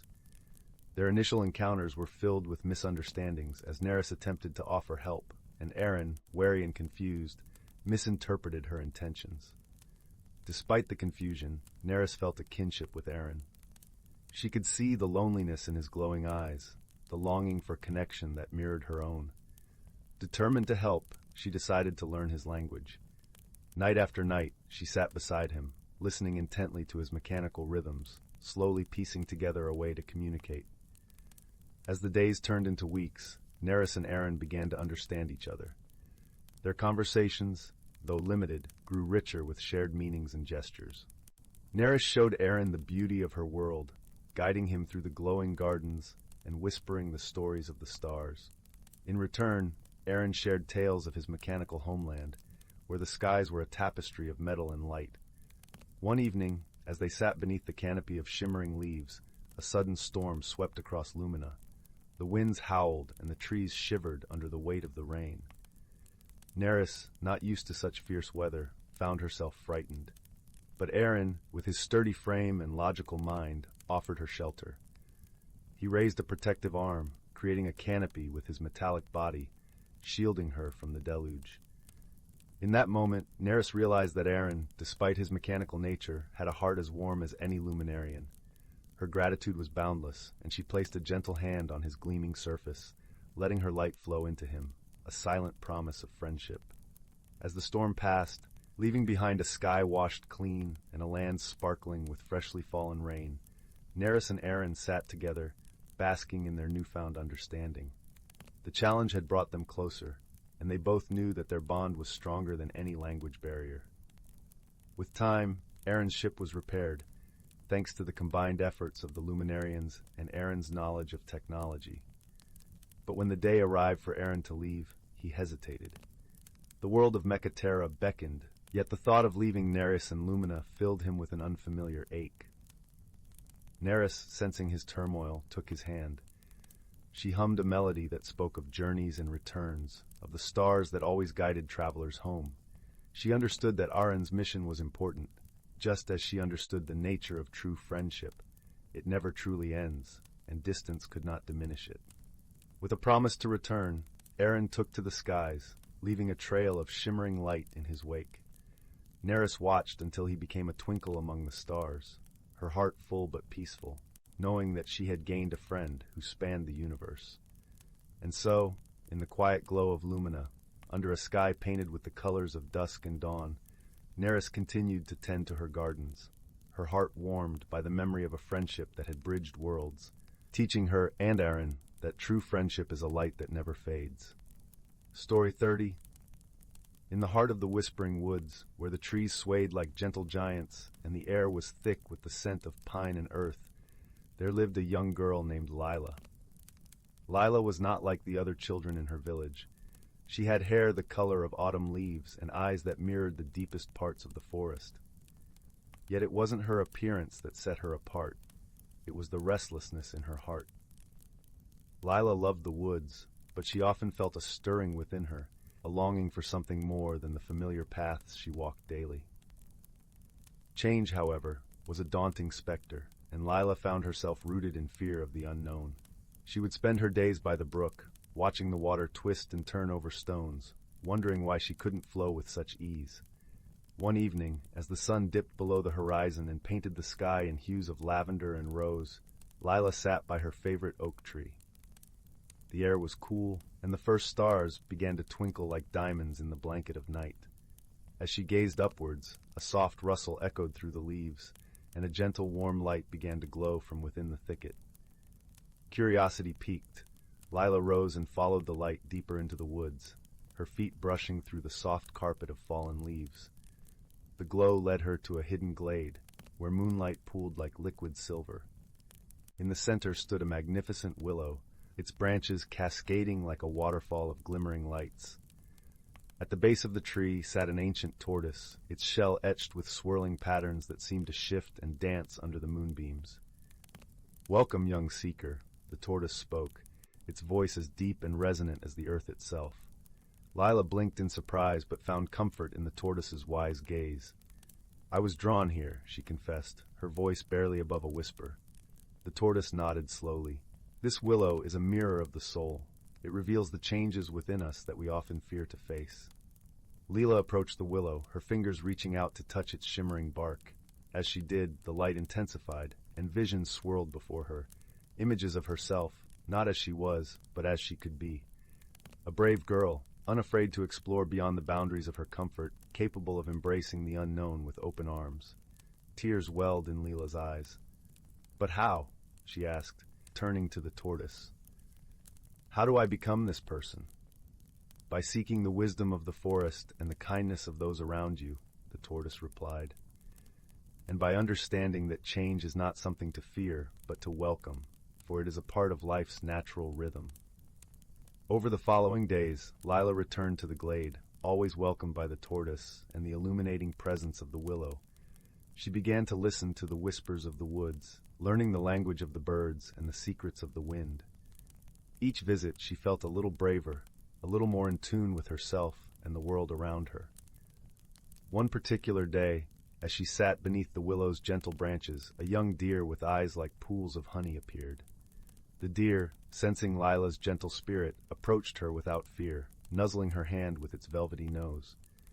"You see," the tortoise said, observing the bond between girl and creature, "when you open your heart to change, you invite the beauty of the world to meet you."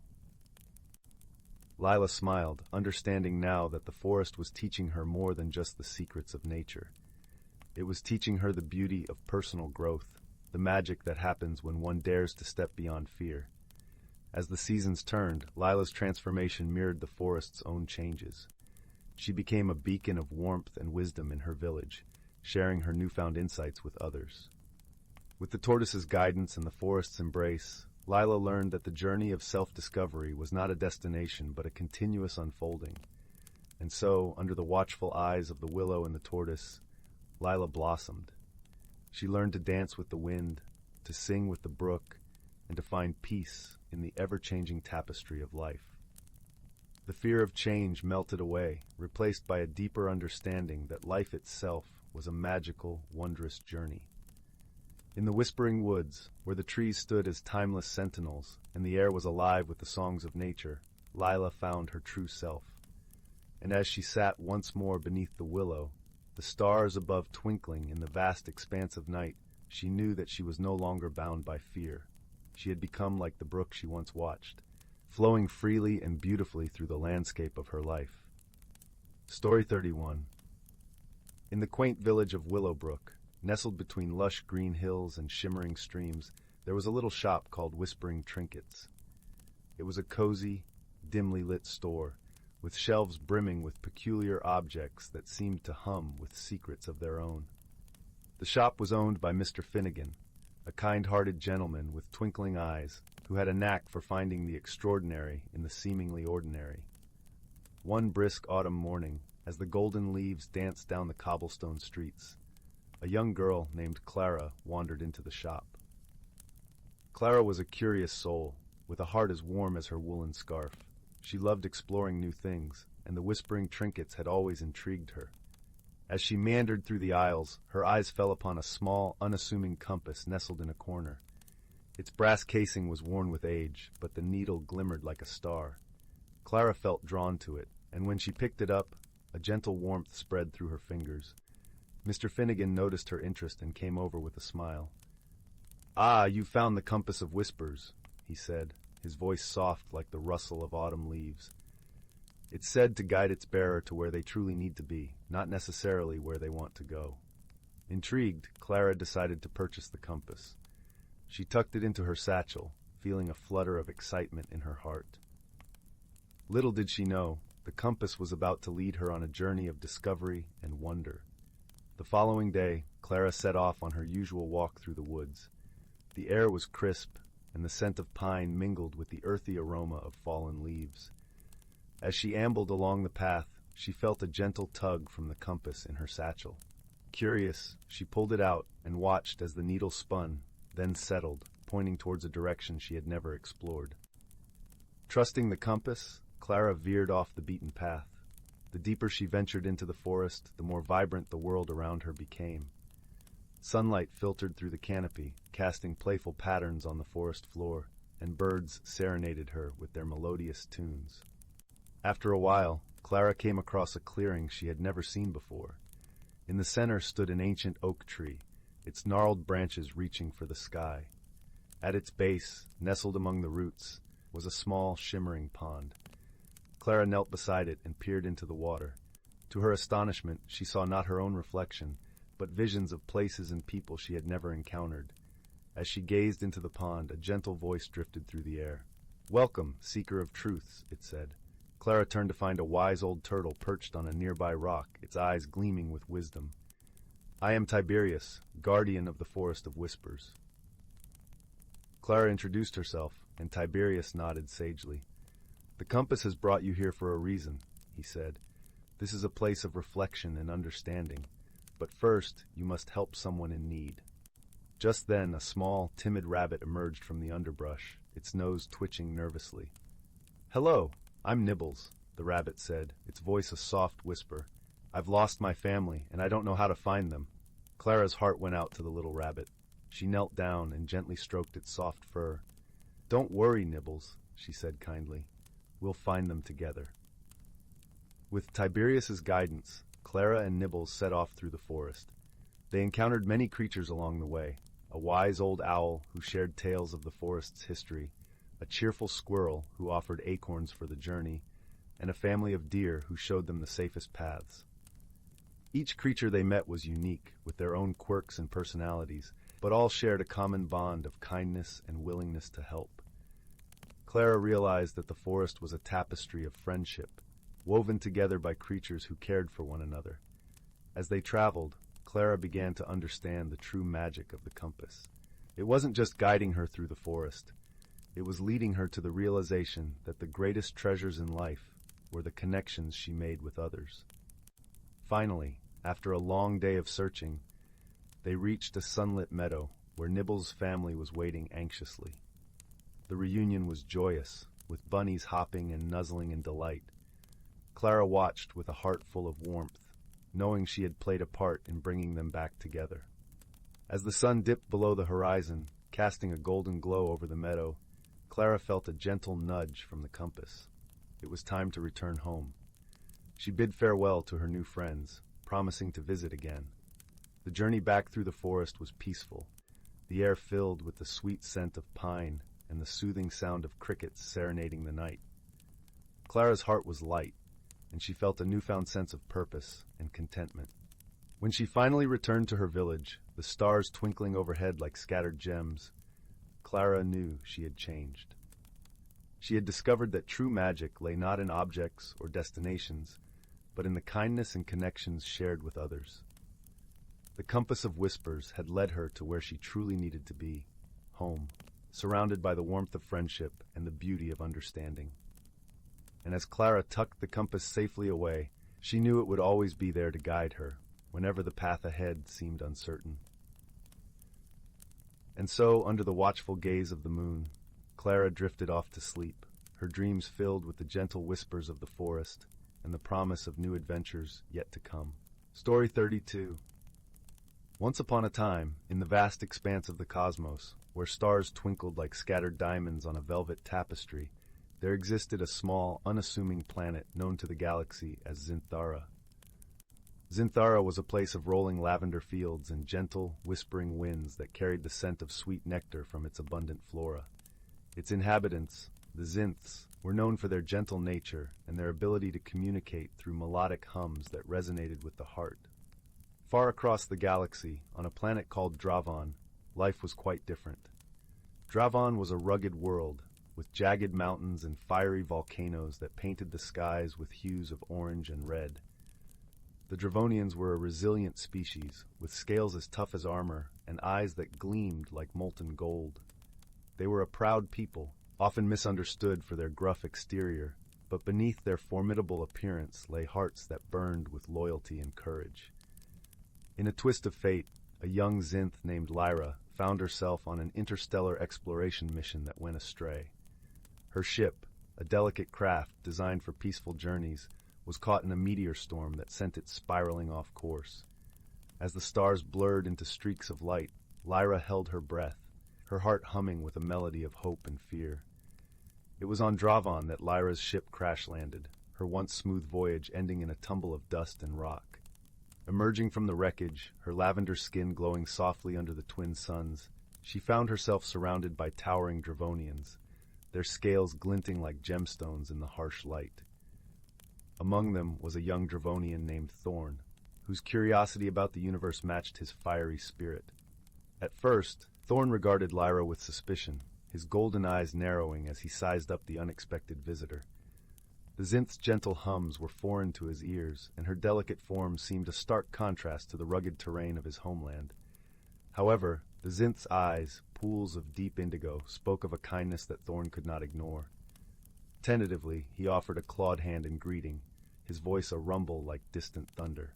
"Welcome to Dravon, traveler. I am Thorn." Lyra, her heart still racing from the crash, accepted the gesture with a smile, her hums weaving into a soft melody of gratitude and peace. "I am Lyra," she replied, her voice as soothing as a gentle breeze. Despite their differences, an unspoken understanding began to form between them, a bridge built on the foundation of curiosity and the shared desire for connection. Yet, misunderstandings were inevitable, as Lyra's melodic language often clashed with Thorn's straightforward manner.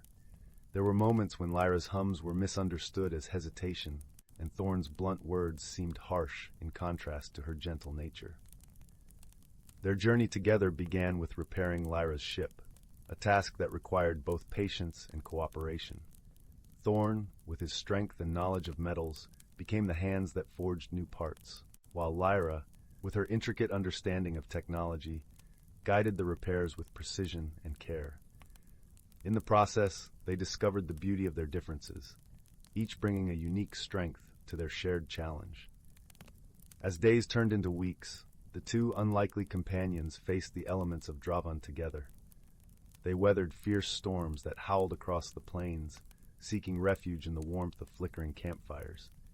It was during these quiet moments, under the blanket of a star-strewn sky, that they shared stories of their worlds, their dreams, and their fears. Lyra spoke of the harmonious fields of Zinthara, where the colors of twilight painted the skies in hues of violet and rose. Thorn, in turn, revealed the hidden beauty of Dravon, the secret valleys where rare flowers bloomed in defiance of the harsh landscape. Through these exchanges, they learned to see beyond appearances, discovering the depth of character that lay within each of them. One fateful day, as they ventured into the heart of Dravon's volcanic region to gather rare minerals for the final repairs, disaster struck. An unexpected eruption sent a cascade of molten rock hurtling towards them.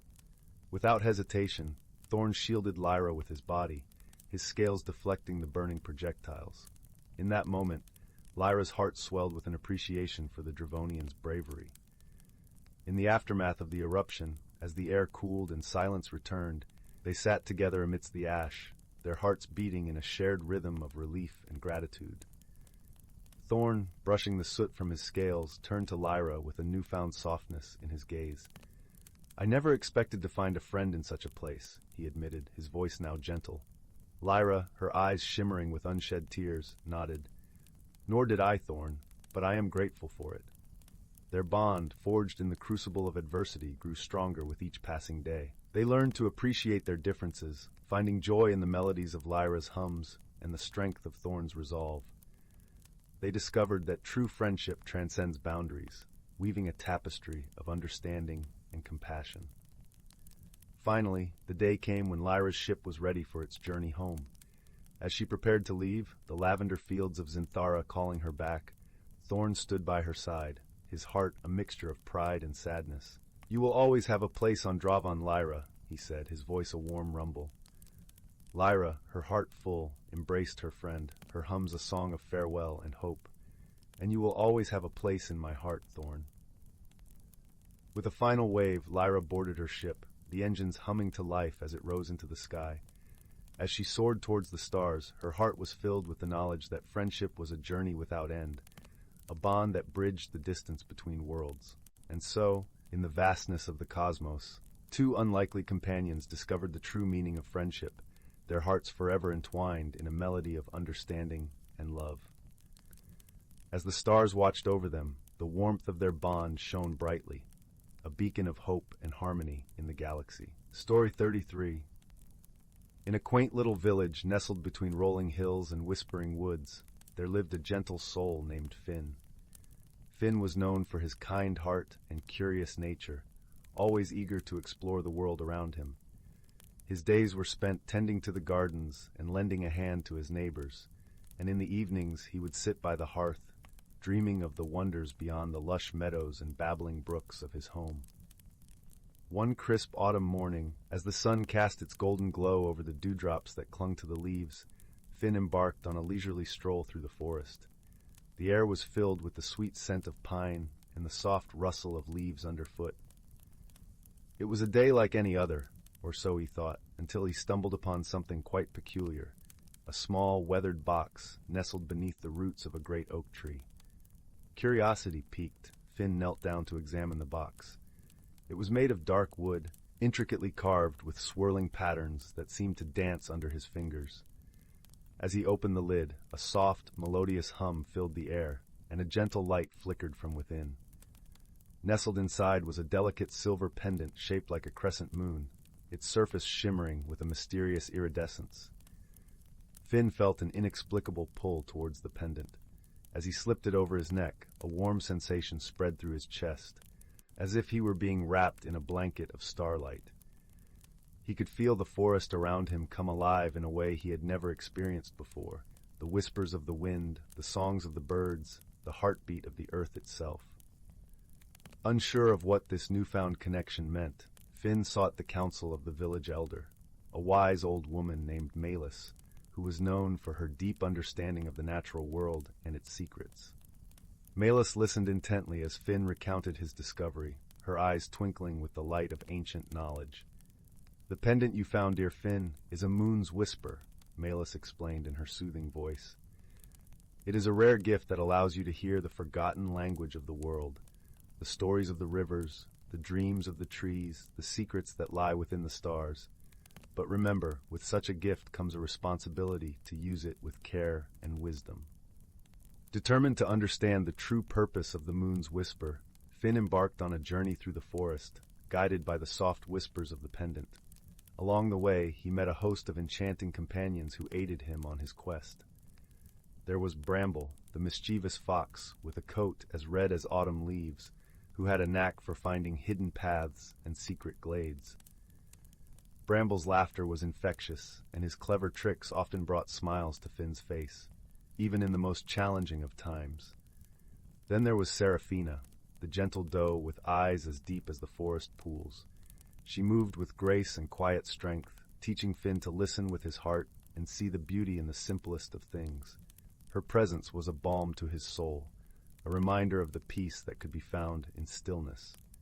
As Finn journeyed deeper into the heart of the forest, he encountered a challenge, a mighty river that barred his way. Its waters roared with a fierce determination, and the current was too strong to cross by sheer force. Finn sat by the riverbank, pondering how to proceed when the pendant began to hum softly, guiding his attention to the stones beneath the surface. With newfound understanding, Finn realized that the river was not an obstacle but a guide.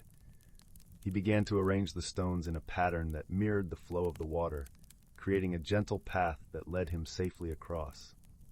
It was a lesson in harmony, in working with the world rather than against it. With each step, Finn grew more attuned to the whispers of the world, learning to weave the wisdom of nature into his own life. As he returned to the village, he shared his experiences with his neighbors, helping them find balance and peace in their own lives. The moon's whisper had changed Finn, not through grand adventures or heroic deeds, but through quiet understanding and gentle guidance. He had learned that true strength lay in listening, in compassion, and in the unbreakable bonds of friendship. As the years passed, Finn continued to cherish the lessons he had learned, his heart forever intertwined with the rhythms of the earth. And on quiet nights, when the moon hung high in the sky, he would sit by the hearth, sharing stories of wonder and discovery with those who came to listen, his voice a soft melody that echoed the gentle whispers of the world. In the end, Finn realized that the greatest magic of all was not in the pendant he wore, but in the connections he had forged and the love he had shared, a treasure far more precious than any enchanted object.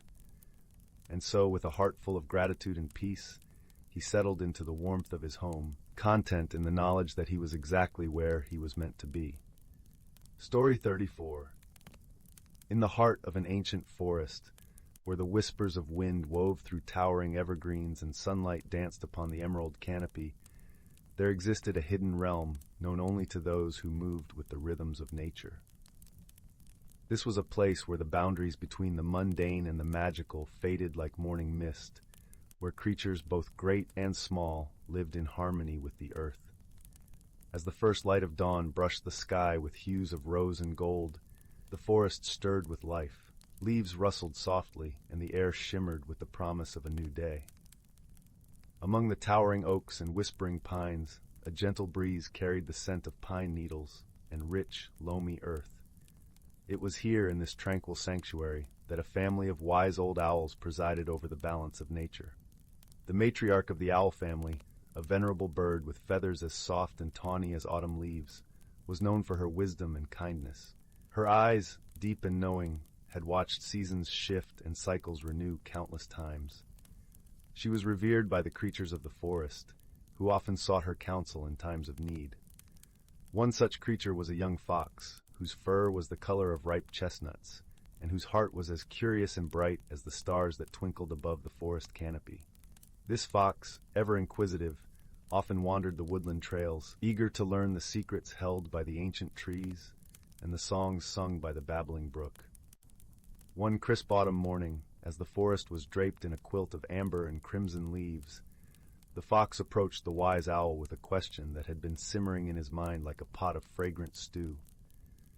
As he padded softly through the underbrush, the sound of his paws crunching over dry leaves, he found the owl perched on a sturdy branch, her silhouette outlined against the soft glow of the rising sun. "Wise owl," the fox called softly, his voice carried on the gentle breeze, "I have come to learn about the magic of the seasons. Can you tell me why the trees shed their leaves and the air grows crisp and cool?" The owl turned her head slowly, her gaze warm and inviting. "Ah, young one," she replied, her voice as smooth as the surface of a still pond. "The changing of the seasons is a dance as old as time itself, a cycle of rest and renewal that keeps the world in balance. Each season brings its own magic, its own beauty and lessons." The fox, his ears perked with curiosity, settled onto a soft patch of moss at the base of the tree. He listened intently as the owl continued, her words weaving a tapestry of understanding.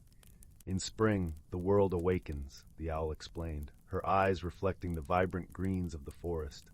"New life bursts forth, and the air is filled with the sweet scent of blossoms. It is a time of beginnings and growth." She paused, allowing the fox to imagine the tender shoots pushing through the soil, the delicate petals unfurling to greet the sun. The fox could almost feel the warmth of that season, the gentle caress of spring breezes. "Summer follows," the owl said, her voice taking on the warmth of the golden sun.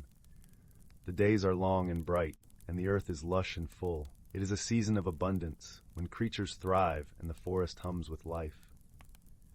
The fox nodded, picturing the forest bathed in sunlight, the joyful chorus of birdsong filling the air. He could feel the heat of the summer sun on his fur, the joy of running through fields of wildflowers. "And then comes autumn," the owl continued, her tones softening like the fading light of day. "The trees don their vibrant cloaks of red and gold, a farewell celebration before they rest. It is a time of reflection and preparation, a reminder of the beauty in letting go." The fox gazed around at the forest, seeing it anew through the owl's words. The leaves fluttered down like gentle rain, carpeting the ground in a colorful mosaic. He felt a sense of peace, of understanding that change was not to be feared but embraced. "Finally winter arrives," the owl concluded, her voice a gentle whisper like the first snowfall. "The world sleeps under a blanket of snow, a time of rest and quietude. It is a season of stillness, a reminder of the strength found in patience and the promise of renewal." The fox remained silent for a moment, absorbing the wisdom offered by the owl. The forest around him seemed to breathe in harmony with the cycle she described, each creature and plant a part of the grand design. "Thank you, wise owl," the fox said finally, gratitude infusing his voice. "I see now that each season has its own magic, its own role in the balance of the forest." The owl nodded, her eyes twinkling like stars. "Remember, dear fox, that you too are a part of this cycle. Embrace each season as it comes, and you will find wisdom and joy in every moment." With these words, the owl spread her wings and took flight, a graceful silhouette against the morning sky. The fox watched her go, his heart light with newfound understanding. As he turned to explore the forest once more, the fox felt the gentle embrace of the autumn breeze, carrying with it the scent of wood smoke and the promise of a world ever-changing, yet eternally connected.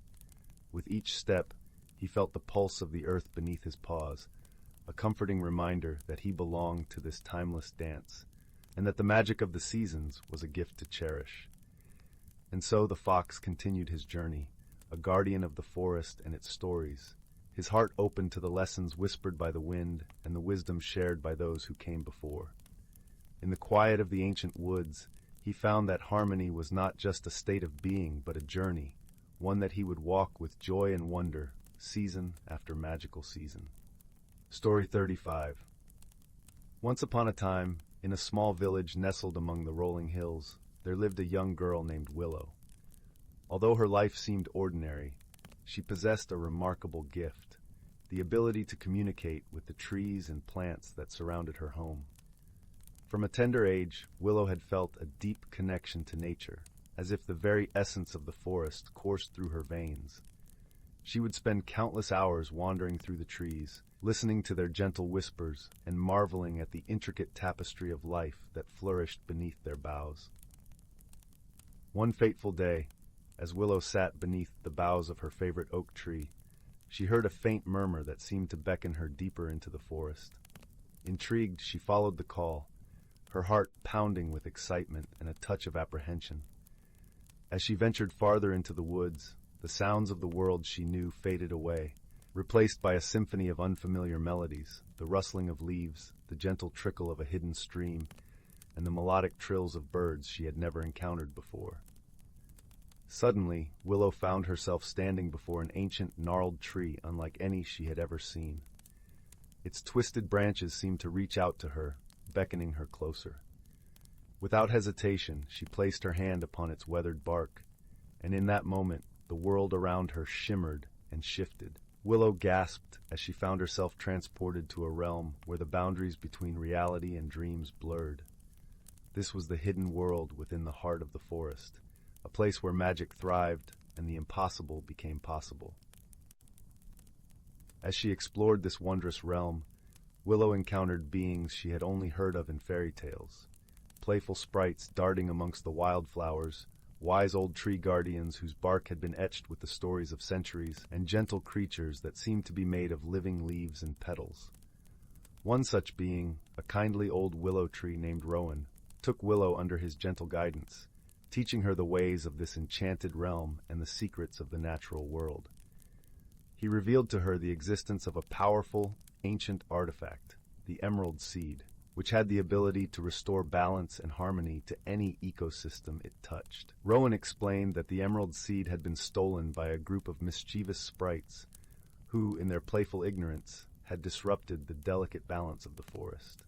Without the seed's power, the once vibrant realm was slowly withering, its magic fading with each passing day. Willow, her heart filled with determination, vowed to embark on a quest to recover the Emerald Seed and restore the hidden world to its former glory. With Rowan's guidance and the friendship of a merry band of woodland creatures, she set off on a journey that would test her courage, her wit, and her unwavering connection to the natural world. Along the way, Willow faced challenges that seemed insurmountable: treacherous ravines, tangled briar patches, and cunning riddles posed by the trickster sprites. Yet, with each obstacle she overcame, her bond with the forest grew stronger, and her understanding of the intricate web of life deepened.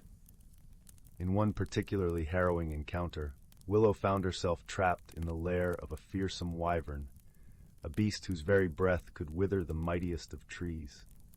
But it was her compassion and her ability to communicate with the natural world that saved her. She calmed the wyvern's rage by offering it a soothing melody woven from the songs of the forest, reminding the creature of its own connection to the living world. Finally, after countless trials and tribulations, Willow came face to face with the mischievous sprites who had stolen the Emerald Seed. To her surprise, they were not malicious beings, but rather playful and curious creatures who had simply underestimated the power they held. With patience and understanding, Willow explained the importance of the seed and the delicate balance it maintained within the hidden realm. Moved by her words and her unwavering friendship, the sprites agreed to return the Emerald Seed, vowing to be more mindful of their actions in the future. As Willow held the glowing seed aloft, its verdant light swept across the realm, restoring the vibrant colors and rejuvenating the withering plants. The hidden world within the forest was once again alive with magic and wonder.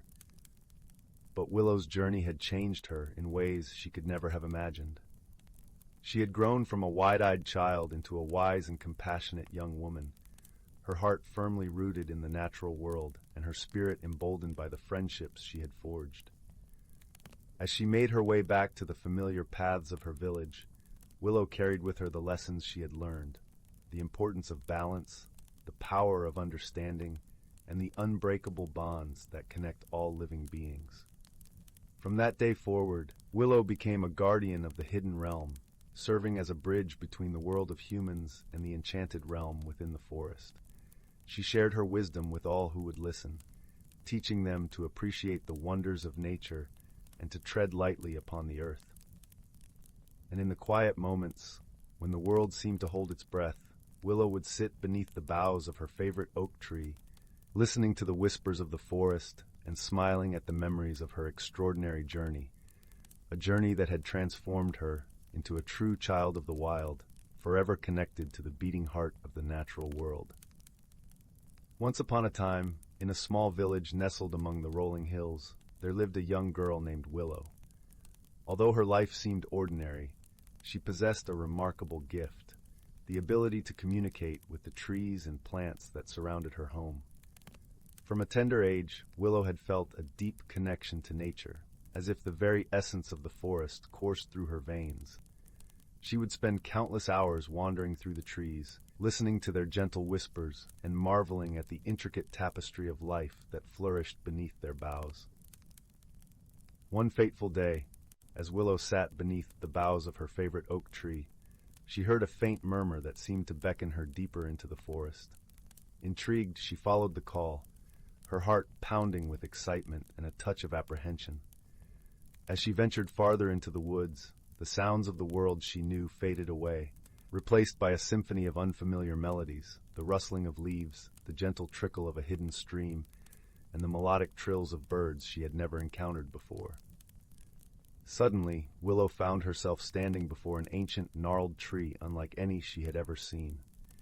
Its twisted branches seemed to reach out to her, beckoning her closer. Without hesitation, she placed her hand upon its weathered bark, and in that moment, the world around her shimmered and shifted. Willow gasped as she found herself transported to a realm where the boundaries between reality and dreams blurred. This was the hidden world within the heart of the forest, a place where magic thrived and the impossible became possible. As she explored this wondrous realm, Willow encountered beings she had only heard of in fairy tales. Playful sprites darting amongst the wildflowers, wise old tree guardians whose bark had been etched with the stories of centuries, and gentle creatures that seemed to be made of living leaves and petals. One such being, a kindly old willow tree named Rowan, took Willow under his gentle guidance, teaching her the ways of this enchanted realm and the secrets of the natural world. He revealed to her the existence of a powerful, ancient artifact, the emerald seed, which had the ability to restore balance and harmony to any ecosystem it touched. Rowan explained that the emerald seed had been stolen by a group of mischievous sprites who, in their playful ignorance, had disrupted the delicate balance of the forest. Without the seed's power, the once vibrant realm was slowly withering, its magic fading with each passing day. Willow, her heart filled with determination, vowed to embark on a quest to recover the emerald seed and restore the hidden world to its former glory. With Rowan's guidance and the friendship of a merry band of woodland creatures, she set off on a journey that would test her courage, her wit, and her unwavering connection to the natural world. Along the way, Willow faced challenges that seemed insurmountable. Treacherous ravines, tangled briar patches, and cunning riddles posed by the trickster sprites. Yet, with each obstacle she overcame, her bond with the forest grew stronger, and her understanding of the intricate web of life deepened. In one particularly harrowing encounter, Willow found herself trapped in the lair of a fearsome wyvern, a beast whose very breath could wither the mightiest of trees. But it was her compassion and her ability to communicate with the natural world that saved her. She calmed the wyvern's rage by offering it a soothing melody woven from the songs of the forest, reminding the creature of its own connection to the living world. Finally, after countless trials and tribulations, Willow came face to face with the mischievous sprites who had stolen the emerald seed. To her surprise, they were not malicious beings, but rather playful and curious creatures who had simply underestimated the power they held.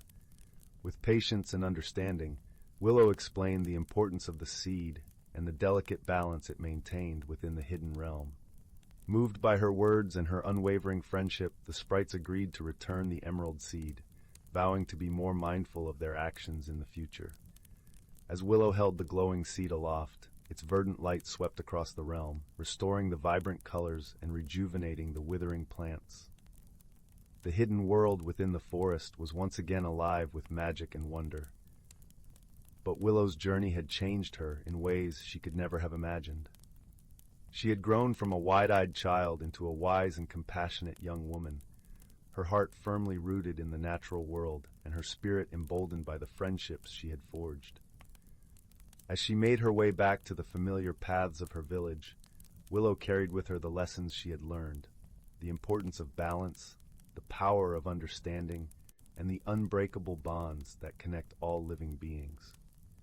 From that day forward, Willow became a guardian of the hidden realm, serving as a bridge between the world of humans and the enchanted realm within the forest. She shared her wisdom with all who would listen, teaching them to appreciate the wonders of nature and to tread lightly upon the earth.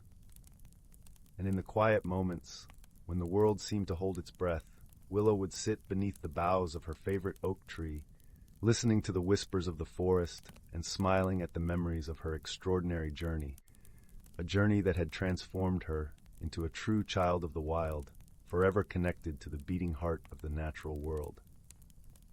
Story 36. Once upon a time, nestled between soft, rolling hills and whispering woods, lay the quaint village of Willowbrook. This village, with its cobblestone streets and tiny thatched cottages, was a place where the air was forever sweet, with the scent of blooming wildflowers and the gentle hum of bees.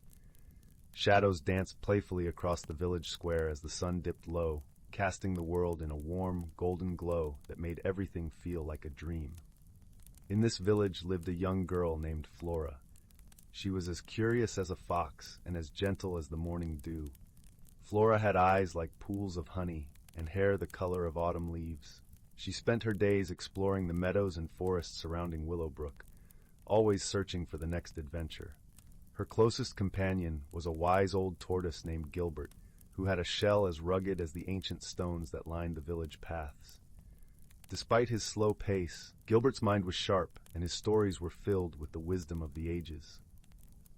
One serene afternoon, as the sun cast long shadows across the fields, Flora and Gilbert set out on a walk to the Heartwood Forest, a place known for its towering trees and mysterious aura. The villagers often spoke of magical happenings within these woods, though few ventured too far for fear of getting lost in its enchanting depths. As Flora and Gilbert meandered along the winding path, they stumbled upon a peculiar sight, a glimmering stone half buried in the earth, shimmering with an otherworldly light. It was no ordinary stone, for it pulsed with a gentle warmth that seemed to beckon to them. Flora knelt down, brushing away the loose soil, and carefully lifted the stone into her hands. It was smooth, with swirling patterns that seemed to move as if alive. "What do you suppose this is, Gilbert?"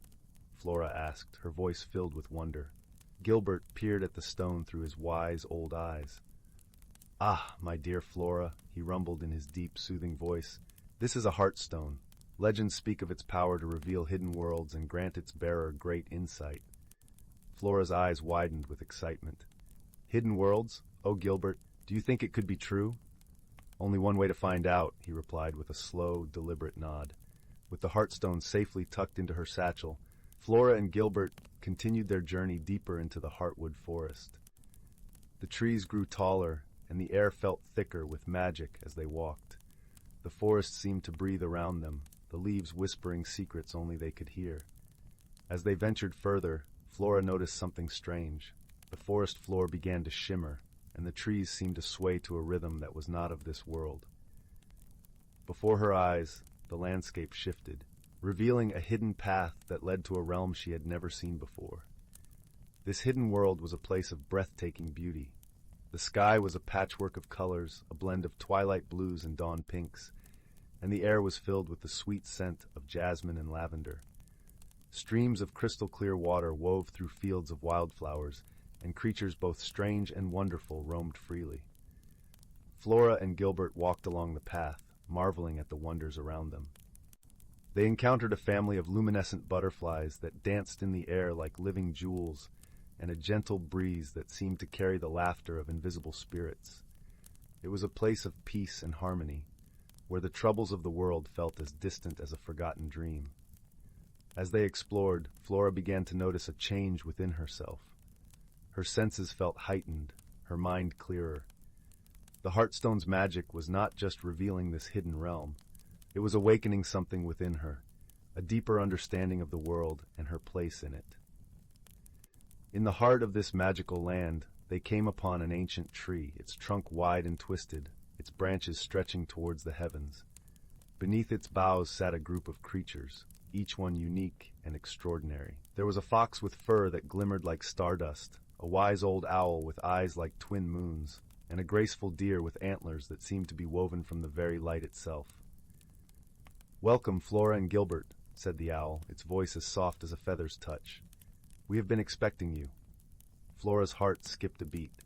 "You know us?" she asked, her voice barely above a whisper. "Indeed," replied the deer, stepping forward with a gentle grace. "The Heartstone has chosen you, Flora, to be its guardian. It is a gift of great power, but also a great responsibility." The fox, with its eyes like sparkling sapphires, added, "You see, this world is a reflection of your heart, and through it, you can learn to understand the true essence of things." Flora listened, her heart swelling with a mix of wonder and trepidation. She realized that the Heartstone's magic was not just about revealing hidden worlds, but also about revealing the hidden depths within herself. "We will guide you," said the owl, "but the journey is yours to make. With the Heartstone, you can help bring understanding and harmony to both worlds." Flora nodded, feeling a newfound sense of purpose. She knew that her journey was just beginning, and that the path ahead would be filled with challenges and mysteries. But she also knew that she was not alone. With Gilbert by her side and the wisdom of her new friends, she felt ready to embrace whatever lay ahead. As the sun began to set, painting the sky with hues of gold and crimson, Flora and Gilbert bid farewell to their new friends and made their way back to the familiar world of Willowbrook. The path through the forest seemed less daunting now, and the village lights twinkled in the distance like stars welcoming them home. As they walked, Flora felt a warmth in her heart, a sense of belonging and peace. She knew that she had been changed by her journey, that the hidden world within the Heartwood Forest had opened her eyes to the beauty and magic that lay within and around her. And so, Flora and Gilbert returned to Willowbrook, where the villagers welcomed them with open arms and eager ears, ready to hear tales of their adventure. As Flora shared her story, the Heartstone glowed softly in her hands, a reminder of the hidden worlds and the power of understanding that lay within each of them. In the days that followed, Flora continued to explore the wonders of both the seen and unseen worlds. She learned to listen to the whispers of the wind, to see the magic in the ordinary, and to embrace the journey of life with an open heart and a curious spirit. And so, under the watchful eyes of the stars and the gentle glow of the moon, Flora lay down to rest, her heart full of dreams and possibilities. The Heartstone's magic pulsed softly, a comforting presence as she drifted into a peaceful sleep, knowing that tomorrow would bring new adventures and discoveries.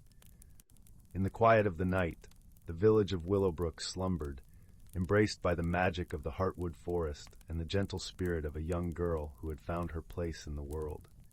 And somewhere, in the hidden realms of dreams, the Heartstone continued to shine, a beacon of hope and understanding for all who dared to seek it. As the gentle glow of dawn began to creep over the horizon, Flora awoke to the soft chirping of birds and the sweet fragrance of morning blooms. The Heartstone lay by her bedside, its surface cool and smooth, a tangible reminder of the wonder that awaited beyond the familiar. Today, she decided she would share more of her newfound wisdom with the villagers. With Gilbert by her side, Flora set off to the village square, where the townsfolk gathered to hear tales and share news. The square was alive with activity, the air filled with the scent of freshly baked bread from the bakery and the cheerful chatter of neighbors exchanging greetings. Flora climbed onto the low stone wall that bordered the square, the Heartstone cradled in her hands. As she began to speak, her voice carried a warmth and assurance that drew the villagers closer, eager to hear the stories of her adventures. She spoke of the hidden world within the Heartwood Forest, of its beauty and magic, and of the creatures who had welcomed her with open hearts. She shared the lessons she had learned, of the importance of understanding, of seeing beyond the surface, and of embracing the unknown with curiosity and courage. The villagers listened with rapt attention, their eyes wide with wonder and their hearts open to the magic of Flora's words. As she spoke, the Heartstone glowed softly, casting a gentle light that seemed to wrap around each listener like a comforting embrace.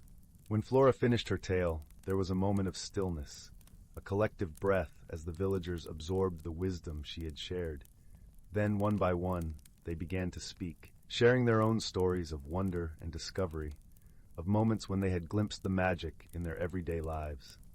It was as if the Heartstone's magic had spread through the village, awakening a deeper understanding and connection among its people. They began to see each other with new eyes, recognizing the beauty and uniqueness that lay within every heart. In the days that followed, Willowbrook became a place of even greater harmony and joy. The villagers worked together to care for their community and the world around them, inspired by Flora's journey and the magic of the Heartstone. They planted new gardens, shared their harvests, and gathered for nights of storytelling and music under the stars. Flora and Gilbert continued their explorations, always seeking new adventures and opportunities to learn and grow. They discovered hidden glades and secret springs, met creatures both ordinary and extraordinary, and forged friendships that transcended the boundaries of worlds. Through it all, the Heartstone remained a constant presence, its gentle glow a reminder of the magic that lay within and around them. It was a symbol of hope and understanding, of the power of friendship and the beauty of a journey shared. As the seasons changed and the years passed, Flora grew into a wise and compassionate young woman, beloved by all who knew her. She became a bridge between worlds, a guardian of the Heartstone's magic, and a beacon of light for those who sought to understand the true essence of things. And so, the village of Willowbrook thrived, a place where the ordinary and the extraordinary danced hand in hand, where the whispers of the heartwood forest could be heard in the rustle of leaves and the song of the wind. As the sun set over the hills and the stars began to twinkle in the night sky, Flora sat on the porch of her cottage, the Heartstone resting in her lap. She gazed out at the village she loved, her heart full of gratitude and peace. And in that quiet moment, as the world around her settled into a gentle slumber, Flora knew that the journey was far from over. There were still mysteries to unravel, wonders to discover, and stories to tell. The Heartstone's magic pulsed softly, a reminder that the hidden world was always within reach, waiting to be explored by those with open hearts and curious spirits. With a contented sigh, Flora closed her eyes, letting the soothing sounds of the night lull her into a peaceful sleep. In her dreams, she wandered through fields of starlight and rivers of moonbeams, guided by the gentle glow of the Heartstone and the wisdom of the ages. And so, the tale of Flora and the Heartstone became a cherished story in Willowbrook, passed down through generations, a testament to the magic of understanding, the power of friendship, and the beauty of a journey shared. Story 37. In a gentle corner of the world where the sky stretched endlessly in hues of twilight blue and the air was sweet with the scent of honeysuckle, there lived a young girl named Lila. Her home nestled at the edge of a vast, mysterious forest known to the villagers as the Whispering Wood. This forest shimmered with a peculiar kind of magic that seemed to dance just out of reach, enticing those with curious hearts. One soft, golden afternoon, Lila felt an irresistible tug at her spirit, urging her to venture beyond the familiar fields of daisies and into the shaded embrace of the Whispering Wood. Her heart fluttered with a mix of excitement and a touch of trepidation as she stepped beneath the canopy of ancient trees, their leaves rustling like gentle whispers, sharing secrets with the wind. The forest was a tapestry of rich emerald hues, with shafts of sunlight peeking through the dense foliage, painting the ground in patterns of light and shadow. Lila walked along a narrow path lined with soft moss, the earth beneath her feet springy and welcoming. As she ventured deeper, the sounds of the village faded into a serene symphony of chirping crickets and the melodious song of distant birds. Her first encounter came in the form of a stream, its waters clear as crystal, bubbling over smooth stones. Here she met a whimsical creature, a small, plump frog with a coat of iridescent colors that shimmered like a rainbow caught in morning dew. The frog introduced himself as Fenwick, the guardian of the stream. He spoke with a voice that was both croaky and musical, offering Lila a simple rhyme as a token of friendship. Brave explorer, kind and true, the forest whispers welcome to you. Fenwick hopped alongside Lila, guiding her with tales of the forest's wonders and its history, told through the ages by creatures great and small. Lila listened intently, her imagination painting vivid pictures of each tale upon the canvas of her mind. As they traveled, they came upon a grove where the trees were adorned with delicate, glowing flowers that opened only at dusk. These luminescent blooms cast a gentle, soothing light, their petals shimmering like stars brought down to rest among the trees. It was here that Lila faced her first gentle challenge, a narrow bridge of woven vines stretching over a small chasm.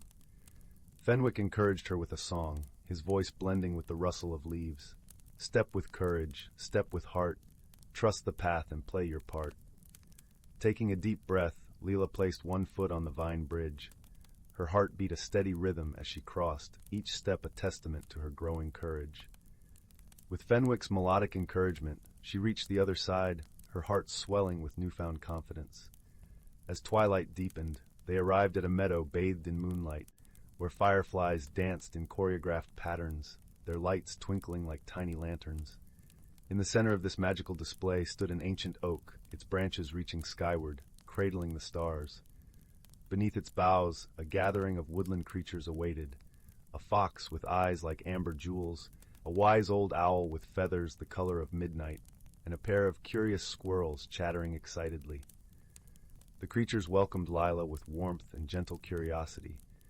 They shared stories of their own adventures, and in turn, Lila spoke of her home, her dreams, and the courage she found within herself to explore the unknown. As they sat together in the moonlit meadow, a sense of belonging and peace enveloped her, like a soft blanket on a chilly night. Lila realized that the forest, with all its wonders and gentle challenges, had taught her the value of stepping beyond the familiar, of embracing the unknown with a heart full of courage. She understood that true exploration was not just about the places one discovered, but also about the friendships made and the inner strength revealed along the way. As the night deepened, and the stars wheeled in their celestial dance, Lila and Fenwick began their journey back home. The Whispering Wood, with its enchanting sights and sounds, felt like a dear friend now, its mysteries a comforting presence rather than an enigma. When Lila emerged from the forest into the open fields, the first light of dawn was painting the sky with soft pastels. She turned back to gaze at the forest, feeling a deep gratitude for the journey she had embarked upon. Fenwick bid her farewell with a cheerful croak, promising to always be a friend whenever she returned. With a heart full of warmth and a soul enriched by the wonders of the Whispering Wood, Lila walked home, the morning sun casting a golden path before her. As she nestled into her cozy bed, the forest's lullabies still echoing in her ears, she drifted into a peaceful sleep, dreaming of new adventures and the gentle courage she had found within herself. And so, in the quiet of her slumber, the Whispering Wood continued to sing its timeless song, a melody of courage, exploration, and the simple, profound joy of discovering the beauty that lies just beyond the horizon. Story 38. In a quaint village nestled between emerald hills and glistening streams, there lived a gentle young woman named Mira. Mira's home was a cozy cottage adorned with ivy and surrounded by a garden that burst with lavender and honeysuckle, whose sweet fragrance lingered warmly in the air. The village, known as Elderglen, was an idyllic place where the seasons danced in harmony, and the whispers of the past lingered like a soft melody in the rustling leaves. Mira had always felt a tender pull towards the stories her grandmother told, tales of their ancestors who had once woven magic into the very fabric of the village. Her grandmother, with eyes that twinkled like the stars, often spoke of an ancient legacy tied to their family, a legacy that Mira was destined to uncover when the time was right. One misty autumn morning, as the golden leaves fluttered gracefully to the ground, Mira decided to wander through the forest that bordered the village. The air was cool and crisp, filled with the scent of pine and damp earth. As she walked, she felt a peculiar tug at her heart, a gentle nudge that seemed to guide her deeper into the woods, where the light filtered through the canopy like 1,000 shimmering threads. After some time, she stumbled upon a clearing that was unlike any other. In the center stood an old oak, its branches stretching wide like welcoming arms. At the foot of the tree, partially hidden by moss and twining ivy, lay a stone chest carved with intricate patterns. Mira's heart fluttered with curiosity and a quiet sense of familiarity. With a gentle breath, she brushed away the earth and leaves, revealing a lock shaped like the crescent moon. Around her neck, Mira wore a silver pendant, a gift from her grandmother, which mysteriously fit the lock perfectly. As the chest softly clicked open, a warm glow enveloped the clearing, wrapping Mira in a comforting embrace. Inside, she found a beautifully crafted harp whose strings shimmered with a light of their own, and a parchment that was weathered yet resilient. As her fingers traced the elegant script, the words seemed to sing, echoing in her heart. To those who seek the song of the past, your heart will be your guide. Mira gently lifted the harp, its wood smooth and warm beneath her fingers. She plucked a string, and a note as pure as a mountain spring rang out, resonating through the trees. The forest seemed to sigh in response, as if it had been holding its breath for centuries. Her heart swelled with a profound sense of belonging. Each note she played told stories of her ancestors, their joys and trials, their love for the land, and their wisdom. The music painted visions of an ancient festival where villagers danced and sang under the moonlit sky, celebrating the harmony between nature and humankind. As the final note faded into the stillness, Mira understood that the legacy of her family was not just about magic or songs of old, but about the enduring connection between past and present, between people and the world they cherished. The harp was a reminder of the strength and unity that came from understanding one's roots and honoring the legacy of those who came before. With a heart full of newfound wisdom, Mira returned to Elderglen, carrying the harp and its stories with her. She shared the music with her neighbors, and soon the village was alive with the sound of laughter and song, a tapestry of voices joined in harmony. Days turned to weeks, and the seasons continued their gentle cycle. Mira's heart was light, for she had discovered not just the legacy of her family, but also a deeper understanding of her place in the world. As she played her harp by the fireside surrounded by friends and family, she knew that the love and wisdom of the past would always guide her, lighting her path with a gentle, eternal glow. And so, tucked under the stars and the soft rustling of leaves, Mira closed her eyes, embraced by the peace and comfort of a legacy fulfilled, a journey complete. The village of Elderglen, cradled in its enchanting valley, continued to thrive, its stories and songs forever echoing in the hearts of those who called it home. Story 39. In the dim glow of distant stars, aboard the interstellar vessel known as the Wandering Paradox, two unlikely companions began their journey through the vastness of space. The ship hummed gently, its engines whispering a lullaby that echoed through the metallic corridors. This was a place where the infinite met the intimate, and where stories of friendship were woven against the backdrop of the cosmos. The first of these companions was Kira, a human from the verdant planet of Terra. Her hair shimmered like spun gold under the soft lights, and her eyes held the deep blue of Earth's oceans. Kira was a botanist, her heart attuned to the whispers of leaves and the songs of flowers. She had embarked on this voyage to study the flora of distant planets, her spirit as adventurous as the winds of her home world. Her companion was Zir, a being from the crystalline world of Luminara. Zir's form was fluid and ever-changing, a dance of luminescent colors that shifted with each passing moment. Luminarians communicated through light and sound, their voices a symphony of shimmering tones. Zir was a linguist, fascinated by the myriad ways in which life expressed itself across the galaxy. Their meeting had been orchestrated by a twist of fate, as is often the way with the most profound of friendships. Both had signed up for an expedition to the remote planet of Eldoria, known for its mysterious and rare flora. However, upon discovering they would be sharing quarters for the duration of the journey, they exchanged awkward glances, their differences as stark as the stars against the void. In the beginning, misunderstandings abounded. Kira, accustomed to the warmth of Earth, found Zir's luminescent form difficult to read. The gentle pulses of light that signaled amusement or curiosity were lost on her, and she often misinterpreted Zir's intentions.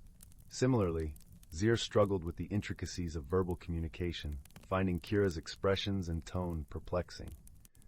Their first challenge arrived when a solar storm erupted unexpectedly, forcing the Wandering Paradox to seek refuge on a desolate moon. The ship's systems were damaged, leaving them stranded and with limited supplies. It was in the quiet moments of uncertainty that Kira and Zir began to bridge the gap between them. One evening, as they sat in the ship's observation deck, watching the storm sweep across the heavens, Kira turned to Zir. "I suppose we're stuck with each other for a while," she said with a wry smile. Zir responded with a soft glow of lavender, a color Kira had come to recognize as humor. "It seems our fates are intertwined," Zir replied, their voice a melody of chimes. In the days that followed, they worked together to repair the ship, their actions a silent language of cooperation. Kira discovered that Zir's light patterns held a rhythm, a language of emotion that she began to understand. Similarly, Zir learned to interpret the nuances of Kira's voice, recognizing the warmth of friendship in her laughter. The moon's barren surface held secrets of its own, and one day, while exploring, they stumbled upon an ancient, alien artifact hidden beneath the sands. Its presence was both a puzzle and a promise, and deciphering its purpose became their shared quest. Together, they pieced together its history, their combined knowledge a bridge that spanned the chasm of their differences. As they worked, Kira shared stories of Earth, of its forests and mountains, its oceans and skies. Zir, in turn, wove tales of Luminara's crystalline cities and the symphonies that filled its air. Through these stories, they found common ground, a shared appreciation for the beauty of their respective worlds. The artifact, they discovered, was a relic of an ancient race, a device meant to harness the energy of the stars. As they activated it, a radiant light filled the sky, a beacon that called to the ship's crew, who had been searching for them. The storm abated, and the wandering paradox was repaired, ready to continue its journey. With the crisis behind them, Kira and Zir stood side by side in the observation deck once more, watching as the stars resumed their gentle dance. Kira reached out, her hand brushing against Zir's luminescent form. "I think I finally understand you, my friend," she said softly. Zir's light glowed a warm golden hue, the color of trust and companionship. "And I you, Kira. Our differences are not barriers but gifts, allowing us to see the universe through each other's eyes." As the wandering paradox set sail once more, Kira and Zir knew they had discovered something far more precious than the rarest flora or the most ancient artifact. They had found friendship, a bond that transcended the stars and illuminated the path ahead. And so, beneath the watchful gaze of 1,000 galaxies, their journey continued, enriched by the understanding that true companionship is a light that shines from within, guiding even the most unlikely travelers home. Story 40. Title: The Whispering Grove. In the heart of a quiet valley where the emerald hills embraced the sky, there lay a village named Elderglen. It was a place where the days were filled with the gentle hum of bees, and the nights cradled the soft hoot of owls. Nestled at the edge of this quaint village was a vast, enigmatic forest known as the Whispering Grove. To the villagers, the grove was a place of wonder and mystery, whispered about in hushed tones, for it was said that within its depths lay a hidden world unseen by ordinary eyes. Among the villagers lived a young girl named Anwen, whose spirit was as bright as the morning sun. She had a heart that brimmed with curiosity and an unyielding love for the stories spun by the elders about the grove. Her evenings were often spent at the hearth of her grandmother's cottage, where tales of enchantment and old magic filled the air like the scent of fresh-baked bread. One evening, under a blanket of twinkling stars, Anwen sat by her grandmother, who was knitting by the light of the fire. The old woman's needles clicked softly as she began another story. "Long ago," her grandmother began, her voice like the soothing rustle of leaves, "the Whispering Grove was home to the sylphs, ethereal creatures who guarded the secrets of nature. They possessed a magical ability to commune with the elements and would often help those who were kind and pure of heart." Anwen listened intently, her eyes wide with wonder. "But," her grandmother continued, "there is a legend of a hidden realm within the forest that can only be found by those who truly believe in its magic. It is said that the realm holds a magical object, a crystal heart that can heal and bring happiness to those who find it."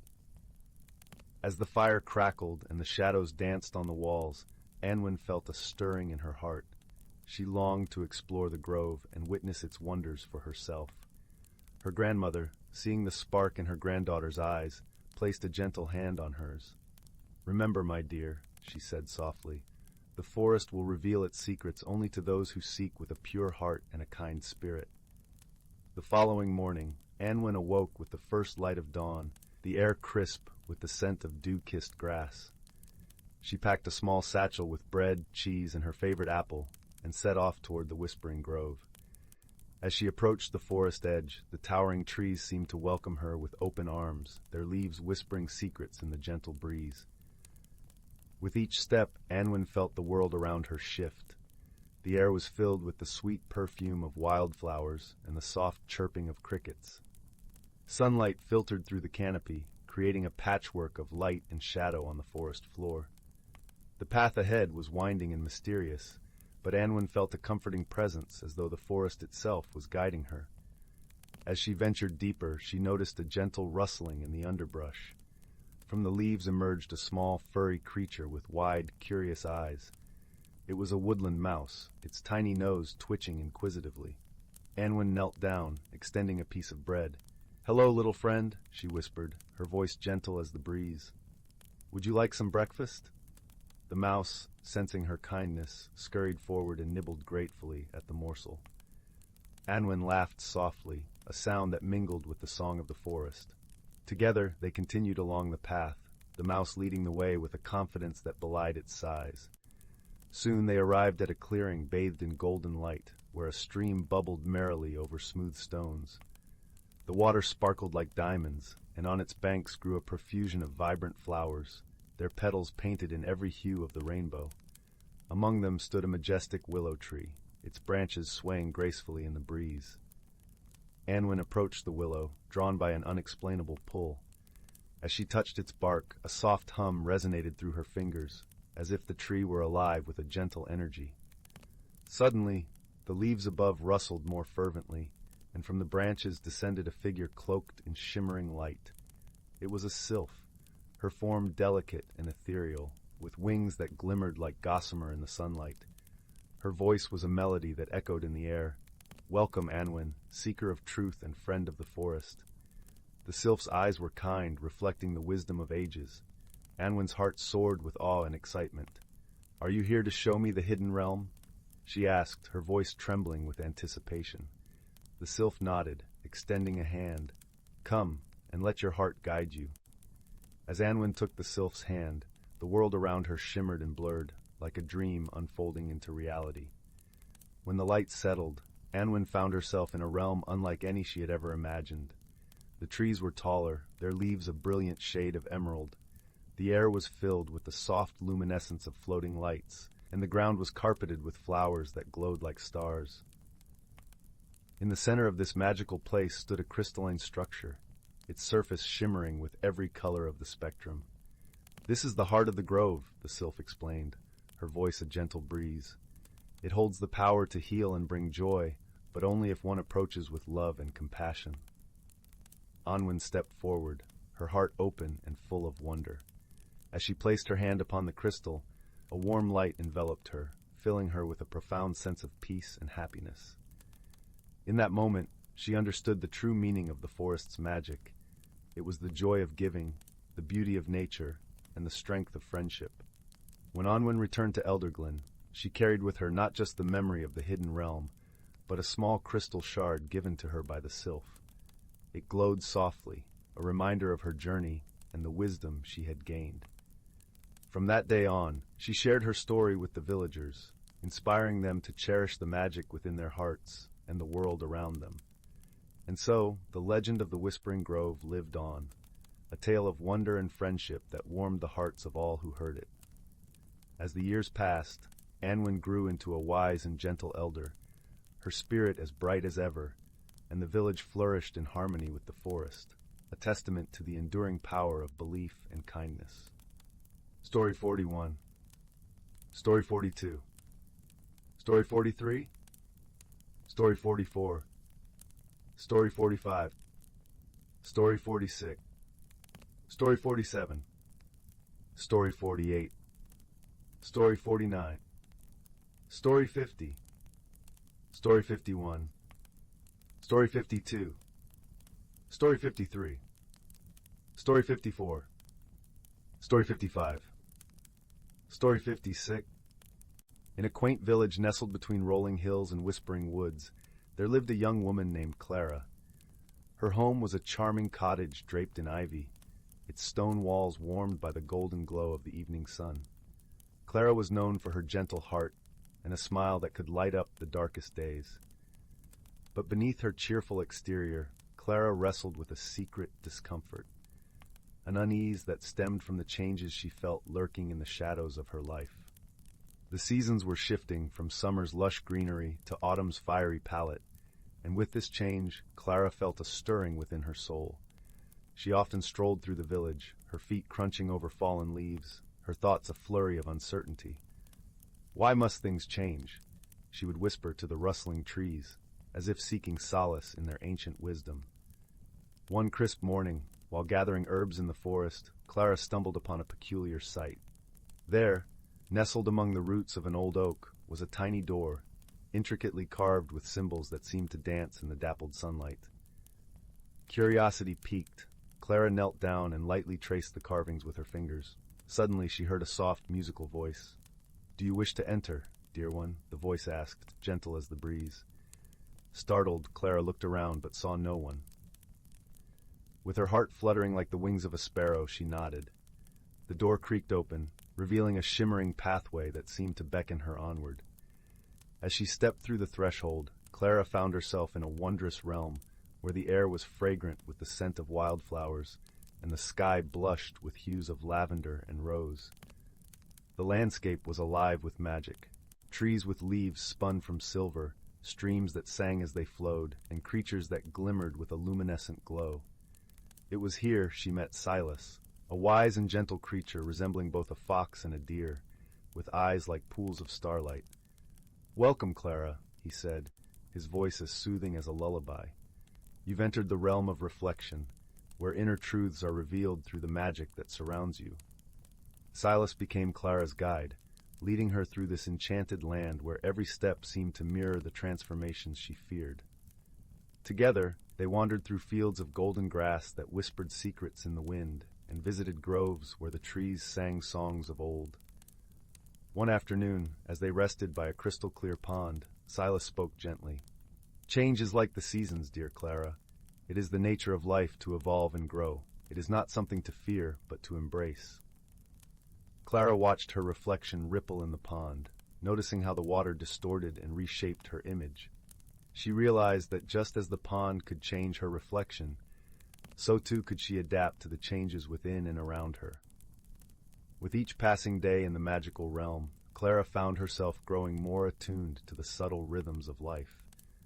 She learned from the creatures of the forest, who navigated their world with grace and acceptance. From the flowers that bloomed and faded with the sun, she learned the beauty of cycles and renewal. The time came when Clara felt a deep sense of peace settle within her heart, a gentle acceptance of the inevitable changes that life would bring. She thanked Silas for his wisdom and friendship, his presence a comforting balm to her soul. As she prepared to leave the realm of reflection, Silas gifted her a small, translucent stone that shimmered with all the colors of the realm. "Keep this close to your heart," he said, "and remember the lessons you've learned here." Clara stepped back through the tiny door, returning to her village, but the world seemed different now. The autumn leaves no longer whispered of endings, but of new beginnings. Her heart, once burdened with fear, now danced with hope and possibility. As the days turned to weeks and autumn gave way to winter, Clara shared her newfound wisdom with her friends and neighbors, helping them see the beauty in life's ever-turning wheel. The stone from Silas remained a cherished keepsake, a reminder of the magical journey that had transformed her from within. And so, in the warmth of her cottage by the crackling fireplace, Clara found comfort in the knowledge that change was not a foe to be fought, but a friend to be welcomed. Her heart, now open and free, embraced the endless dance of seasons, carrying her ever forward on the gentle wings of transformation. Story 58. Story 59. Story 60. 61. Story 62. Story 63. Story 64. In the serene village of Willow Grove, nestled amidst rolling green hills and surrounded by whispering woods, lived a gentle soul named Lyra. Lyra was known for her caring heart and love for nature, yet she often felt a whisper of unease deep within her, a longing for something she couldn't quite name. This feeling was like a tiny pebble in her shoe, persistent and urging her to change, though she feared the unknown. Lyra lived in a quaint, ivy-covered cottage at the edge of the forest. Her days were filled with the simple joys of tending her vibrant garden and listening to the melodies of the wind as it danced through the leaves. The villagers adored her for her kindness and often sought her wisdom, but Lyra secretly wondered if she was missing out on a greater adventure. One crisp autumn morning, as the golden sunlight poured through the canopy of trees, Lyra decided to wander deeper into the forest than ever before. She followed the path as it wound like a playful ribbon through the woods, the air rich with the scent of pine and earth. It was there she met a creature unlike any she had ever seen, a small, shimmering dragon named Finn. Finn was a curious and cheerful dragon, his scales glistening with a spectrum of colors that shifted and changed like the sky at sunset. He had been watching Lyra for a while, drawn to her gentle spirit and sensing her inner turmoil. With a voice as soft as a summer breeze, he greeted her. "Greetings, dear Lyra. I am Finn, a guardian of these woods. I sense you are seeking something, perhaps even without knowing what it is." At first, Lyra was startled by the dragon's presence, but his warm eyes and gentle demeanor quickly set her at ease. "I don't know," she admitted, her voice barely louder than a whisper. "I feel as though there's something more I should be doing, something I should become, but I don't know what it is." Finn nodded knowingly. Change can be daunting, but it is through change that we grow. Perhaps a journey of discovery is what you need. And with those words, Finn promised to accompany Lyra on a magical journey, one where she would learn not only about the world, but also about herself. Their journey began that very day. Finn led Lyra through hidden paths and enchanted glens, where the sunlight filtered through the leaves like golden rain. They visited the ancient oak with a trunk wide enough to hold secrets 1,000 years old, where Finn introduced her to the wise owls who nested there. The owls shared stories of the forest's history, tales of resilience and change, teaching Lyra the importance of embracing the unknown. As days turned into weeks, Lyra found herself growing more comfortable with the idea of change. Each new experience was like a brushstroke on the canvas of her life, adding depth and color. She learned from the playful brook that danced over stones, whispering secrets of adaptation and flow. She marveled at the caterpillars transforming into butterflies, their delicate wings a testament to the beauty of transformation. Throughout their travels, Lyra was never alone. Finn was a constant companion, always there to offer encouragement and wisdom. He taught her to see the magic in everyday moments, from the way the stars twinkled like diamonds in the night sky to the way the morning dew coated the world in a shimmering veil. One day, as they rested by a serene lake under the silver glow of the moon, Lyra turned to Finn, her voice brimming with newfound understanding. "I've learned so much, yet I feel there's still more within me waiting to grow." Finn smiled, his scales reflecting the moonlight like 1,000 tiny mirrors. "You've discovered that growth is a journey, not a destination. You've learned to trust in the process, to embrace the changes that come your way." With Finn's guidance, Lyra realized that the unease she once felt was not a burden but a gift, a call to explore, to learn, to grow. She understood that change was not something to fear, but something to welcome, for it brought with it the promise of new beginnings and endless possibilities. As their journey came to a close, Lyra returned to Willow Grove, her heart full of peace and her spirit alight with the knowledge she had gained. The village welcomed her back with open arms, and she shared her experiences with them, inspiring others to embark on their own journeys of self-discovery. Lyra's garden flourished more than ever, a testament to her inner growth. Each bloom told a story of courage and transformation, a reminder of the beauty that lies in embracing change. And though Finn returned to his home in the forest, his presence lingered in Lyra's heart, a gentle reminder of the magic of friendship and the power of personal growth. Under the starlit sky, Lyra sat by her garden, feeling the warm embrace of the universe. She had found what she was seeking, not something outside of herself, but the courage to grow, to change, and to become the best version of who she was meant to be. And so, with a heart full of gratitude and a soul full of peace, she drifted into a restful sleep, her dreams guided by the gentle whispers of the forest and the shimmering presence of her dear friend, Finn. Story 65. In a corner of the galaxy where stardust painted the skies with hues of lavender and gold, there existed a quaint little planet named Luminara. This planet was home to the lumens, gentle beings who glowed softly in the dark, their light a beacon of warmth and kindness. They thrived in harmony, living amidst forests of shimmering crystal trees and lakes that reflected the swirling galaxies above. One evening, as the lumens prepared for their nightly glow gathering, a time when they would sing and share stories, a peculiar event disrupted the gentle rhythm of their lives. A streak of fiery light tore through the velvet sky, crashing into the heart of their tranquil forest. The lumens, curious and concerned, gathered around the smoking crater that had formed amidst the crystal trees. From the crater emerged a creature unlike any they had ever seen. It was a mechanical being, a construct of metal and wires, with eyes that flickered like tiny screens. It was a Arzan, a species known across the cosmos for their technological prowess and analytical minds. Its name was Quarren, and it had crash-landed on Luminara due to a navigation error in its spaceship. The Lumens, despite their initial apprehension, approached Quarren with gentle curiosity. Their leader, a wise elder named Solara, extended a glowing hand in greeting. "Welcome, traveler," she said, her voice as soothing as a lullaby. "You are among friends here." Quarren, though grateful for the hospitality, felt out of place. The Arzan were a solitary species, and the concept of friendship was as foreign to it as the lush, vibrant world it now found itself in. It communicated through a series of beeps and mechanical whirs, which the Lumens found both fascinating and perplexing. Despite their differences, Solara invited Quarren to stay and recover. The Lumens, in their gentle way, offered their help in repairing its ship. Quarren, though hesitant, accepted, knowing it had little choice but to rely on these strange, glowing beings. Days turned into weeks, and as the Lumens worked to help Quarren rebuild its spaceship, they also shared their world with it. They showed Quarren the beauty of Luminara, the way the crystal leaves sang in the wind, the way the moonlight danced upon the lakes. In return, Quarren shared its knowledge of the stars and the stories of its travels through the cosmos. Yet misunderstandings were inevitable.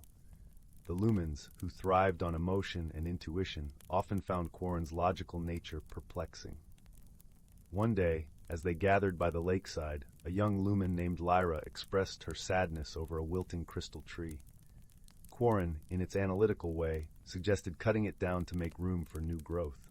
Lyra was taken aback, interpreting Quarren's suggestion as cold and unfeeling. Solara, sensing the tension, gently intervened. "Quarren did not mean to hurt you, Lyra," she soothed. "To the Arzan, logic is their language, just as light is ours. Let us listen with understanding, and we might learn something new." Quarren, realizing its mistake, attempted to explain. "In my world, we seek efficiency and order. I did not understand the emotional bond you share with the trees. I am sorry if I caused you distress." Lyra, with Solara's guidance, began to see beyond Quarren's mechanical exterior. "Perhaps," she said softly, "we can learn from each other. You teach us about the stars, and we will teach you about the heart." As time passed, Quarren began to understand the Lumens in ways it never expected. It learned to appreciate the beauty of emotion, the strength and vulnerability. In turn, the Lumens adopted some of Quarren's logical insights, finding ways to strengthen their homes and improve their community. Their bond deepened when a sudden storm threatened Luminara. Dark clouds loomed, and fierce winds howled through the crystal trees. The Lumens, unaccustomed to such violent weather, were frightened. Quarren, with its knowledge of technology, suggested constructing a temporary shelter using materials from its spaceship. Together, Lumens and Arzan worked side by side, their efforts a testament to their growing friendship. Quarren's careful calculations ensured the shelter was strong, while the Lumens infused it with their light, creating a space of warmth and safety.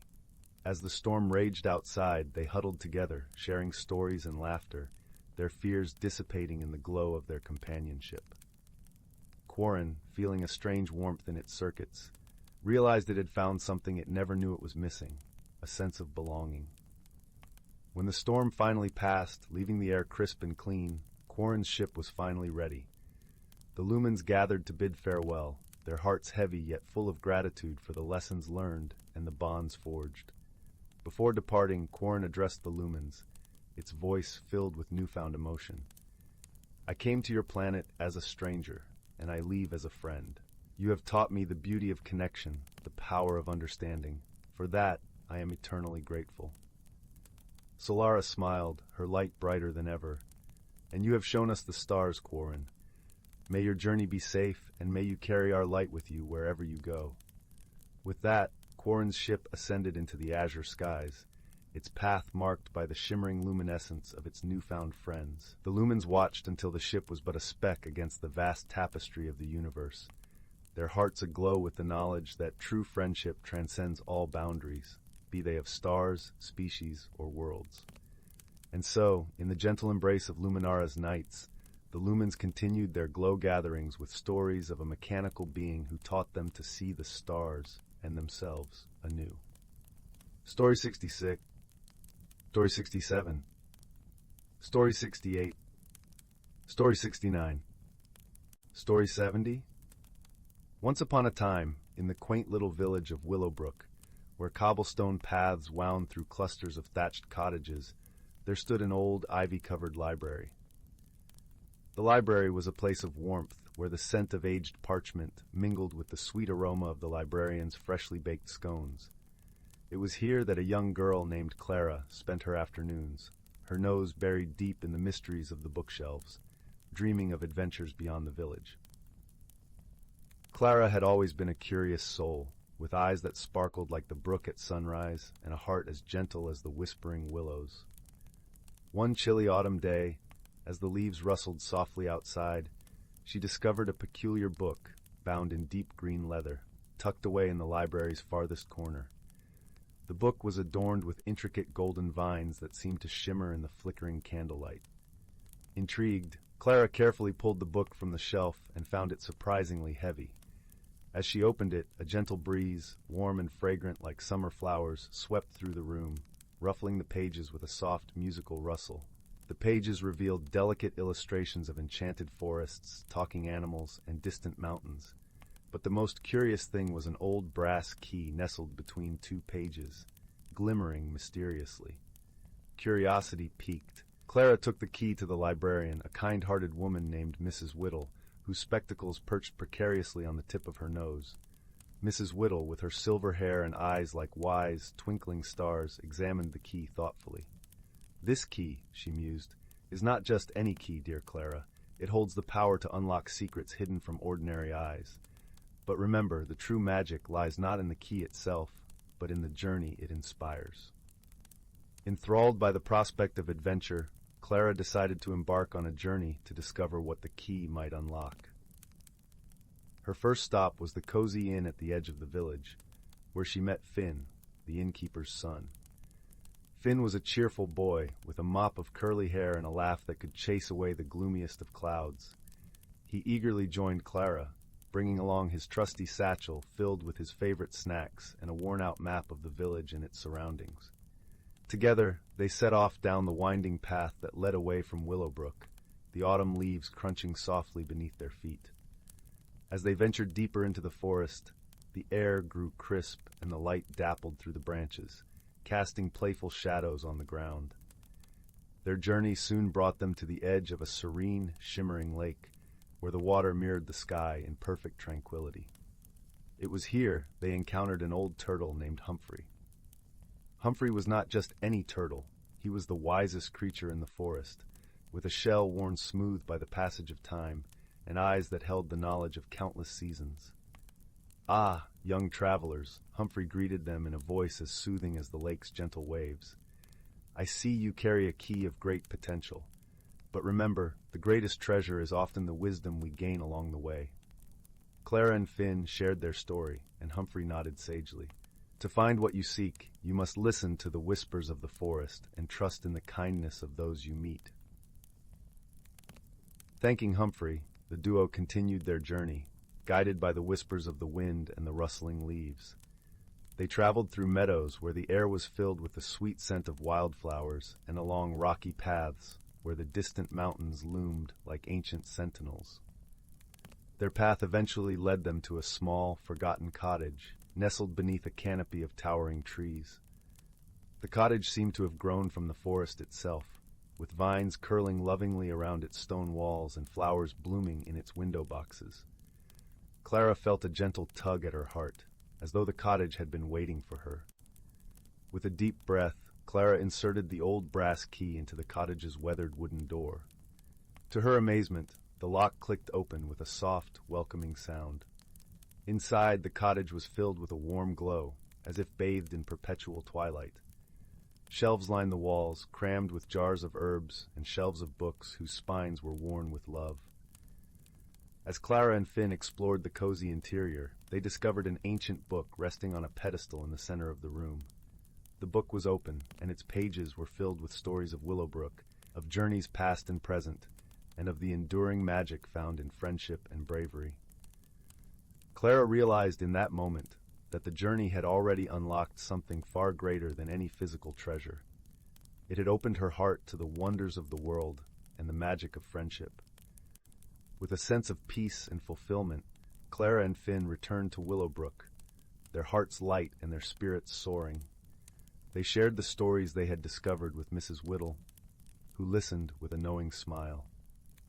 And so, in the gentle embrace of the village library, Clara learned that the greatest secrets are those that bring us closer together, that wisdom is the truest treasure, and that every journey, no matter how small, can change us in ways we never imagined.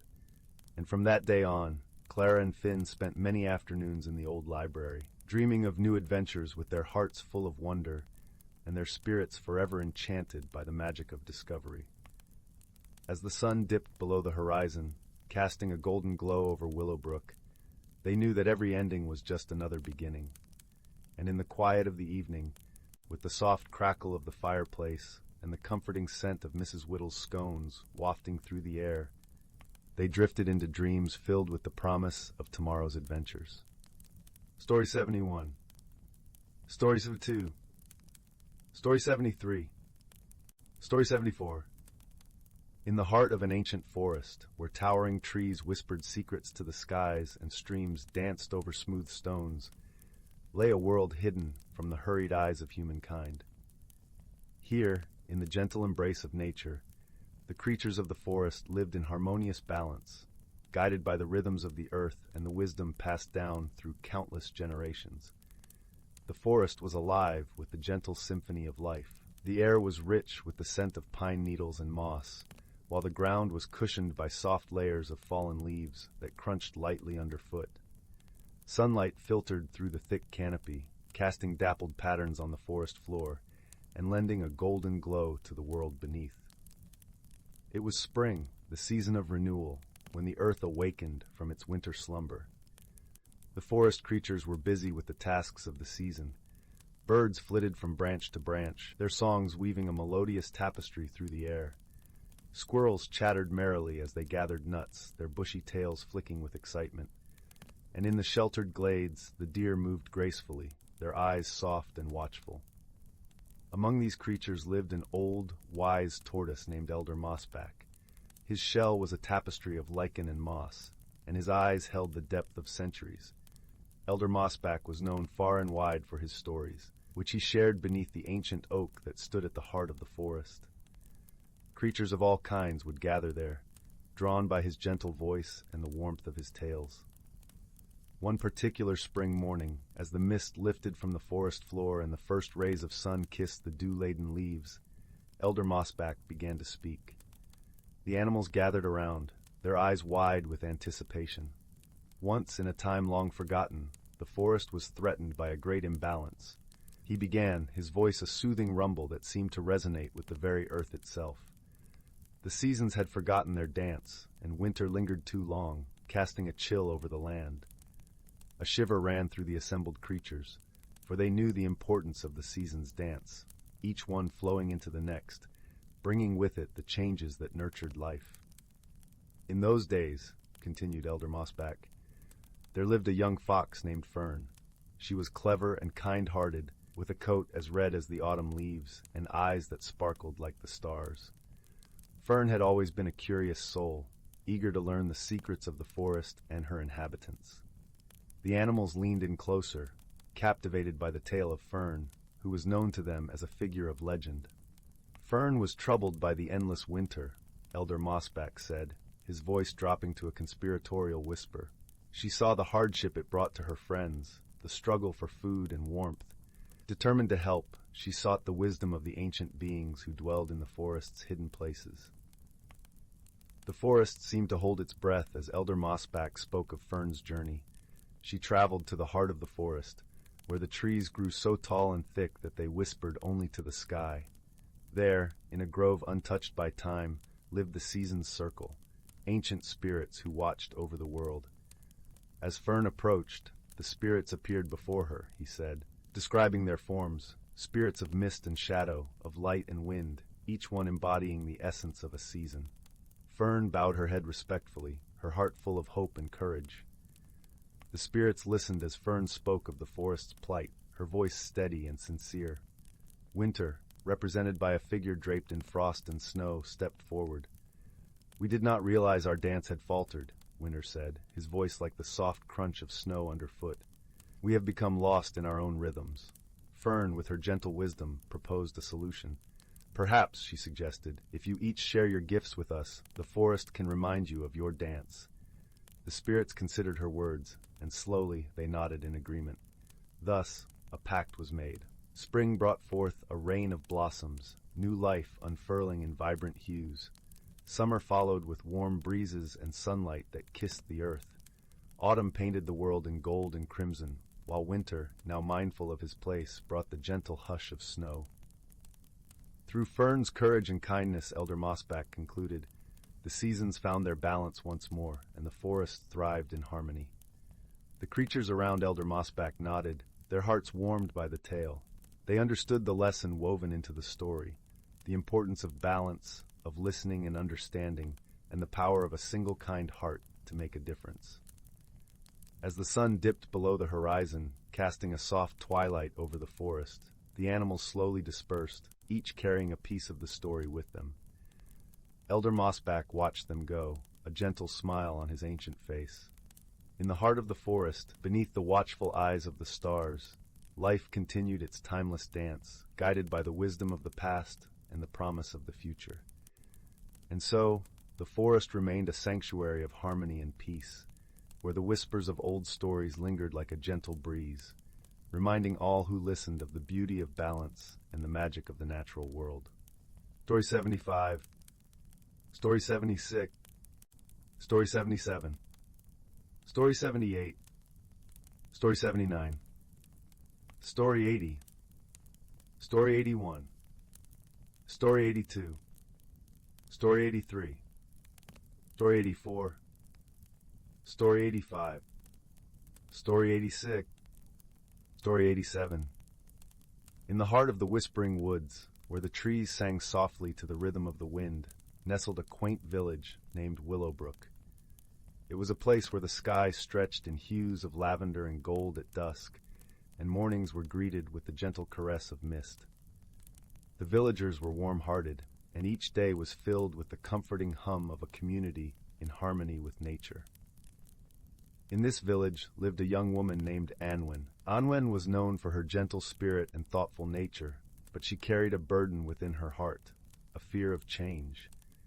She found solace in routines, like the familiar path through the woods she walked each morning, the comforting scent of her grandmother's lavender-scented shawl, and the melodic chimes of the village clock tower marking the hours. However, the winds of change were blowing gently but persistently through Willowbrook, whispering secrets of transformation that Anwen could not ignore. A new season was approaching, one that promised new beginnings, and Anwen found herself standing at the edge of this change, anxious and uncertain. One crisp autumn morning, while Anwen was wandering through the woods, she stumbled upon a peculiar sight, a ring of mushrooms glowing with a soft, ethereal light. It was a fairy ring, a rare and magical phenomenon that was said to appear only to those with open hearts and yearning souls. Drawn to its quiet luminescence, Anwen stepped closer, feeling a strange yet comforting warmth enveloping her. The ground beneath the fairy ring shimmered like stardust, and from it rose a gentle, wise spirit named Era. With eyes like sparkling dew and a voice as soft as the rustle of leaves, Era greeted Anwen warmly. "Fear not, dear Anwen," said Era, her presence as soothing as a lullaby. "For every change holds a promise of growth. The path of transformation is woven with threads of magic and wisdom, and you are not alone on this journey." Anwen, though hesitant, felt a flicker of hope kindling within her. She had heard tales of spirits guiding those in need, but never did she imagine experiencing such an encounter herself. Ira extended a hand, inviting Anwen to join her on a walk through the woods, a journey that would mirror the transformations she feared. As they walked together, Ira shared stories of the trees, each one unique, bending and stretching towards the sun, their colors shifting with the seasons, a reflection of the beauty and change. "Just as the trees embrace the changing winds," Ira explained, "so too can you find strength in adapting to life's gentle turns." Along their path, they encountered an array of woodland creatures, an industrious squirrel gathering acorns, a family of deer moving gracefully through the underbrush, and a chorus of birds harmonizing with the breeze. Each creature, Lyra pointed out, had its own way of adapting to the shifting seasons, finding joy and purpose in the process. Anwen began to see the world around her with new eyes, noticing the subtle transformations in the forest, and in herself, with a sense of wonder rather than apprehension. The magic of the woods mirrored the magic within her, a quiet strength lying dormant, waiting to awaken.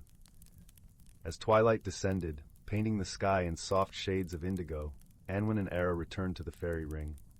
There, Lyra offered a parting gift, a pendant shaped like a leaf, its surface shimmering with the colors of the forest. "This pendant will remind you of the magic that dwells within and around you," Lyra said, her voice a gentle breeze. "Remember, dear Anwen, that change is but a dance in the rhythm of life, and you are more than capable of moving to its tune." With gratitude in her heart, Anwen accepted the gift, feeling a newfound courage blooming within her. She knew that the path ahead would not always be easy, but she was ready to embrace the changes that life would bring, trusting in the wisdom she had gained. As Anwen made her way back to Willowbrook, the village lights twinkling like stars in the distance, she felt a comforting sense of peace. The change she once feared now seemed like a gentle unfolding, revealing layers of her own strength and potential. In the days that followed, Anwen shared her experience with the villagers, who were both enchanted and inspired by her tale. Her story became a beacon of hope, a reminder that within each of them lay the power to embrace change with grace and courage. And so, under the watchful eyes of the whispering woods and the gentle guidance of the spirit Lyra, Anwen and her village flourished, their hearts open to the beauty of transformation, forever connected by the magic of personal growth and discovery. Through the seasons and years, the village of Willowbrook continued to thrive, a testament to the enduring strength found in embracing the dance of life. Story 88. The Whispering Woods, a tale of friendship and magic. In the heart of the serene village of Elderglen, nestled amidst rolling hills and sparkling streams, there lay a secret known only to the children who dared to imagine beyond the mundane. Elderglen was a place where time seemed to amble along at its own gentle pace, where the air was always sweet with the scent of blooming wildflowers, and the hum of bees created a melody that lulled its inhabitants into tranquility. It was here, beneath the shade of the ancient oak trees, that a hidden world whispered its secrets to those who would listen. The village itself was a quaint tapestry of cobblestone paths, thatched roof cottages, and gardens bursting with marigolds and daisies. The people of Elderglen were simple folk, their lives intertwined with the rhythm of nature, celebrating harvests and moonlit nights with equal fervor. But it was the children, with their wide eyes and curious hearts, who held the key to the village's most enchanting secret, the Whispering Woods. The Whispering Woods bordered the northern edge of Elderglen, a dense forest that seemed to breathe with life. The trees were ancient sentinels, their trunks twisted with time, their branches forming a canopy that filtered sunlight into a mosaic of greens and golds. It was said that the woods were alive with magic, a place where the mundane and the mystical danced in harmony. Among the children of Elderglen was a boy named Finn, whose heart was as boundless as the sky. Finn was a dreamer, with hair as wild as the wind and eyes that sparkled with the promise of adventure. His best friend, Lila, was his opposite in many ways, her demeanor calm and her laughter a gentle melody. Lila's kindness was like a warm embrace, her wisdom often far beyond her years. Their friendship was a tapestry woven with shared secrets and whispered dreams, and together they spent countless hours exploring the hidden nooks of the Whispering Woods. They would lie on the soft forest floor, listening to the rustle of leaves and the crooning of the breeze through the branches, imagining stories of mythical creatures and daring quests. One afternoon, as the sun dipped low in the sky, painting the woods in hues of amber and rose, Finn and Lila stumbled upon something extraordinary.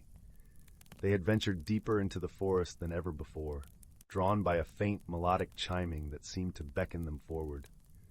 As they pushed through a thicket of ferns, they found themselves in a small clearing, bathed in the soft glow of twilight. In the center of the clearing stood an ancient stone archway, its surface etched with intricate runes that glimmered faintly in the fading light.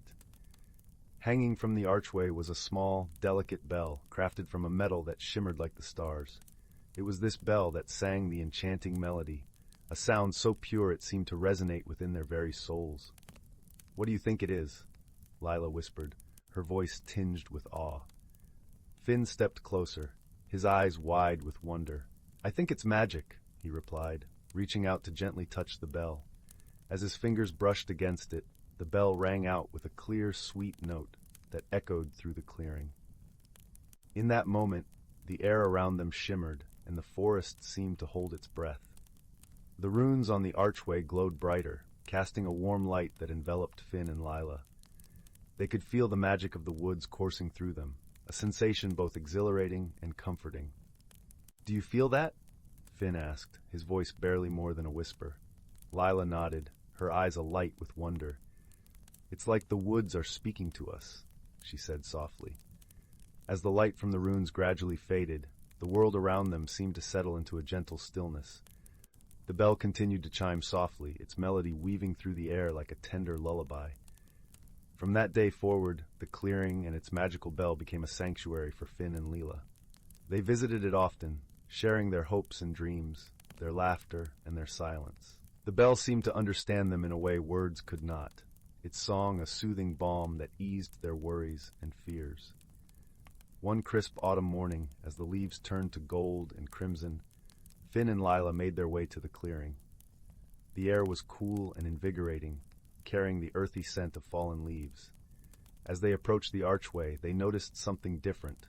The bell's melody was tinged with a note of urgency, as if calling out to them. Curious and a little apprehensive, they hurried forward, their footsteps crunching on the carpet of leaves. As they reached the clearing, they saw that the runes on the archway were glowing brightly, casting a warm, inviting light. "What's happening?" Finn asked, his heart racing with a mixture of excitement and unease. Lila studied the archway, her brow furrowed in concentration. "I think the woods are trying to tell us something," she said thoughtfully. With a shared glance of determination, they stepped closer to the archway, feeling the familiar warmth of its magic enveloping them. The bell's song grew louder, its melody weaving around them like a protective embrace. Suddenly, the light from the runes flared brightly, and the world around them seemed to shift. They found themselves standing in a place both familiar and new, a hidden world within the whispering woods, a realm where magic was woven into the very fabric of existence. The air here was alive with energy, shimmering with colors that defied description. The trees were taller, their leaves sparkling with iridescent hues. Creatures of all shapes and sizes flitted through the branches, their eyes bright with curiosity and mischief. Finn and Lila stood in awe, their hearts swelling with the wonder of it all. They had stepped into a world where the impossible was possible, where dreams and reality intertwined. "This is incredible," Finn breathed, his eyes wide with amazement. Lila nodded, her gaze sweeping over the enchanted landscape. "It's like a dream come true," she said softly.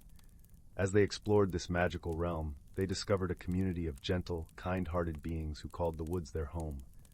These creatures, known as the Elderglen fairies, were as old as the forest itself, guardians of its secrets and its magic. The fairies welcomed Finn and Lila with open arms, recognizing in them the same love for the woods that they themselves held dear. They shared stories of the forest's ancient history, tales of bravery and friendship, of challenges overcome through wisdom and compassion. Among the fairies was a wise elder named Thistledown, whose presence was as calming as the forest's embrace.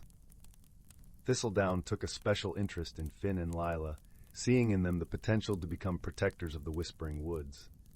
"You have a rare gift," Thistledown told them one evening, as they sat beneath the branches of a great willow tree. "The woods have chosen you to be its guardians, to protect its magic, and share its secrets with those who would cherish it." Finn and Lila listened intently, their hearts swelling with pride and responsibility. They understood the importance of their newfound role, the trust that the woods had placed in them. Over time, they learned the ways of the forest, guided by the wisdom of the fairies and the magic of the woods themselves. They discovered how to listen to the whispers of the trees, to feel the pulse of the earth beneath their feet. They learned to see the beauty in every leaf and stone, to hear the music in the rustle of the breeze. Their friendship, too, deepened and grew, rooted in the shared bond of their magical journey. They learned to lean on each other, to draw strength from their differences and find comfort in their shared dreams. But as with all tales of magic and wonder, challenges arose that tested their resolve. One stormy night, as thunder rumbled through the sky and rain lashed against the trees, a dark shadow crept into the whispering woods, a shadow that threatened to unravel the very fabric of the enchanted realm. The shadow was a creature of malice, drawn to the forest's magic with a hunger that knew no bounds.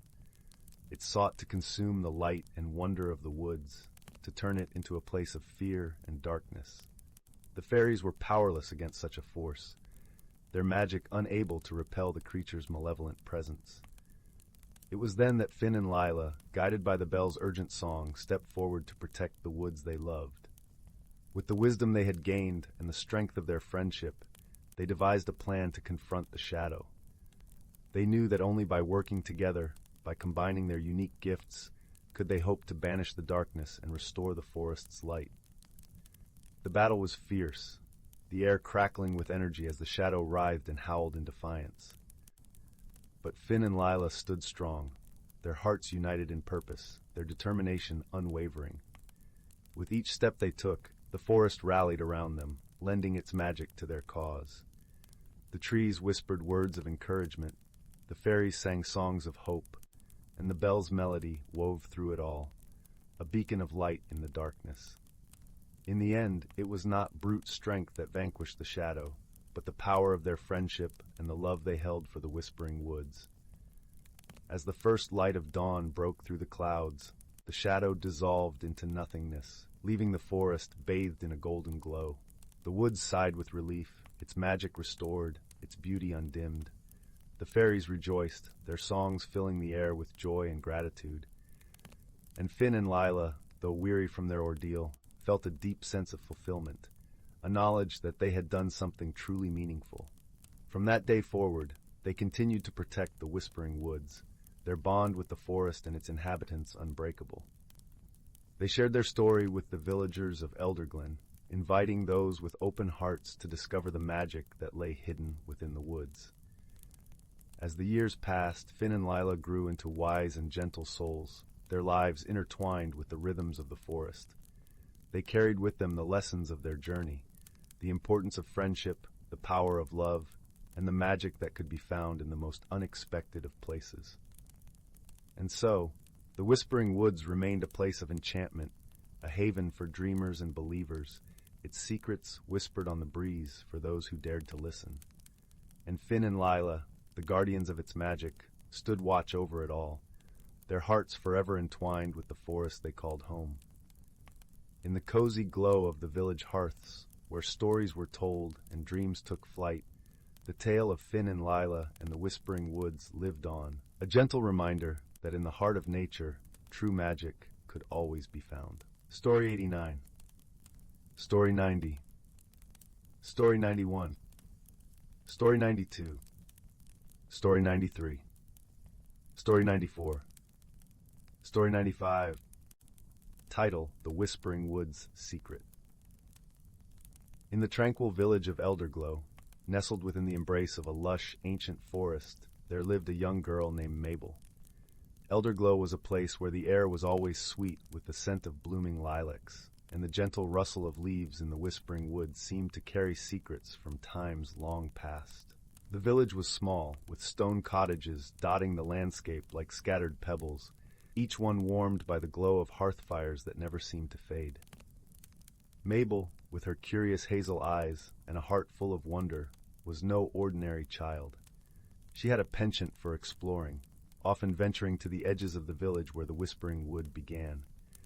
The villagers spoke of the wood with a mixture of reverence and caution, for it was said to be alive with magic, a place where the boundary between the ordinary and the extraordinary was as thin as the morning mist. One crisp autumn afternoon, as the sun dipped low and painted the sky in hues of amber and rose, Mabel set out towards the forest. Her mother had tucked a warm woolen scarf around her neck and placed a gentle kiss on her forehead, saying, "Stay on the path, my little adventurer, and listen to the whispers of the trees. They speak if you know how to listen." Mabel nodded, her eyes gleaming with excitement.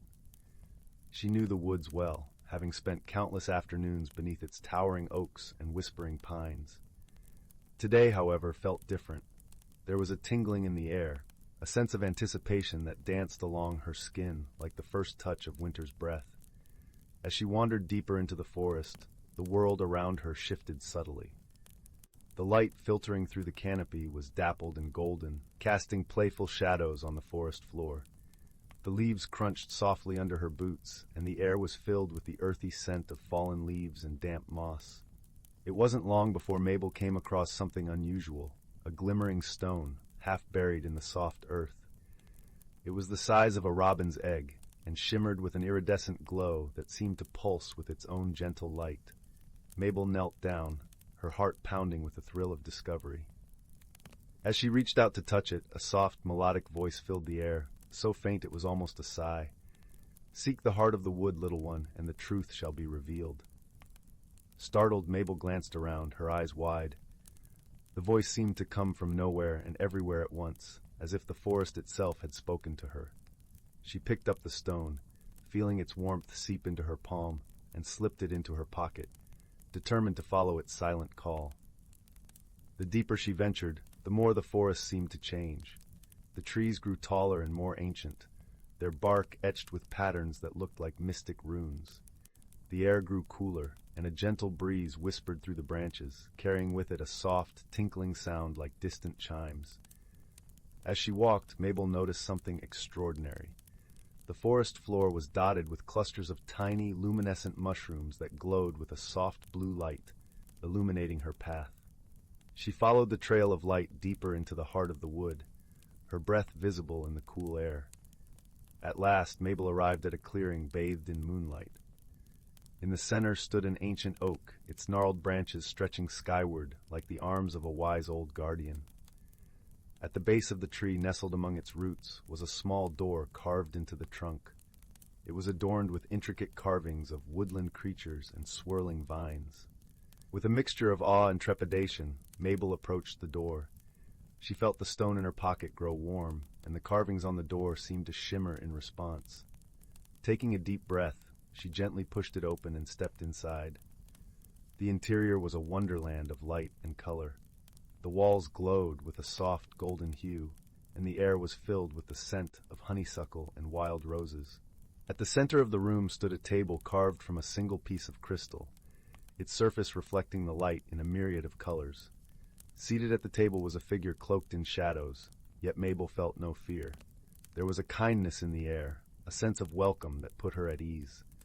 The figure gestured to a chair opposite, and Mabel sat, her eyes wide with curiosity. "Welcome, Mabel," the figure said, their voice as soothing as the murmur of a gentle stream. "I am the keeper of the Whispering Wood, and you have been chosen to receive a gift." Mabel listened intently, her heart filled with wonder. "A gift?" she asked, her voice barely above a whisper. The keeper nodded, and with a wave of their hand, the room filled with images, scenes of the forest through the ages, its beauty and magic captured in a tapestry of light. "This stone you carry," the keeper said, "is a shard of the forest's heart, a fragment of its ancient magic. With it, you hold the power to listen to the whispers of the world, to understand the language of nature." Mabel gasped, her fingers brushing the stone in her pocket. "But why me?" she asked, her voice filled with awe. The keeper smiled, their eyes twinkling like stars. "Because, dear child, you have the heart of a true listener, one who sees the beauty in the world and cherishes it. Use this gift wisely, and you will bring joy and harmony wherever you go." Mabel nodded, her heart swelling with gratitude. "I will," she promised, her voice strong and clear. As the keeper faded into the shadows, the room began to dissolve into a swirl of light and color. Mabel felt herself being gently lifted, the world spinning around her until she found herself back in the clearing, the ancient oak standing silent sentinel under the moonlit sky. The journey back through the forest was a blur of wonder and joy. The stone in her pocket pulsed with warmth, and the forest seemed to hum with life around her. As she emerged from the woods, the village of Elderglow lay ahead, its lights twinkling like stars in the gathering dusk. Mabel returned home, her heart filled with the magic of the Whispering Wood. She knew that her life would never be the same, that she had been forever changed by the gift she had received. And as she lay in bed that night, the stone glowing softly on her bedside table, she listened to the whispers of the world, her heart open to its secrets. In the days that followed, Mabel discovered that her new gift allowed her to communicate with the natural world in ways she had never imagined. She could hear the songs of the birds, the gentle murmur of the brook, and even the soft sighs of the wind as it danced through the trees. The village of Elderglow seemed to come alive with magic, its beauty magnified by Mabel's newfound ability to listen and understand. Word of Mabel's gift spread quickly through the village, and soon people began to seek her out, eager to hear the stories she could tell and the wisdom she had gained. Mabel, ever kind and generous, shared what she had learned, helping those around her see the world with new eyes. One day, a young boy named Oliver approached Mabel with a look of worry etched on his face. Oliver was known for his mischievous spirit, often getting into trouble with his playful antics. He was well-liked, but his restlessness sometimes got the better of him.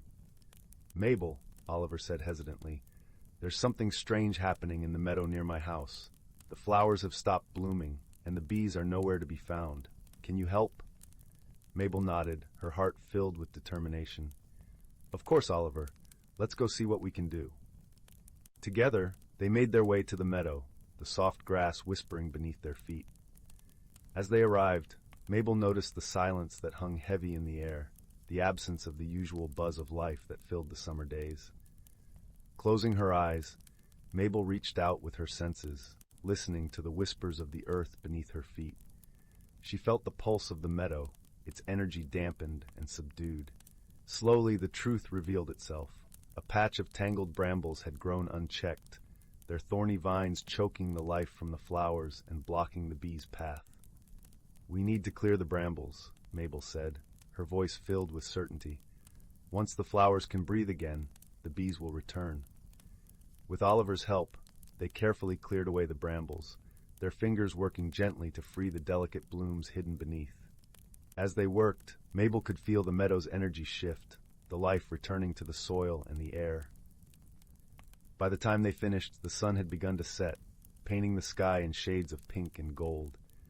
Mabel and Oliver stood together, watching as the first bees returned, drawn by the sweet scent of the newly freed flowers. "You did it, Mabel," Oliver exclaimed, his eyes shining with gratitude. "We did it," Mabel corrected, smiling at her friend. Sometimes all it takes is a little listening and a lot of heart. As the days turned to weeks, Mabel's gift continued to bring joy and harmony to Elderglow. She helped the villagers understand their connection to the natural world, teaching them to listen to its whispers and cherish its beauty. One crisp morning, as the first hints of winter touched the air, Mabel was walking through the village when she noticed an elderly man sitting alone on a bench. His eyes were clouded with sorrow, and Mabel's heart went out to him. "Hello," Mabel said softly, sitting down beside him. "Is there something troubling you?" The man sighed, his voice tinged with sadness. "I used to play the violin," he said, his gaze distant, "but my hands are no longer steady, and the music has left me." Mabel reached out, her hand gently resting on his. "Maybe the music hasn't left," she said gently. "Perhaps it's just waiting for you to listen again." The man looked at her, hope flickering in his eyes. "Could you help me find it?" Mabel smiled, nodding with understanding. "Close your eyes and listen with your heart," she instructed softly. "Feel the rhythm of the world around you." Together they sat in silence, the sounds of the village weaving a gentle symphony. Gradually the man's expression softened, the lines of worry smoothing into a look of peace. "I can hear it," he whispered, his voice filled with wonder. "The music is still there." Mabel beamed at him, her heart warm with joy. "It's always there," she said softly. "Sometimes you just need to be still and listen." The man's eyes shone with gratitude as he looked at Mabel. "Thank you," he said, his voice choked with emotion. You've given me back my music."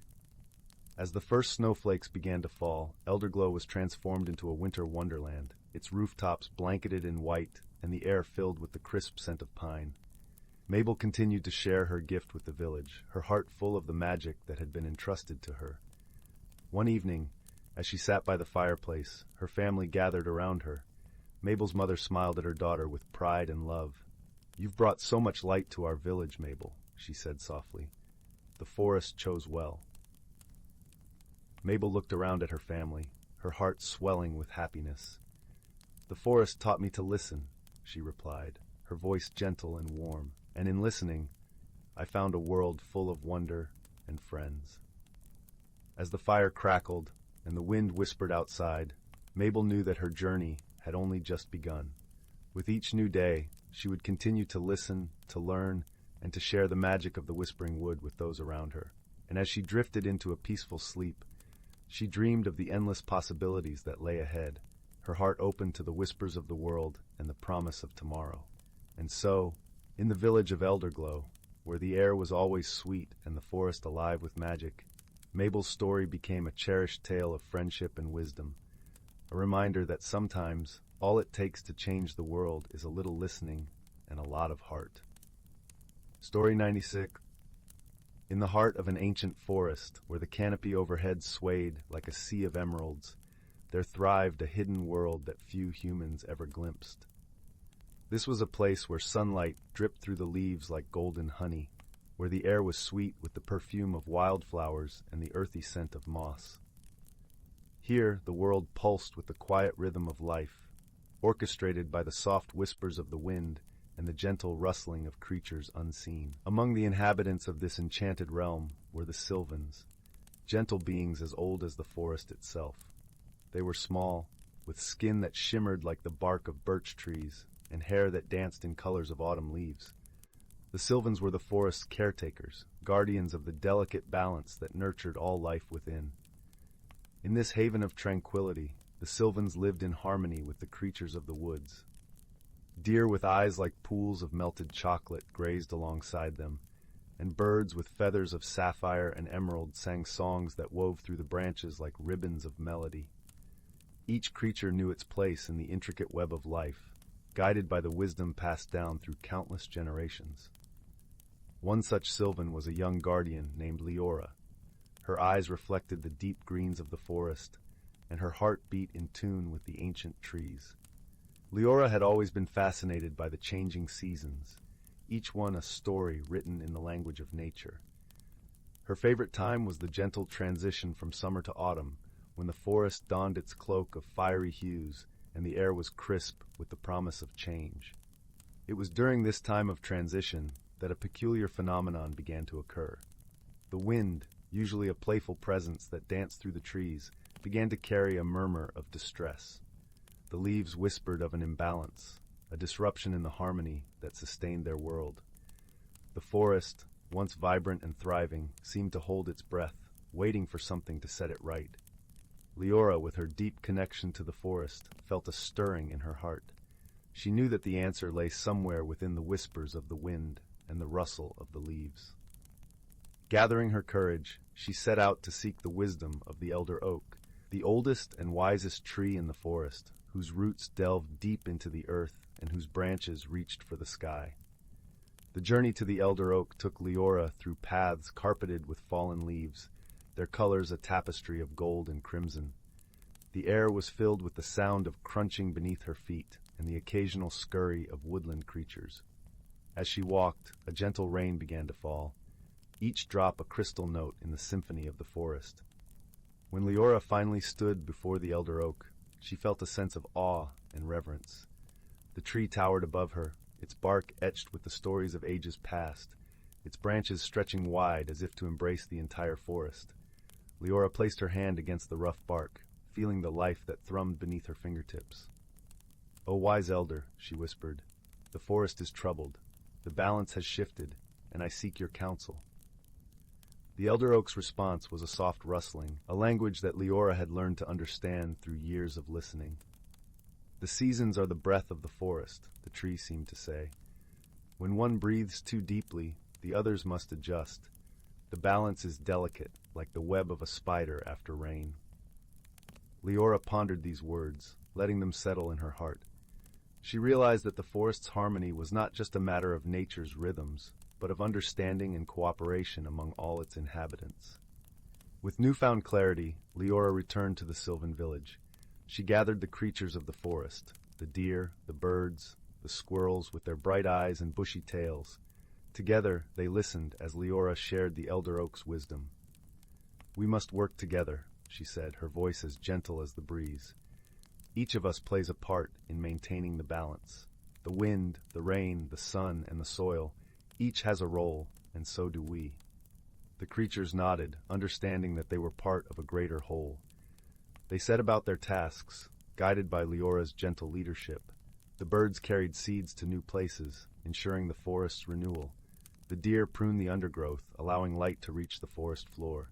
The sylvans tended to the trees, nurturing the saplings that would one day stand as tall as the elder oak. As the days passed, the forest began to breathe easier. The murmur of distress faded, replaced by the harmonious song of life.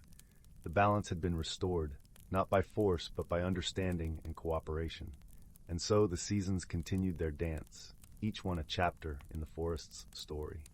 Lyra, now wiser and filled with a deeper connection to her home, knew that the lessons of the elder oak would guide her and the generations to come. Under the canopy of stars, as the forest settled into the embrace of night, Lyra sat beneath the elder oak, feeling the warmth of the earth and the cool kiss of the breeze. She closed her eyes, letting the peace of the forest fill her soul, knowing that she was part of something beautiful and eternal. In this ancient forest, where magic and reality intertwined, the hidden lives of natural creatures thrived in harmony, their stories woven into the fabric of the world. And as the gentle night wrapped its arms around the forest, all was as it should be, balanced, peaceful, and whole. Story 97. Story 98. Story 99. In the quaint village of Willowbrook, nestled between rolling hills and whispering woods, the air was always filled with the sweet scent of blooming lilacs and the gentle hum of nature's lullaby. It was a place where time seemed to slow, and the days drifted by like lazy clouds across a summer sky. The villagers were a tight-knit community of kind-hearted souls, each with tales of old passed down through generations, tales that spoke of magic and wonder, hidden secrets, and the mysteries of the woods that framed their idyllic world. In the heart of this village lived a young girl named Lila, with eyes the color of a moonlit lake and hair spun from the golden rays of the sun. Lila had a curious mind and a heart that beat in time with the rhythm of the world around her. She spent her days exploring the edges of the forest, where the trees whispered ancient secrets and the wind carried the scent of adventure. Her closest companion on these sojourns was a small, fluffy squirrel named Pip, whose mischievous eyes sparkled with the promise of mischief and joy. One warm spring morning, as the first hints of dawn painted the sky in hues of pink and gold, Lila and Pip set off on one of their usual adventures. The forest was alive with the sounds of birds chirping, leaves rustling, and the distant babble of a hidden brook. As they delved deeper into the woods, Lila noticed a path she hadn't seen before, a narrow trail veiled by an archway of intertwining branches adorned with delicate white flowers. "Where do you suppose this path leads, Pip?" Lila mused aloud, her voice a gentle whisper in the quiet of the morning. Pip twitched his nose and flicked his tail, as if urging her to follow the mysterious trail. Together, they ventured through the floral archway, leaving the familiar forest behind. The path wound through clusters of ancient trees, their trunks gnarled and roots twisted like the fingers of time. The canopy above was dense, allowing only slivers of sunlight to dance upon the forest floor. After what felt like hours, they emerged into a hidden grove, a place that seemed untouched by time. The air was thick with the scent of pine and earth, and the soft glow of morning light filtered through the leaves, casting dappled shadows that swayed with the gentle breeze. In the center of the grove stood an ancient oak, its massive branches reaching out like welcoming arms. As Lila approached the grand tree, she noticed something unusual nestled among its roots, a small, intricately carved wooden box, adorned with swirling patterns that seemed to shimmer with a faint, otherworldly light. Her heart skipped with excitement and a touch of apprehension. "Look, Pip, a treasure!" she exclaimed, her voice filled with wonder. Carefully, Lila picked up the box, feeling a tingling sensation as her fingers traced the delicate carvings. The box was surprisingly light, and as she opened it, a soft glow emanated from within, revealing a small, iridescent stone that pulsed with a gentle, rhythmic light, like a heartbeat. It was a stone of unimaginable beauty, capturing the colors of the forest and the sky, holding them within its crystalline depths.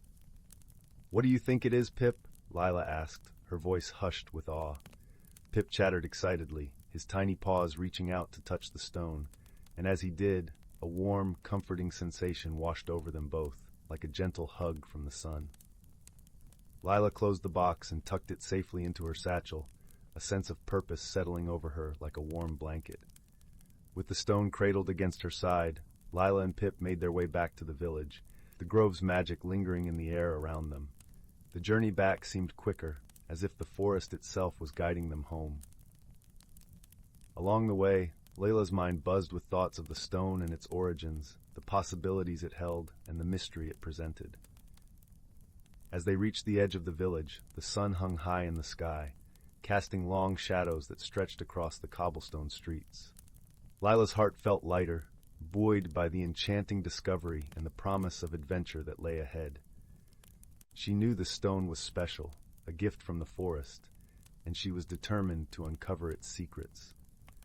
That evening, as the village settled into the tranquil embrace of twilight, Lila sat by the hearth, the comforting warmth of the fire wrapping around her like a soft woolen shawl.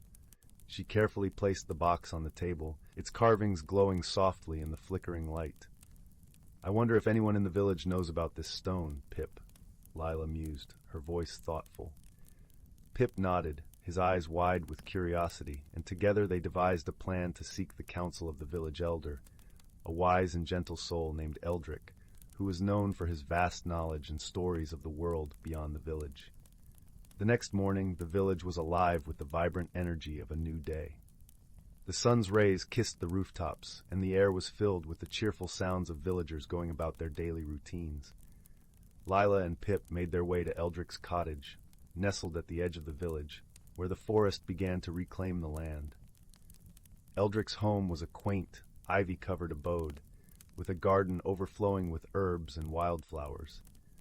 The scent of lavender and rosemary greeted them as they approached the door, and a sense of calm washed over Lila, as if the very air was steeped in wisdom. Eldrick welcomed them with a warm smile, his eyes twinkling with a kindness that seemed to transcend time. "Ah, Lila, my dear, and Pip, what brings you to my humble home on this fine morning?" he asked, his voice as smooth and rich as honey. With a sense of reverence, Lila presented the box to Eldrick, her hands trembling with excitement. "We found this in the forest, near the old oak," she explained, her voice a mixture of awe and anticipation. "Do you know what it is?" Eldrick's eyes widened with surprise and delight as he examined the stone, his fingers gently tracing the carved patterns. "This, my dear child, is a heartstone," he said softly, his voice filled with wonder, "a rare and precious gift from the forest, imbued with the magic of the earth and the sky." Lila's heart soared with the revelation, her imagination dancing with the possibilities. "What does it do?" she asked, her voice a whisper. Eldrick chuckled, a warm, hearty sound that filled the room. "The heartstone is said to hold great power, but its true magic lies in its ability to connect the hearts of those who possess it," he explained. "It can reveal hidden truths, mend broken bonds, and guide those who seek its wisdom." Lila listened, her heart swelling with hope and excitement. She knew the heartstone was meant for her, a beacon of light guiding her on a path of discovery and transformation. With Eldrick's blessing, Lila and Pip set off on a journey that would take them beyond the boundaries of their village, into a world teeming with wonder and mystery. The heartstone pulsed with a gentle light, its magic resonating with the rhythm of their hearts. As they ventured deeper into the unknown, Lila and Pip encountered new friends and faced unexpected challenges, each step bringing them closer to understanding the true essence of the heartstone. Through their journey, they learned the value of friendship, the strength found in unity, and the power of love to heal and transform. In the heart of the enchanted forest, they discovered a hidden realm, a place where the boundaries between the natural and magical worlds blurred, and the air shimmered with possibility. Here, under the watchful gaze of the ancient trees and the gentle song of the wind, Lila and Pip uncovered the secret of the Heartstone, a truth that transcended time and space, a connection that bound all living things in a tapestry of light and love. With newfound wisdom and a heart full of gratitude, Lila returned to Willowbrook, her spirit forever changed by the journey. The village welcomed her with open arms, their hearts touched by the magic of the Heartstone and the lessons it imparted. As the sun set over the village, casting a golden glow over the rooftops, Lila sat by the hearth, the Heartstone cradled in her hands, its light a comforting presence in the quiet of the evening. She knew her journey was only just beginning, and with Pip by her side, she was ready to embrace the adventures that lay ahead. In the gentle embrace of night, as the village drifted into slumber, the Heartstone's light flickered softly, a beacon of hope and love in the darkness. And in that moment, Lila understood the true magic of the Heartstone, the power to illuminate the path of those who dared to dream and to guide them home. And so, in the heart of Willowbrook, the magic of the Heartstone lived on, a testament to the enduring power of friendship, love, and the mysteries of the world that lay just beyond the edge of the forest. As the village slept, wrapped in the warmth of the night, the Heartstone's light continued to shine, a promise of new beginnings and the endless possibilities of the heart. In the gentle glow of a distant star, beneath the shimmering auroras of the planet Zephyra, there lay a small, unassuming village, known for its quiet harmony and lush, iridescent forests. The air was filled with the soft hum of bioluminescent insects dancing around the vibrant flora, their lights creating a canopy of stars on the forest floor. It was here that two paths unexpectedly converged, setting the stage for an extraordinary friendship that would transcend the vastness of space. One of the travelers was Quilon, a wanderer from the crystalline planet of Etherion, known for its ethereal floating cities and shimmering seas of liquid light. Quilon's people, the Etherians, were beings of pure energy, their forms shifting and pulsating with the hues of their emotions. Though Quilon was accustomed to the brilliance of Etherion, he found himself drawn to the soft, earthy warmth of Zephyra, where the stars seemed to whisper ancient secrets. His companion was Lyra, a native of the verdant Zephyra, whose people, the Zephyrites, lived in harmony with the land, their lives intertwined with the rhythms of the forests and the pulse of the planet itself. Lyra's skin was the color of the forest leaves, her eyes reflecting the deep, tranquil pools found in the heart of the woods. Her laughter was like the breeze rustling through the trees, and her spirit was as boundless as the horizon.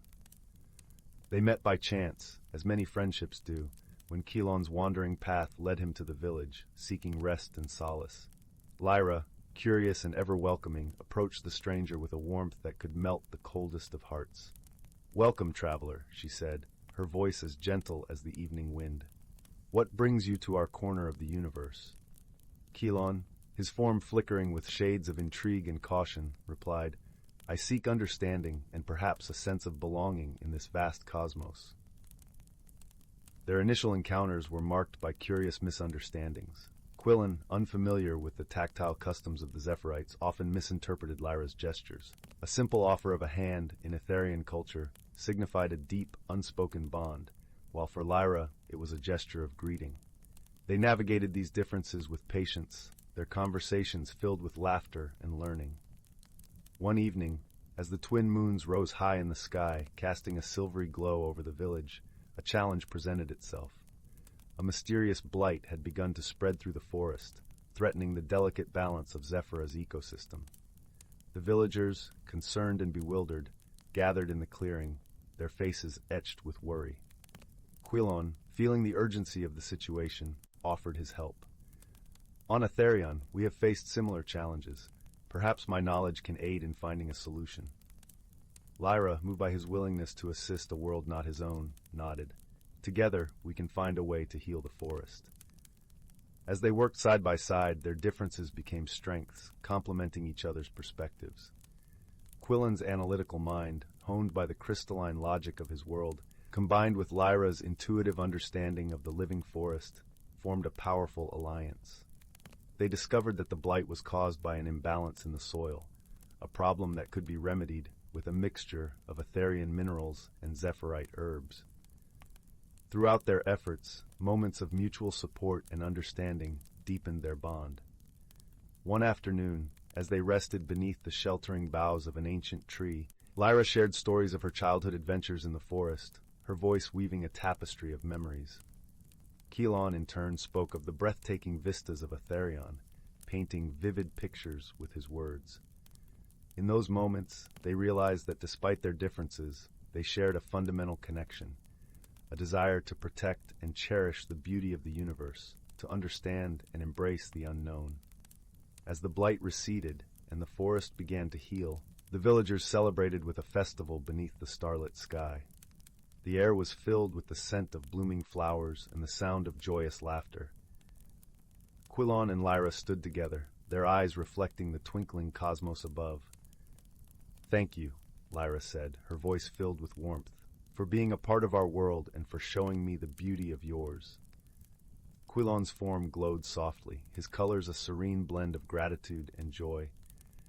"And thank you for teaching me that true belonging comes not from where you are, but from those you share your journey with." In the quiet moments that followed, as the stars continued their eternal dance, Quilon and Lyra knew they had discovered something precious and rare, a friendship that bridged worlds, a testament to the power of understanding and the gentle strength of kindness. Together they watched the night unfold, content in the knowledge that they had found a home in each other's hearts, a sanctuary in the vastness of space. And as the fires of the celebration flickered and faded into the dawn, their friendship shone as brightly as the first light of day, a beacon of hope and harmony in the universe. In the heart of the misty blue forest, where trees wore coats of moss and squirrels played hide-and-seek with the sunbeams, there lay a tiny, bustling village known as Twinklewood Hollow. This was no ordinary village, for its inhabitants were as unique and whimsical as the forest itself. You see, Twinklewood was home to a medley of magical creatures, each with their own delightful peculiarity. At the center of the hollow lived a merry little gnome named Pipkin. Pipkin was known far and wide for his penchant for wearing mismatched socks, believing they brought him good luck. His home was a cozy burrow beneath an ancient oak, with windows framed by ivy and a door that creaked a friendly greeting each time it opened. Pipkin's most cherished possession was a brass kettle that whistled the tune of "Twinkle, Twinkle, Little Star" whenever the tea was ready. Next door to Pipkin, in a treehouse woven from willow branches, lived a sprightly fairy named Flick. Flick had wings as delicate as a dragonfly's, shimmering in hues of lavender and gold. She had an infectious giggle that sounded like wind chimes in a gentle breeze, and was known for her remarkable skill in painting the most vibrant rainbows across the sky with her magic paintbrush. A little further down the cobblestone path, one would find the abode of Terence, the talking tortoise. Terence was never in a rush, and he often reminded his friends that the best way to enjoy life was one slow step at a time. His shell was a patchwork of colors, each tile a memory from his travels around the world. Terence was a master storyteller, his tales as rich and layered as the forest floor in autumn. One sunny morning, as the dew sparkled on the meadow like 1,000 tiny diamonds, Pipkin, Flick, and Terence gathered at the village square. They were joined by a lively crowd of other villagers, including the melodic-voiced songbirds, the mischievous squirrel twins, and the wise old owl Hootsworth, who always wore spectacles perched precariously on his beak. The occasion was the annual Twinklewood Festival, a day filled with laughter, games, and feasting. But this year, something peculiar was afoot. As the festivities began, a curious occurrence unfolded. The air shimmered with a peculiar iridescent glow, and suddenly, every sound in the village turned into a melody. The rustling leaves sang a gentle lullaby, the bubbling brook played a merry jig, and even the clattering of dishes at the feast was transformed into a cheerful tune. At first, the villagers found this quite amusing. They danced to the melody of their chores and chuckled at the serenading sounds all around them. However, as the day wore on, it became apparent that this magical melody was more than just a harmless enchantment. Every spoken word was now a song, and trying to communicate became a comical opera of misunderstandings. "We need to solve this musical mystery," declared Pipkin, his words tumbling out in a lively aria that made the crowd giggle. Flick fluttered her wings excitedly, her voice a playful soprano. "Let's head to the Whispering Glade. Perhaps the trees can tell us what's causing this tuneful trouble." The villagers agreed, and off they went, a parade of singing, humming, and whistling creatures, weaving their way through the forest to the Whispering Glade. The glade was a special place where the oldest trees in the forest stood, their branches entwined like the fingers of old friends. It was said that these trees could speak if you listened closely enough. As they reached the glade, the villagers quieted, their melodic chatter turning into a harmonious hum. Pipkin stepped forward, his mismatched socks peeking out from beneath his trousers, and addressed the trees in a gentle ballad. "O wise trees, what is this magical melody that fills our village? Can you help us find a way to bring back our normal voices?" For a moment the glade was silent, save for the rustling leaves. Then, a deep, resonant voice emerged from the largest tree, its bark as gnarled and wise as time itself. "Long ago, a playful sprite named Melody cast a spell upon these woods, leaving behind a treasure of musical enchantments. It seems you have stumbled upon one of her playful charms." Terence, in his slow and deliberate baritone, asked, "Is there a way to undo the spell, dear trees?" The elder tree responded with a gentle rustle. "Ah, yes. To return your voices, you must find Melody's forgotten flute, hidden deep within the enchanted grove. Play a tune of friendship, and the spell shall be undone." With newfound determination, Pipkin, Flick, and Terence set out towards the enchanted grove, a place known for its magical wonders and delightful surprises. The path was lined with flowers that opened and closed like little music boxes, and birds that flew in synchronized patterns, creating an aerial symphony. As they reached the grove, they were greeted by a sight that took their breath away.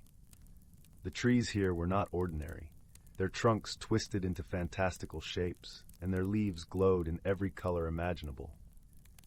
In the center of the grove stood a pedestal made of crystal, and atop it lay a flute, its surface shimmering like a moonlit lake. Flick, with her fairy grace, picked up the flute. "I think I know just the tune," she said, her voice a gentle melody. She placed the flute to her lips and began to play. The notes floated through the air, a sweet, simple tune that spoke of friendship and harmony. As the melody swirled around them, the iridescent glow that had filled the village began to fade, and the sounds returned to their natural state. Back in Twinklewood Hollow, the villagers cheered, their voices at last free from the musical enchantment. They gathered around Pipkin, Flick, and Terence, thanking them with heartfelt gratitude. Pipkin grinned, twirling one of his mismatched socks. "It's good to have our voices back, but I must admit it was quite an adventure." Flick giggled, her wings fluttering with joy. "Yes, and what a wonderful tune it turned out to be." Terence nodded slowly, a contented smile on his face. "Indeed, my friends, sometimes it takes a little magic to remind us of the music in our lives." As the sun set, casting a warm golden glow over Twinklewood Hollow, the villagers gathered for a feast beneath the stars. Laughter and the clinking of glasses filled the air, mingling with the gentle hush of the forest. The night ended with Pipkin and Flick leading everyone in a joyful dance, their feet tapping out a merry rhythm on the cobblestone streets. And so, with hearts full of joy and the bonds of friendship stronger than ever, the villagers drifted into happy dreams, comforted by the knowledge that even in a world of magic and melody, the greatest harmony of all was found in their togetherness. In the far reaches of the galaxy, where stardust wove through the void like strands of glistening silk, lay the planet of Luminara. It was a world bathed in perpetual twilight, where the skies shimmered with hues of lavender and gold, and gentle breezes carried the sweet scent of blooming starflowers. The Luminarans, delicate beings with skin that glowed softly like the moon, lived in harmony with their serene surroundings, tending to the gardens of light that covered their planet. On one particularly tranquil evening, as the twin moons rose to cast their gentle glow over the land, a small spacecraft streaked through the heavens, its hull glinting like a shard of silver against the deepening sky. This ship, a modest transport vessel, was piloted by a solitary traveler from the distant world of Terran. Her name was Lyra, and she was an explorer by trade, one who roamed the stars in search of knowledge and understanding. Lyra's journey had brought her to Luminara, drawn by tales of its beauty and the wisdom of its people. Her heart, though courageous, harbored a loneliness that whispered to her in the solitude of space. As she descended through the atmosphere, her ship's systems suddenly faltered, a cascade of sparks and alarms filling the cabin. With a steady hand and a calm mind, Lyra managed to guide her vessel to a gentle landing in a meadow aglow with the soft luminescence of starflowers. Emerging from her ship, Lyra was greeted not by fearsome warriors or suspicious eyes, but by a single Luminaran who approached with a serene smile. This Luminaran, named Solus, moved with the grace of a breeze and the kindness of a gentle rain. His eyes, deep pools of starlight, held curiosity and a warmth that transcended words. "Welcome, traveler," Solus said, his voice like a soothing melody. "You have come at a time of rest and reflection. How may we assist you?" Lyra, though relieved by the warm welcome, found herself struggling to understand the Luminaran's gentle ways.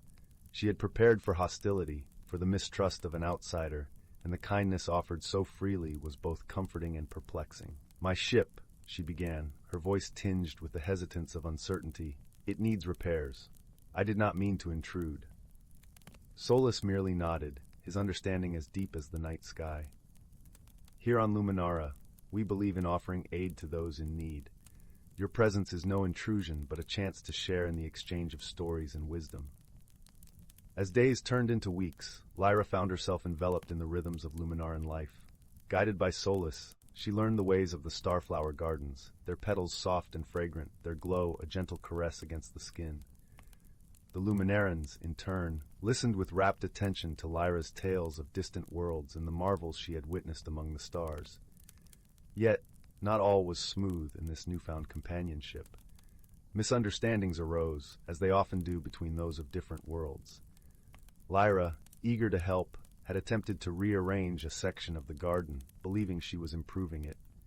The Luminarans, who cultivated their gardens with deep reverence and tradition, were taken aback by the changes, though they remained kind in their expressions.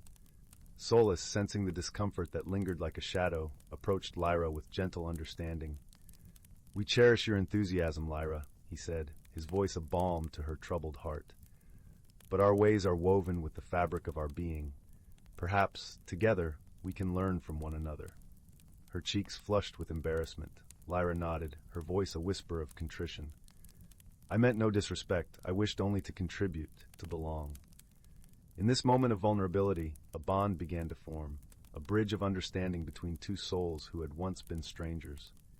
Solus, with patience and wisdom, showed Lyra the intricate dance of their traditions, explaining the balance of light and dark, of growth and rest. As they worked side by side, a challenge arose that would test their burgeoning friendship.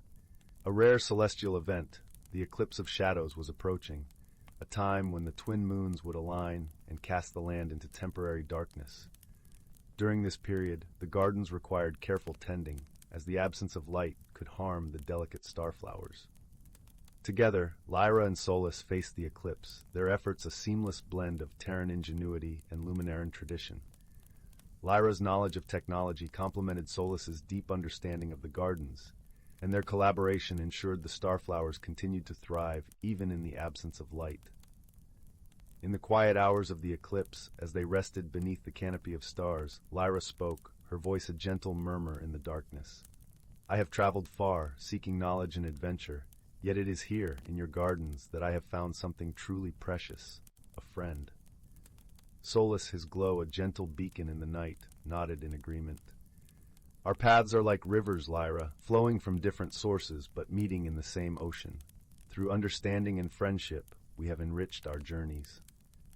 The eclipse passed, and with it came the dawn, a warm embrace of light that painted the world in hues of gold and lavender once more. Lyra's ship, now repaired with the help of her new friends, stood ready for departure. Yet, as she prepared to leave, her heart was filled not with the ache of parting, but with the warmth of connection. Solus and the Luminarans gathered to bid her farewell, their luminescent presence a reminder of the gentle strength found in unity. "Wherever your travels take you, Lyra," Solus said, his voice carrying the promise of their friendship across the distance. Know that you are always welcome here, a part of our story. With a heart lighter than it had been in many years, Lyra embarked on her journey once more. The stars her companions, and the lessons of Luminara her guiding light. As her ship ascended into the embrace of the cosmos, she carried with her the understanding that true friendship, like the gardens of starflowers, blossomed through patience, kindness, and the shared light of two souls, meeting amidst the vastness of the universe. Once upon a time, nestled between lush, rolling hills and the whispering babble of a crystal-clear brook, lay the quaint village of Meadowdown. This little village was known for its charming cobblestone streets, the scent of sweet lavender drifting from cottage gardens, and the gentle chime of bells from the old stone chapel at the village square. But beyond the common sights and sounds, Meadowdown held a secret known only to those who had the heart to discover it. In a small, ivy-clad cottage at the edge of the village lived a young girl named Clara. Clara was a kind-hearted soul, with hair the color of ripe chestnuts and eyes that sparkled like dew-kissed leaves. She was known throughout the village for her gentle nature and unwavering curiosity. Her days were filled with helping her neighbors, tending her garden, and dreaming of adventures beyond the horizon. One crisp autumn morning, as Clara wandered through the golden-hued forest that bordered Meadowdown, she stumbled upon an object unlike any she had seen before. It was a delicate, silver key, its surface intricately etched with swirling patterns that glinted in the dappled sunlight. Intrigued, Clara picked up the key, feeling a gentle warmth spread through her fingers as she held it. As she examined the key, a soft voice broke the gentle rustling of the leaves. "Ah, you have found it," the voice said, seemingly coming from nowhere and everywhere at once. Startled, Clara looked around until her eyes fell upon a small rabbit with fur as white as freshly fallen snow and eyes as blue as the summer sky. This was no ordinary rabbit, for it wore a tiny emerald-green waistcoat and a pair of spectacles perched upon its twitching nose. "Who are you?" Clara asked, her voice filled with wonder rather than fear.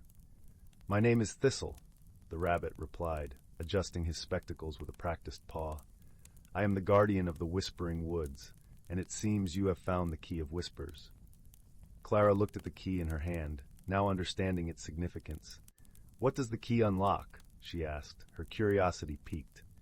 Thistle hopped closer, his whiskers twitching with excitement.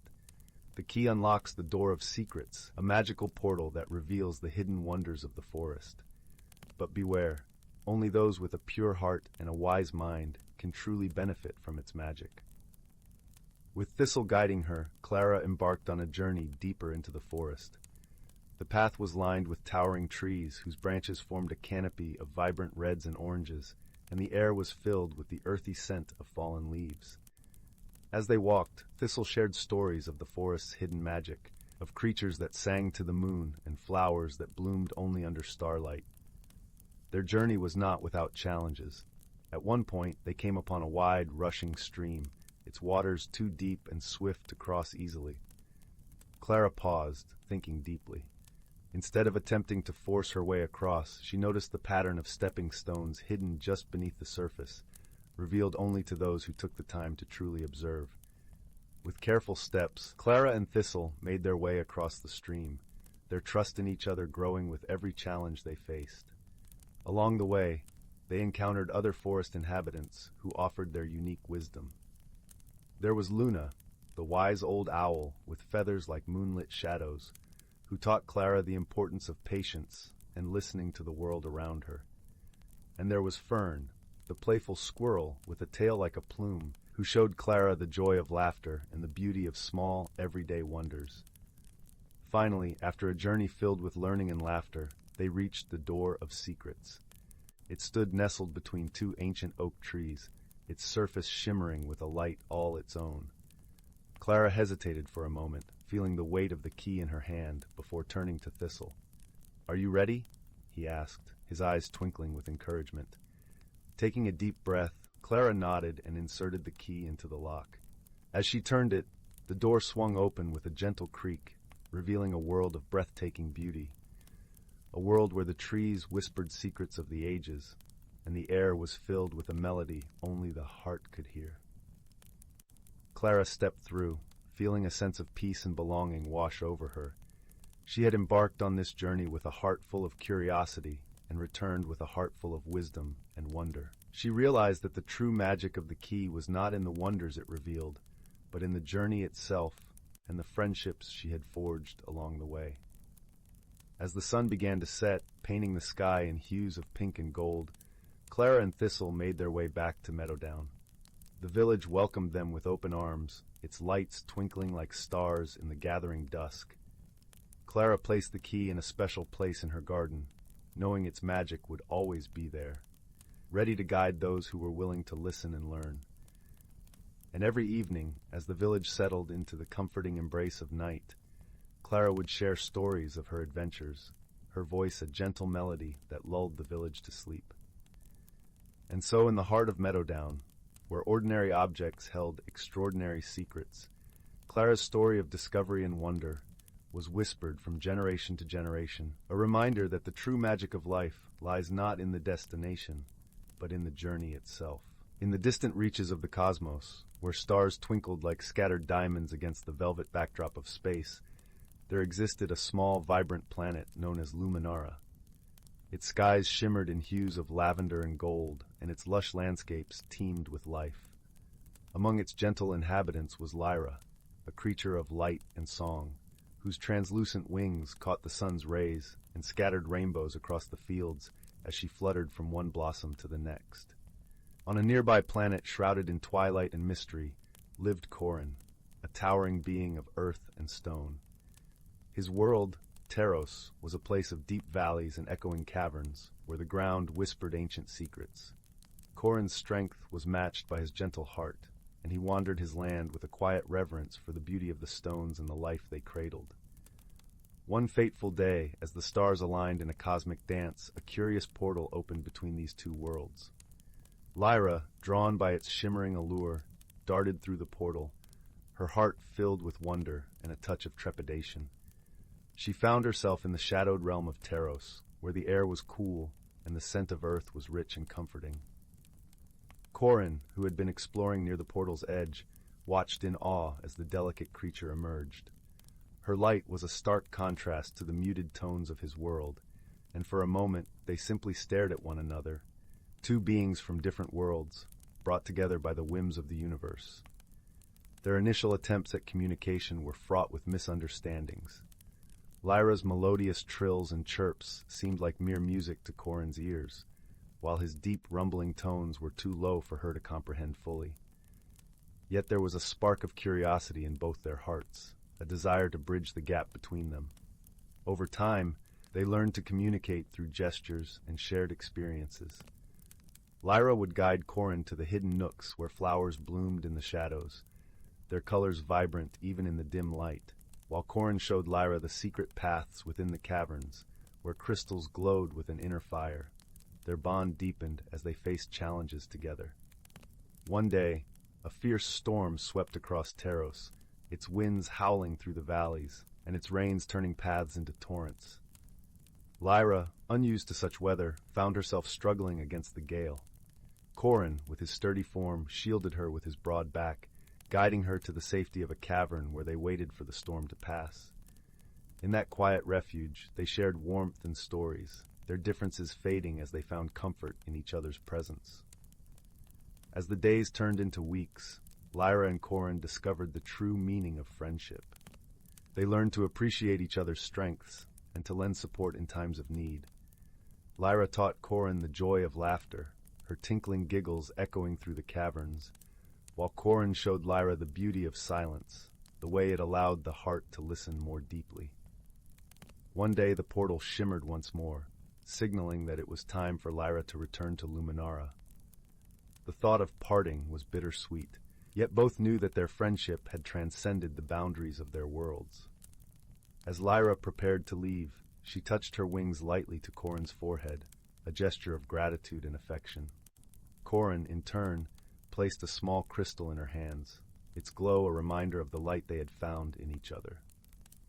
With a final, shared glance of understanding and warmth, Lyra stepped through the portal, her heart full of memories and a newfound wisdom about the strength of friendship. Back on Luminara, Lyra often gazed up at the stars, her thoughts drifting to her friend on Teros.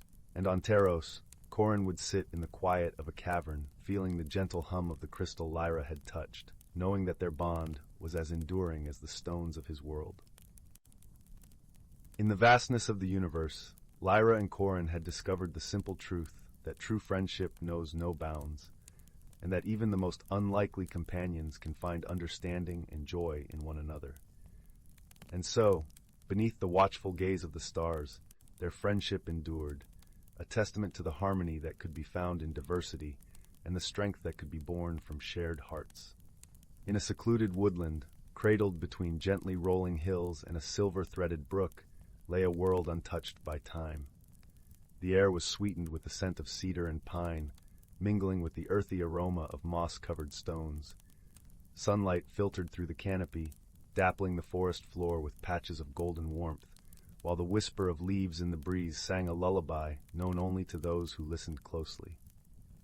In this enchanted place, where reality and magic danced hand in hand, lived a community of creatures whose lives were woven into the very fabric of the forest. Among them was a wise old tortoise named Thistle, whose shell was a tapestry of green and brown, as if painted by the forest itself. Thistle had lived many years and had seen the seasons change countless times, each cycle teaching him the delicate balance of nature's rhythm. One crisp autumn morning, as mist clung to the edges of the brook and the world seemed wrapped in a soft, silvery light, Thistle set out on his daily walk. His path led him through a carpet of fallen leaves, their vibrant hues of amber and crimson a cheerful contrast to the muted greens of the underbrush. As he ambled along, his eyes, wise and gentle, took in the subtle shifts of the forest preparing for winter's rest. Alongside Thistle, a sprightly squirrel named Pippin hopped from branch to branch, his bushy tail flickering like a flame in the morning sun. Pippin was young and full of curiosity, his eyes wide with wonder at the world around him. He had befriended Thistle in the early days of spring, drawn to the tortoise's calm demeanor and endless stories of the forest's lore. As they journeyed together, Pippin, with an infectious enthusiasm, asked, "Thistle, how does the forest know when to change? The trees shed their leaves, the air grows cold, and the animals prepare their nests. It seems like magic." Thistle chuckled, a rich sound that rumbled like distant thunder. "Ah, young Pippin, the forest indeed holds its magic, but it is a magic born of wisdom and time. Each creature, each tree has its role, guided by the whispers of the seasons." Their walk took them to the edge of the brook, where the water's surface mirrored the sky's shifting colors, a canvas of blue and white with hints of orange and pink. Here they paused, listening to the gentle babble of the stream as it wound its way through the forest, carrying secrets from the mountains to the sea. Thistle continued, "The forest listens to the wind, to the sun, and even to the stars. It understands when the days grow shorter and the nights longer. The trees, with their deep roots, feel the change in the earth, and they speak to one another through whispers of the soil." Pippin's eyes sparkled with fascination. "Do they really speak, Thistle?" "In their own way, yes," Thistle replied. "The trees share their wisdom, passed down through generations. They tell of storms weathered and sunlight embraced, teaching resilience and patience. Just as I share stories with you, the forest shares its tales with those who choose to listen."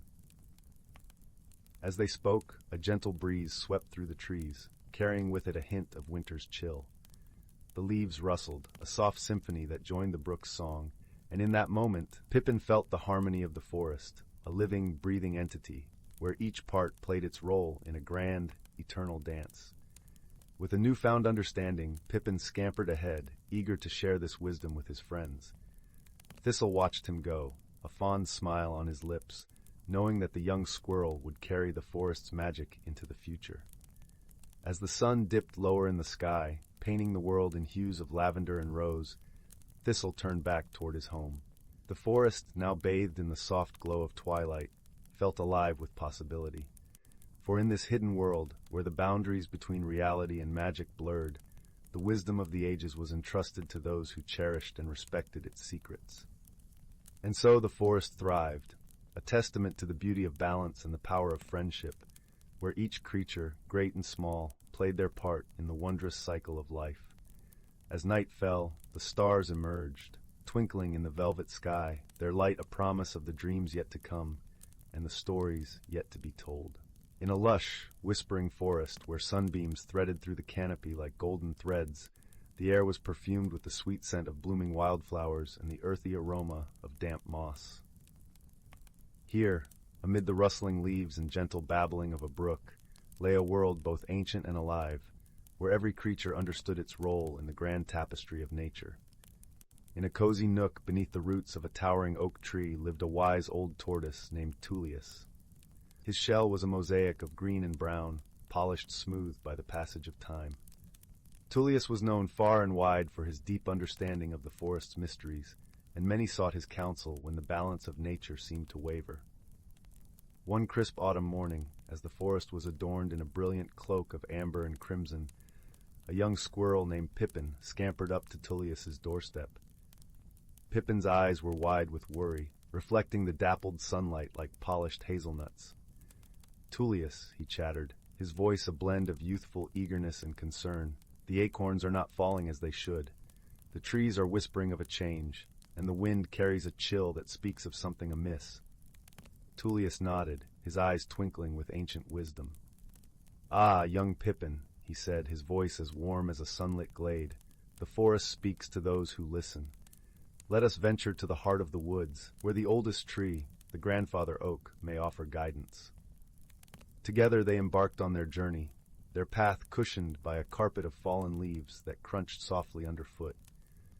The air was alive with the chatter of birds and the distant call of a doe, creating a symphony that sang of the forest's rich life. As they traveled, the gentle rustle of the wind seemed to echo the harmony of nature, a reminder of the delicate balance that sustained the forest. Tullius and Pippin soon reached the grandfather oak, its gnarled branches reaching skyward like ancient arms embracing the heavens. The tree's bark was etched with the stories of countless seasons, and its leaves whispered secrets only the wise could hear. With a deep, resonant voice that seemed to rise from the very earth, the grandfather oak spoke. "Tullius, keeper of wisdom, and Pippin, seeker of truth, the forest is indeed in need of balance. The seasons have shifted, and the rhythm of nature's dance has faltered." Tullius listened intently, his heart attuned to the subtle language of the forest. "What must we do to restore harmony, Grandfather Oak?" he inquired, his voice carrying the weight of generations. The Grandfather Oak sighed, a sound like the softest breeze through a meadow. "Seek the guardian of the seasons, the elusive spirit of the zephyr. Only through her guidance can the balance be restored, and the acorns fall once more." With this knowledge, Tullius and Pippin set off once again, their journey bathed in the golden light of the setting sun. As they ventured deeper into the heart of the forest, the air became cooler, carrying the crisp scent of pine and the faintest hint of snow. They soon arrived at a hidden glade, where the spirit of the zephyr danced among the swirling leaves. She was a vision of grace, her form ever-changing like the seasons themselves, with eyes that mirrored the sky. "Welcome, travelers," she greeted them, her voice as soft as a breeze through willow branches. "I sense the forest's plea for balance. To restore it, we must rekindle the harmony between all creatures and the land." Tullius bowed his head in respect. "We seek your wisdom, spirit of the zephyr. How can we aid in this renewal?" The spirit smiled, her presence calming as a lullaby. "Gather the creatures of the forest and remind them of their place in this wondrous world. Each must remember their role, and together they shall sing the song of harmony." With purpose renewed, Tullius and Pippin returned to the forest, their hearts filled with hope. They called upon the animals, each bird, each fox, each tiny beetle, sharing the spirit of the zephyr's message. Under the soft glow of the moon, they all gathered in a circle, united in their shared purpose. As the creatures of the forest joined paws, wings, and fins, a gentle melody rose among them. It was a song of connection, of life and love, of the intricate dance they all performed as part of nature's grand design. The air shimmered with magic as the harmony wove itself into the fabric of the world, restoring balance to the land. Slowly, like a gentle rain after a long drought, the acorns began to fall, dotting the forest floor with the promise of new life. The trees sighed in relief, their branches swaying in gratitude as the forest breathed as one. As dawn painted the sky in hues of soft lavender and gold, Tullius and Pippin stood together, watching the first light of a new day. The forest was alive with the sound of renewal, and a sense of peace settled over the land. "Thank you, Tullius," Pippin chirped, his eyes bright with newfound understanding. "The forest is truly a wondrous place when we listen and work together." Tullius nodded, his heart full. "Indeed, young Pippin, wisdom and friendship are the keys to overcoming any challenge, and together we have ensured the forest's harmony for generations to come." And with that, the forest awoke to the gentle embrace of a new season, where every creature, great and small, played their part in the timeless symphony of nature, a song that would linger in their hearts forever. In the heart of an ancient forest, where sunlight danced upon emerald leaves and mist swirled like a silken veil, lay a secret world. This realm was one where the whispers of the wind and the songs of the stream spoke of ages past, where the creatures of the forest lived in gentle harmony with nature and each other. The forest was home to a myriad of creatures, each with their own role in the delicate balance of life. Among them lived a wise old turtle named Tully, whose shell bore the intricate patterns of countless years. Tully was known as the keeper of stories, his wisdom passed down from generation to generation, like a river flowing through time. One crisp autumn morning, the forest awoke under a blanket of fog, the air tinged with the rich scent of damp earth and fallen leaves. It was on this morning that the young squirrel named Pippin scurried through the underbrush, his eyes wide with wonder. Pippin was a curious soul, his heart filled with questions about the world he called home. As Pippin scampered over gnarled roots and around towering trunks, he stumbled upon Tully, who was basking in a patch of sunlight that had broken through the canopy above. The old turtle's eyes twinkled with the warmth of 1,000 dawns as he watched Pippin approach. "Good morning, Pippin," Tully greeted, his voice as smooth as the river stones worn by time. "What brings you to my sunlit spot today?" Pippin hesitated for a moment, his bushy tail twitching with excitement. "Tully," he began, "I've heard whispers of a magical phenomenon that ties the changing seasons to the very heart of our forest. Can you tell me more about it?" The old turtle chuckled softly, the sound like the rustling of autumn leaves. "Ah, the dance of the seasons," he said. "It is indeed a wondrous thing. Sit with me, young one, and I shall share the tale with you." Pippin settled beside Tully, listening intently as the turtle began his story. Long ago, when the world was still young, the forest was entrusted to the care of 4 ancient spirits, each one embodying a season. There was Bridget of the spring, with her cloak of blossoms and breath of warmth; Theros of the summer, radiant as the sun, bringing life and laughter; Aurum of the autumn, cloaked in gold, whispering change and reflection; and Hyros of the winter, serene and still, blanketing the forest in peace and rest. Tully paused, allowing the gentle rustle of the wind to fill the silence. These spirits, in their wisdom, understood that balance was essential for the harmony of the forest. And so they came together to create the Dance of the Seasons, a magical phenomenon that ensured the smooth transition from one season to the next. Pippin's eyes were wide with awe as he imagined the scene. "And what happens during this dance?" he asked eagerly. "The dance," Tully explained, "is a symphony of nature. It begins with Bridget painting the forest in vivid colors, coaxing the first buds from their sleep. As her song fades, Theros enters, his laughter echoing through the canopy as the sun's golden rays dance upon the leaves. When it is time for Theros to rest, Aurum steps in, his footsteps scattering leaves like whispers of wisdom, teaching us the beauty of letting go. Finally, Hyros arrives, wrapping the world in a gentle silence, a reminder that rest is as important as growth. As Tully spoke, Pippin could almost see the spirits moving through the forest, their presence felt in the shifting of the wind and the changing of the light. "But how do they know when to begin the dance?" he asked. "Ah," Tully smiled, "that is the magic of the forest itself. The spirits listen to the heart of the forest, to the rhythms of life that pulse beneath the earth and sing through the air. It is a bond forged through wisdom and respect, a cycle of giving and receiving that has existed since time immemorial." Pippin nodded, understanding now the delicate balance that sustained the world around him. The wisdom of the spirits was rooted not in power, but in harmony, a lesson passed down through the ages. As the sun dipped lower in the sky, casting long shadows across the forest floor, Pippin thanked Tully for sharing his tale. The young squirrel scampered away, his heart light and his mind filled with the stories of the forest. In the days that followed, Pippin watched the dance of the seasons unfold before him.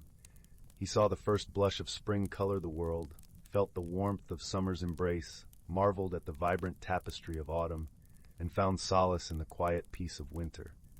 And with each change, he remembered the wisdom of the spirits and the balance they maintained. The forest continued its timeless cycle, a testament to the harmony that could be achieved when all creatures, great and small, lived with respect for each other and for the world they shared. And so, in the heart of the ancient forest, where reality and magic intertwined, the stories of the dance of the seasons were passed down, whispered through the leaves and sung by the streams, a gentle reminder of the beauty of balance and the power of nature's wisdom. As the stars began to twinkle in the velvet sky, Pippin curled up in his cozy nest, the warmth of the forest enveloping him like a soft blanket.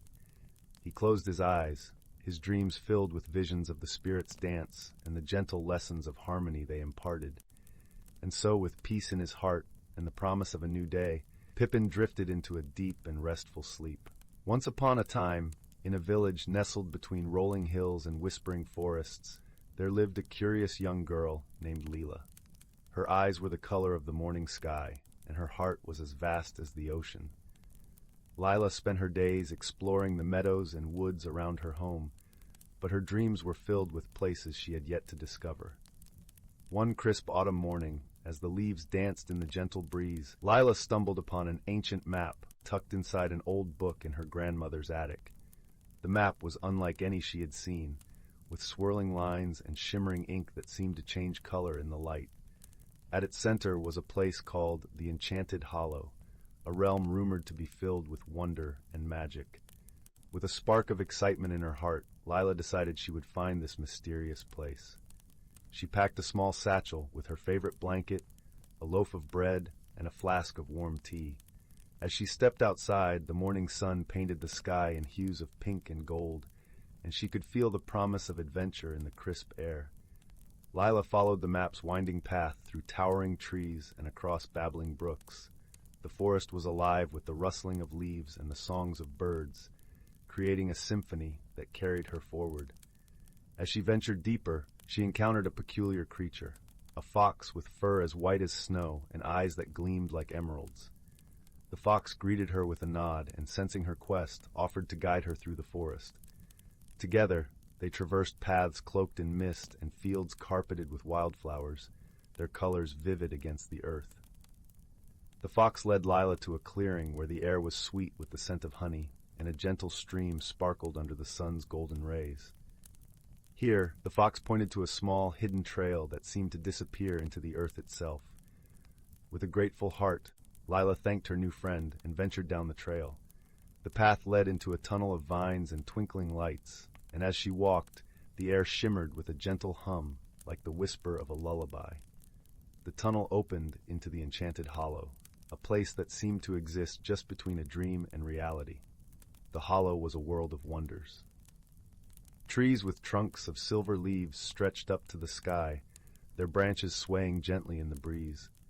Flowers with petals of iridescent colors glowed softly, and the ground was covered in moss that felt like the plushest carpet beneath Lila's feet. Streams of crystal-clear water wound through the landscape, their gentle babble a soothing melody. As she explored, Lila met creatures she had only ever dreamed of.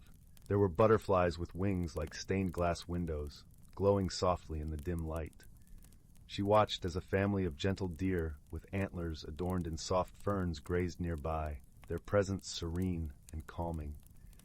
But the most wondrous creature she encountered was a small, luminescent being called a starling. It hovered in the air, its wings twinkling like the night sky, and spoke in a voice as soft as a summer breeze. The starling told Lila of the heart of the hollow, a place where wishes were whispered and dreams were born. With the starling as her guide, Lila traveled to the heart of the Enchanted Hollow. There she found a pool of water so clear and still that it reflected the world above like a perfect mirror. The starling encouraged her to look into the pool and whisper her heart's deepest wish. Lila closed her eyes, and with a heart full of gratitude and wonder, whispered her wish for courage and the strength to explore the unknown. As her words floated into the air, the pool shimmered, and a warmth spread through her, filling her with a sense of peace and confidence. With her journey nearly complete, Lila realized it was time to return home. She bid farewell to her new friends, each one leaving her with a token of their world, a silver leaf, a tiny fern, and a single glowing petal. As she retraced her steps through the forest, the fox rejoined her, leading her back to the edge of her village. Under the light of the setting sun, Lila returned home, her heart brimming with stories and newfound courage. She tucked the tokens from the hollow into her satchel, reminders of her journey and the friends she had made. As she drifted off to sleep that night, the wind carried the scent of the forest through her window, and the stars outside twinkled with a familiar glow. Lila knew that whenever she needed courage, she only had to close her eyes and remember her journey to the Enchanted Hollow, where magic and dreams lived in harmony. And so, with a heart full of wonder and the whisper of the hollow in her dreams, Lila slept peacefully, ready for whatever adventures awaited her in the days to come. In the gentle embrace of twilight, when the world was painted in soft hues of lavender and gold, young Sylvie found herself standing at the edge of the whispering woods. This was no ordinary forest. It was a place of enchantment, where the air was perpetually sweet with the scent of blooming honeysuckle, and the leaves rustled like a chorus of gentle whispers, telling tales of ancient times and forgotten magic. Sylvie had always been a curious soul, with eyes wide and bright like a pair of polished amber stones. Her heart danced with the thrill of discovery, and it was this very spirit that led her to the threshold of the Whispering Woods. The stories of the forest had been many, passed down through generations in her village, each tale more captivating than the last. Yet none could say what truly lay within, for no one had ventured far enough to uncover its secrets. With a deep breath, Sylvie stepped forward, her feet sinking softly into the mossy path. The forest welcomed her with a gentle breeze that played with her hair like an old friend.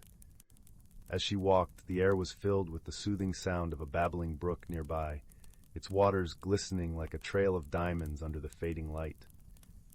It wasn't long before Sylvie encountered her first glimpse of the forest's wonders. A small, luminescent creature flitted across her path, a wisp glowing with a gentle blue light. It paused midair, regarding Sylvie with curious eyes that twinkled like tiny stars. The wisp danced around her in playful circles, leading her deeper into the heart of the woods. Following the wisp, Sylvie soon arrived at a clearing bathed in moonlight. Here the trees formed a protective circle around a shimmering pond, its surface reflecting the night sky as if it were a mirror. Around the pond, flowers of every imaginable color bloomed, their petals opening to reveal a symphony of fragrances that filled the air with a sense of peace and wonder. As Sylvie marveled at the beauty around her, she noticed a figure sitting by the pond's edge. It was a small, gentle creature with fur as soft and white as freshly fallen snow. Its eyes were the color of twilight, deep and full of wisdom.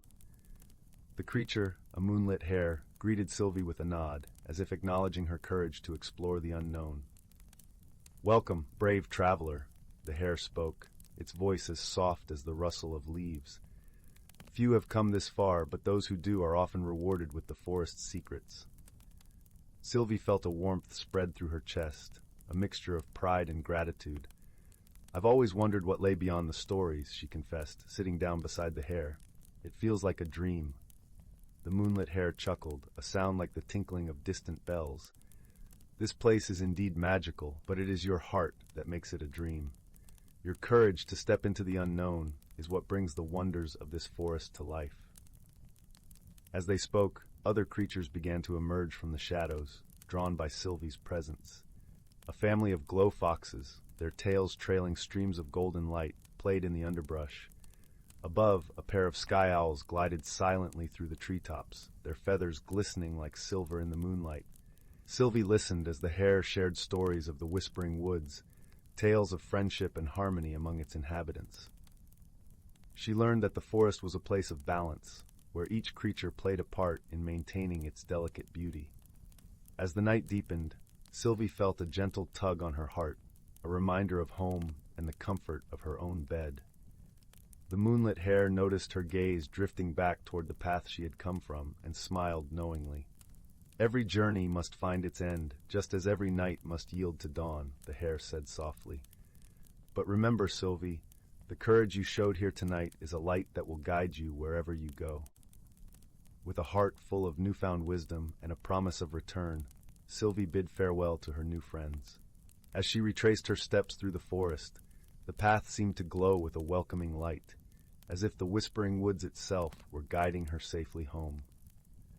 When Sylvie finally emerged from the forest, the first rays of dawn were beginning to paint the sky in shades of pink and gold. She felt a profound sense of peace, as if the forest had shared a part of its magic with her, a magic that would stay with her always. As she slipped back into her warm bed, the stories of the whispering woods lingered in her mind like a gentle lullaby, reminding her that courage and exploration could unveil the most wondrous of dreams. And so, with a heart full of joy and eyes heavy with sleep, Sylvie drifted into a world of dreams, comforted by the knowledge that she was part of a larger magical world where anything was possible. Once upon a starry night, in a cozy woodland village, there lived a young hedgehog named Willow. Though small in stature, Willow's heart was vast, filled with dreams of adventure and self-discovery. However, like the tightly furled leaves that protected her, Willow found herself resistant to change, preferring the comfort of her familiar burrow. One crisp autumn morning, Willow awoke to find her world transformed. The once vibrant forest now slumbered under a blanket of golden leaves, and a chill wind whispered of winter's approach. Willow shivered, her quills prickling with apprehension. How could she embrace this new season when every fiber of her being longed for the warmth of summer? As Willow ventured forth in search of sustenance, she encountered her dear friend, Oakley, a wise old oak tree whose branches had weathered countless seasons. "Greetings, little one," Oakley rumbled, his deep voice like the creaking of ancient wood. "I sense your unease with the changing tides." Willow nodded, her eyes downcast. "Everything feels so different, so unfamiliar. I fear I am ill-equipped to handle such upheaval." Oakley chuckled, a sound like rustling leaves. "My dear Willow, change is the natural order of life. Just as the forest sheds its vibrant cloak each autumn, only to be reborn in spring's verdant embrace, so too must we embrace the cycles of growth and renewal." Sensing Willow's skepticism, Oakley gestured towards a nearby clearing with a gnarled branch. "Behold the beauty of transformation," he whispered. In the heart of the clearing stood a magnificent weeping willow tree, its slender branches adorned with delicate, crystal-like leaves that shimmered in the morning light. As Willow drew nearer, she gasped in wonder, for the leaves seemed to emanate a soft, ethereal glow, casting prismatic patterns upon the forest floor. "This is no ordinary tree," Oakley explained. "It is a manifestation of the magic that courses through our woodland realm, a living embodiment of the cycle of renewal. Each autumn, as the leaves turn to crystal, they capture the essence of the changing season, only to melt away come spring, replenishing the earth with their life-giving energy." Willow's eyes widened with childlike wonder as she beheld the crystalline splendor. In that moment, she felt a profound connection to the weeping willow, as if its roots had entwined with her very soul. Over the following weeks, Willow found herself drawn to the willow's enchanting presence, marveling at the ever-changing patterns cast by its luminous leaves. As winter's icy grip tightened upon the forest, Willow's once prickly nature softened, and she began to embrace the beauty of each season's unique gifts. One frosty night, as Willow huddled beneath the willow's crystalline canopy, she was joined by her friends, Oakley, the wise old oak, Flutter, a kind-hearted butterfly, and Burrow, a loyal rabbit with a penchant for cozy nooks. Together they shared stories and laughter, their bonds strengthened by the willow's nurturing embrace. As the first blush of spring crept over the horizon, Willow witnessed a miraculous transformation. The once crystalline leaves began to melt, their radiant droplets seeping into the earth, nourishing the slumbering seeds that would soon burst forth in a riot of new life. In that moment, Willow understood the profound truth Oakley had imparted, that change, though often daunting, was an essential part of growth and renewal. Just as the willow shed its crystalline cloak to nurture new beginnings, so too must Willow embrace the cycles of her own life, shedding her fears and insecurities to make way for the boundless potential within. From that day forth, Willow greeted each season with open arms, her heart filled with gratitude for the enduring magic of the woodland realm. And though the weeping willow's crystalline leaves would return with the autumn chill, Willow knew that within her burned an eternal flame, the inextinguishable light of hope, resilience, and the courage to embrace life's ever-changing tapestry. In the quaint village of Willowbrook, nestled amidst rolling hills and flourishing meadows, there was a peculiar legend whispered among its inhabitants. It spoke of the enchanted lantern, a magical object that had the power to illuminate hidden paths and reveal truths unseen. It was said to be tucked away in the heart of the mystic woods, a lush and verdant forest that bordered the village, where old oaks and whispering pines guarded secrets untold. The villagers often spoke of the lantern with both awe and caution, for it was believed that only those pure of heart could unveil its mysteries.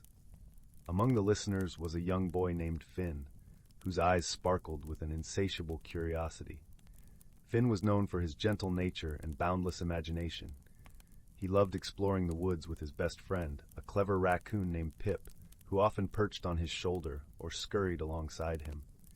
One crisp autumn afternoon, as golden leaves cascaded from the trees like gentle rain, Finn found himself drawn to the edge of the mystic woods. The air was crisp and filled with the scent of pine and earth. He and Pip had heard the legend many times over crackling fires and beneath starlit skies, but that day the call of adventure was too strong to resist. "Pip," Finn murmured, his breath a soft cloud in the cool air, "what if we find the enchanted lantern? What wonders could we discover?" Pip twitched his nose and chirped in agreement, his tiny paws patting Finn's shoulder as if to say, "Let's go! Let's see!" With a heart full of hope and wonder, Finn stepped into the mystic woods, the leaves crunching softly beneath his feet. The forest was alive with the sounds of nature, the rustling of leaves, the distant call of a songbird, and the gentle babble of a hidden brook. Sunlight filtered through the canopy, casting dappled patterns on the forest floor, creating a tapestry of light and shadow that seemed to dance with every breeze.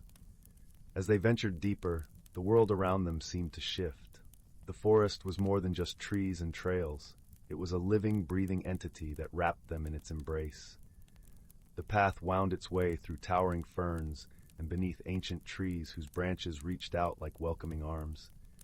The deeper they went, the more Finn felt a change within himself, a sense of belonging, a connection to something greater than he had ever known. "Do you feel it, Pip?" Finn whispered, his voice a soft echo in the stillness. Pip nodded, his eyes wide with wonder as they peered into the depths of the forest, where shadows played and light danced.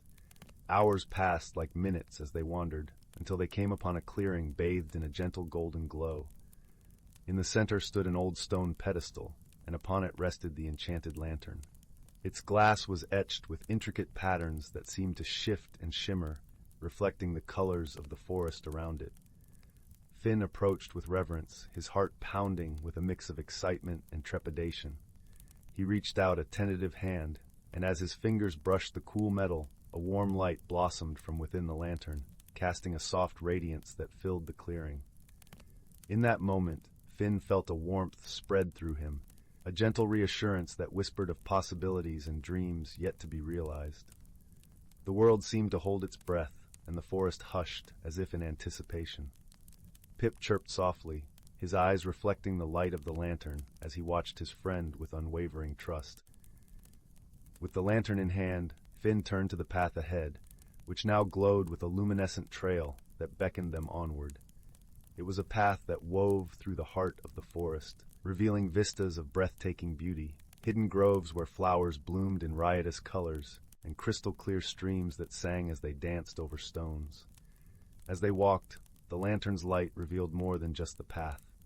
It illuminated memories and dreams, hopes and fears, all woven together in the tapestry of Finn's heart. He saw moments of kindness and courage, laughter shared with friends, and the quiet strength that came from knowing he was never truly alone. The journey was not without its challenges, but Finn faced them with a newfound wisdom and the steadfast companionship of Pip.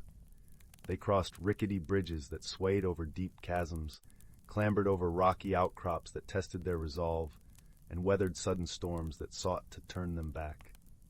Yet through it all, the lantern's light never wavered, guiding them with unwavering certainty. As they ventured further, they discovered a hidden world within the forest, a place where the magic of nature thrived in harmony. They met creatures of all shapes and sizes, each with stories of their own. There was Luna, the wise old owl who spoke of the stars and the secrets they kept, and Thistle, the mischievous squirrel who shared tales of acorn feasts and daring escapades. In this hidden world, Finn and Pip forged friendships that defied expectations. They learned that true friendship knew no bounds, that it was a bond that transcended differences and celebrated the unique gifts each brought to the world. Through their journey, they came to understand that the greatest magic lay not in the lantern itself, but in the connections they made along the way. The days turned into weeks, and the forest became a second home, a place of peace and discovery.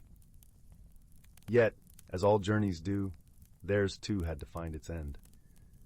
One evening, as the sun dipped below the horizon and painted the sky in hues of lavender and gold, Finn and Pip found themselves back at the edge of the mystic woods.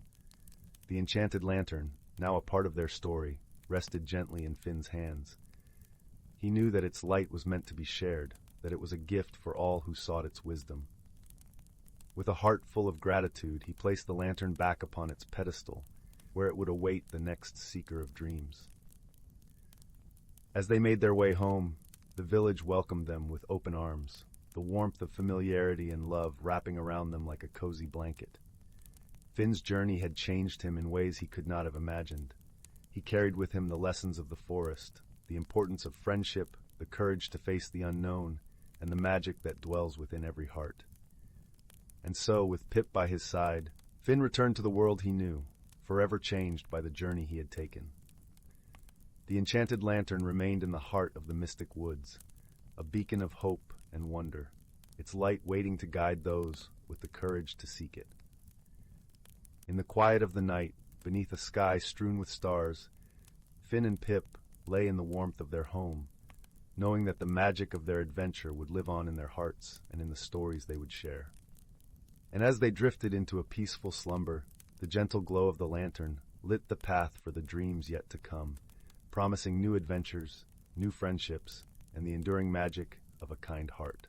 In the heart of the misty blue forest, where trees wore coats of moss and squirrels played hide-and-seek with the sunbeams, there lay a tiny, bustling village known as Twinklewood Hollow. This was no ordinary village, for its inhabitants were as unique and whimsical as the forest itself. You see, Twinklewood was home to a medley of magical creatures, each with their own delightful peculiarity. At the center of the hollow lived a merry little gnome named Pipkin. Pipkin was known far and wide for his penchant for wearing mismatched socks, believing they brought him good luck. His home was a cozy burrow beneath an ancient oak, with windows framed by ivy and a door that creaked a friendly greeting each time it opened. Pipkin's most cherished possession was a brass kettle that whistled the tune of Twinkle, Twinkle, Little Star whenever the tea was ready. Next door to Pipkin, in a treehouse woven from willow branches, lived a sprightly fairy named Flick. Flick had wings as delicate as a dragonfly's, shimmering in hues of lavender and gold. She had an infectious giggle that sounded like wind chimes in a gentle breeze, and was known for her remarkable skill in painting the most vibrant rainbows across the sky with her magic paintbrush. A little further down the cobblestone path, one would find the abode of Terence, the talking tortoise. Terence was never in a rush, and he often reminded his friends that the best way to enjoy life was one slow step at a time. His shell was a patchwork of colors, each tile a memory from his travels around the world. Terence was a master storyteller, his tales as rich and layered as the forest floor in autumn. One sunny morning, as the dew sparkled on the meadow like 1,000 tiny diamonds, Pipkin, Flick, and Terence gathered at the village square. They were joined by a lively crowd of other villagers, including the melodic-voiced songbirds, the the mischievous squirrel twins, and the wise old owl Hootsworth, who always wore spectacles perched precariously on his beak.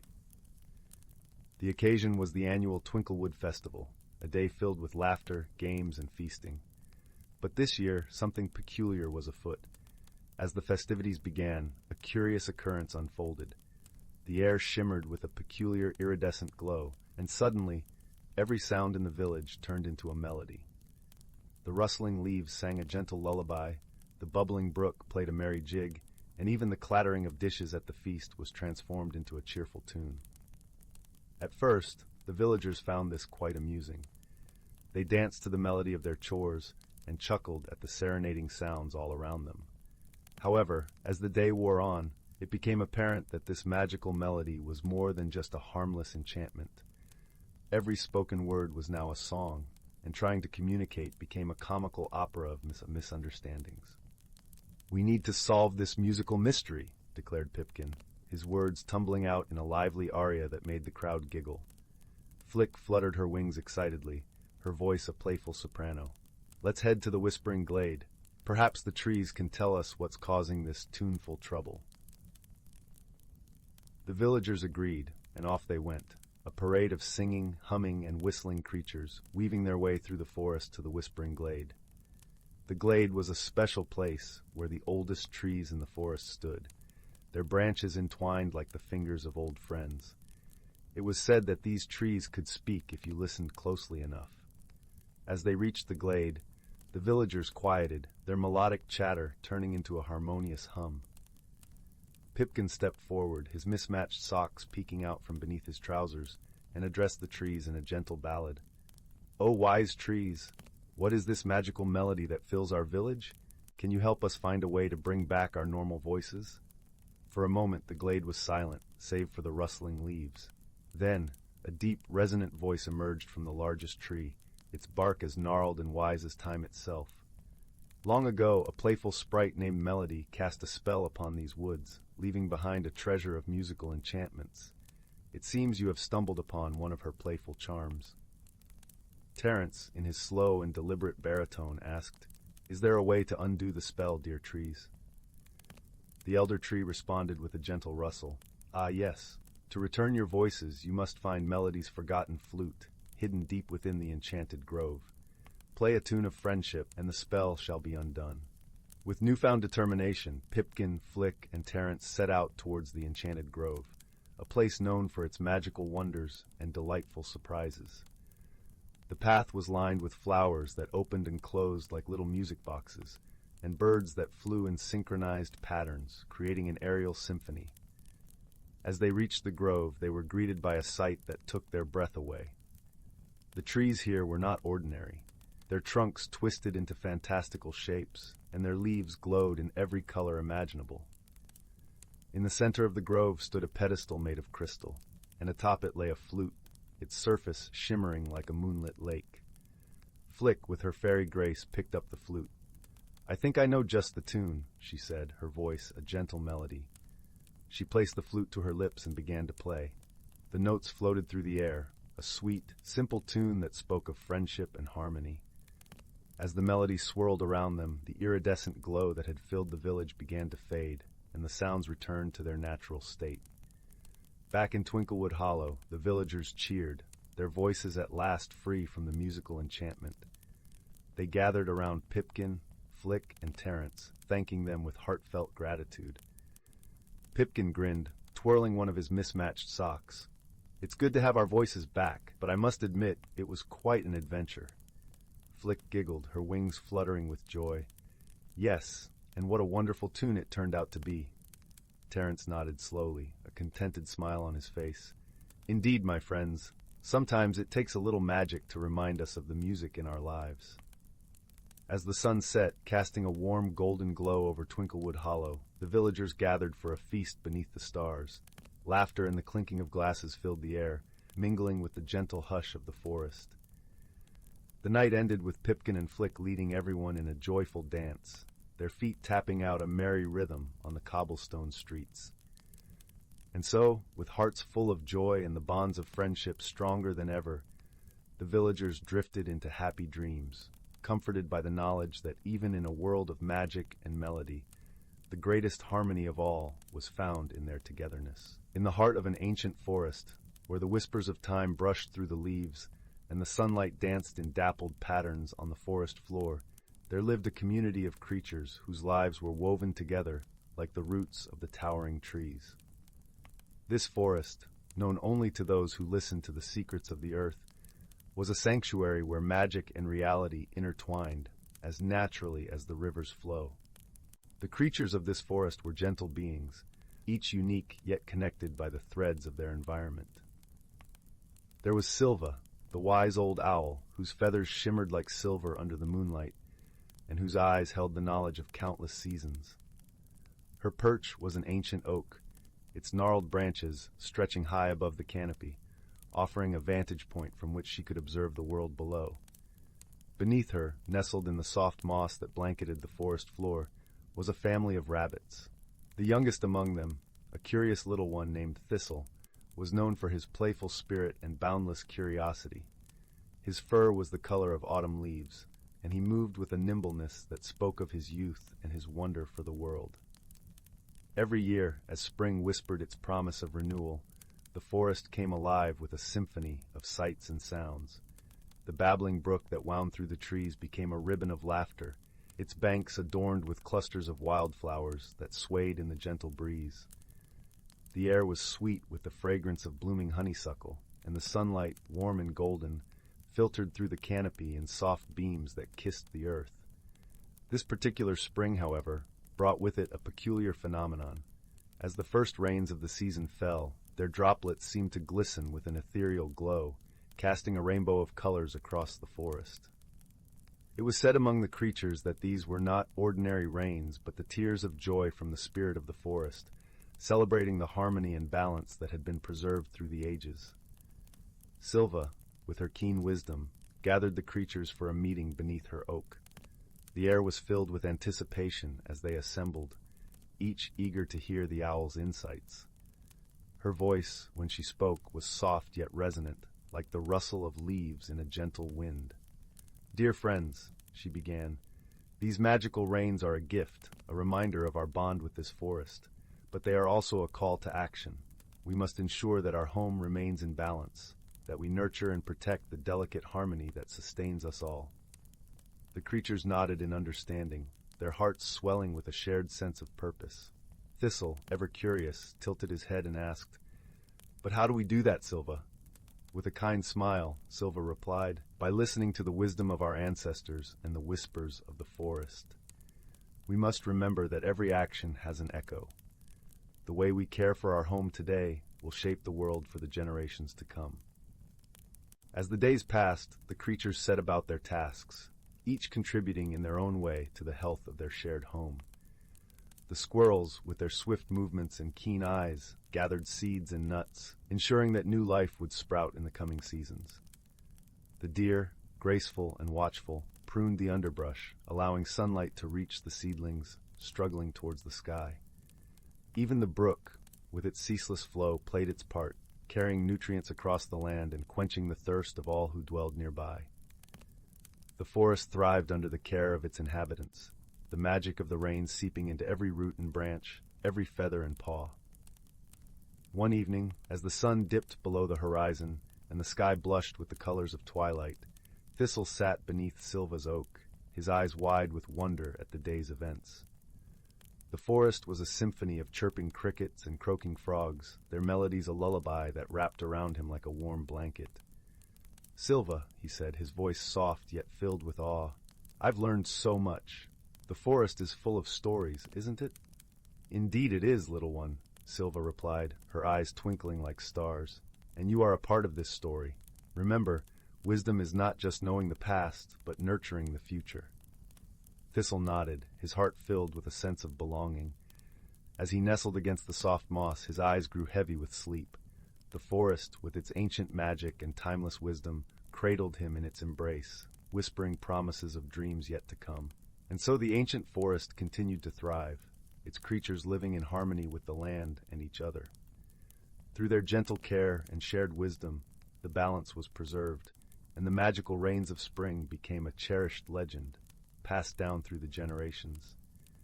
As the moon rose high above, casting its silver glow across the land, the forest sighed in contentment. For in this hidden world where magic and reality danced together, the heart of nature beat strong and true, a testament to the power of friendship, wisdom, and the enduring beauty of life. Once upon a time, in the quaint village of Larkspur Hollow, nestled between emerald hills and the whispering woods, there lived a young girl named Alina. Alina was known for her curious spirit and a heart as warm as the summer sun. She had a special knack for finding beauty in the most unexpected places, and her days were often spent exploring the meadows and streams that surrounded her home. One golden afternoon, as the sun began its descent behind the hills, Alina sat by the edge of the creek, her toes dipped in the cool, bubbling water. The birds sang a gentle lullaby, and the breeze carried a hint of lavender from the nearby fields. Her eyes caught a glimmer of something unusual, a path she had never noticed before, veiled in a shimmering, misty light, leading into the depths of the forest. Her heart fluttered with a mixture of excitement and a touch of nervousness. But her curiosity, like a soft tug on her sleeve, urged her forward. What wonders might this path hold? She wondered aloud, her voice blending with the rustling leaves. With a deep breath, Alina stepped onto the path. The forest greeted her with a symphony of sounds, the gentle crunch of leaves beneath her feet, the distant hoot of an owl, and the whisper of the wind through the branches. The air was rich with the scent of pine and earth, comforting and familiar, yet the path itself felt like stepping into a dream. As Alina ventured deeper, the forest transformed around her. The trees, tall and majestic, were draped in vines of glowing flowers, their petals softly illuminating the path. She marveled at their colors, soft pinks, blues, and purples that seemed to shimmer like the stars. It wasn't long before Alina encountered her first whimsical creature. A delicate, luminescent butterfly fluttered before her, its wings painted with colors more vibrant than any Alina had ever seen. It danced in the air, leading her forward with playful twirls and loops. Alina giggled, feeling as though she was part of some magical ballet. Further along, she came across a small clearing bathed in moonlight, where a group of tiny twinkling beings were gathered. They were spritlings, their bodies glowing like fireflies, their laughter a melodic chorus. They waved to Alina, inviting her to join their circle as they twirled and spun, their joy infectious. With laughter bubbling in her chest, Alina danced with the spritlings, her worries melting away like morning mist. She discovered that courage wasn't just about facing fear. It was about embracing the unknown with an open heart. As the dance concluded, a gentle voice spoke from the shadows. It was Old Willow, a wise, ancient tree with a face carved by time and the elements. "Dear Alina," it said, its voice like the rustle of leaves, "you have shown great courage by stepping into the unknown. Remember, the world is full of wonders waiting to be discovered by those who dare to seek them." The path continued to wind through the forest, leading Alina to a serene pond. The surface was as smooth as glass, reflecting the shimmering canopy above. As she knelt by the water's edge, a gentle ripple spread across the pond, and a graceful, silvery fish emerged, its scales glinting in the moonlight. The fish spoke in a voice as soft as the water's caress. "Brave traveler, your journey reminds us that with each step into the unknown, we uncover parts of ourselves we never knew existed." Feeling a sense of peace and understanding, Alina thanked the fish and continued on her way. The path eventually looped back to the village's edge, where the first glimmers of dawn painted the sky in hues of pink and gold. With a heart full of wonder and a mind alive with possibilities, Alina returned home, her spirit aglow with the magic of her adventure. She knew that, while the path had ended, her journey of exploration and courage was just beginning. And so, as the village of Larkspur Hollow awoke to a new day, Alina fell asleep with a smile, dreaming of the mysteries still waiting for her in the enchanting world beyond her doorstep. The gentle rustling of the leaves and the soft hum of the forest were her lullaby, promising more magical discoveries in the days to come. In the heart of the whispering woods, where the trees sang ancient lullabies and the streams hummed a gentle tune, a small village lay cradled within a verdant valley. The village was called Lumen's Hollow, named after the soft, ethereal glow that seemed to hang in the air like a constant twilight, casting everything in hues of lavender and gold. It was a place of simple joys, where laughter echoed through cobblestone streets and the scent of freshly baked bread wafted from every window. The people of Lumen's Hollow lived peacefully, tending to their gardens and weaving tales by the fireside. But what made this village truly remarkable was a secret known only to a few, a hidden world within the forest, a realm where the ordinary and the extraordinary danced in harmony.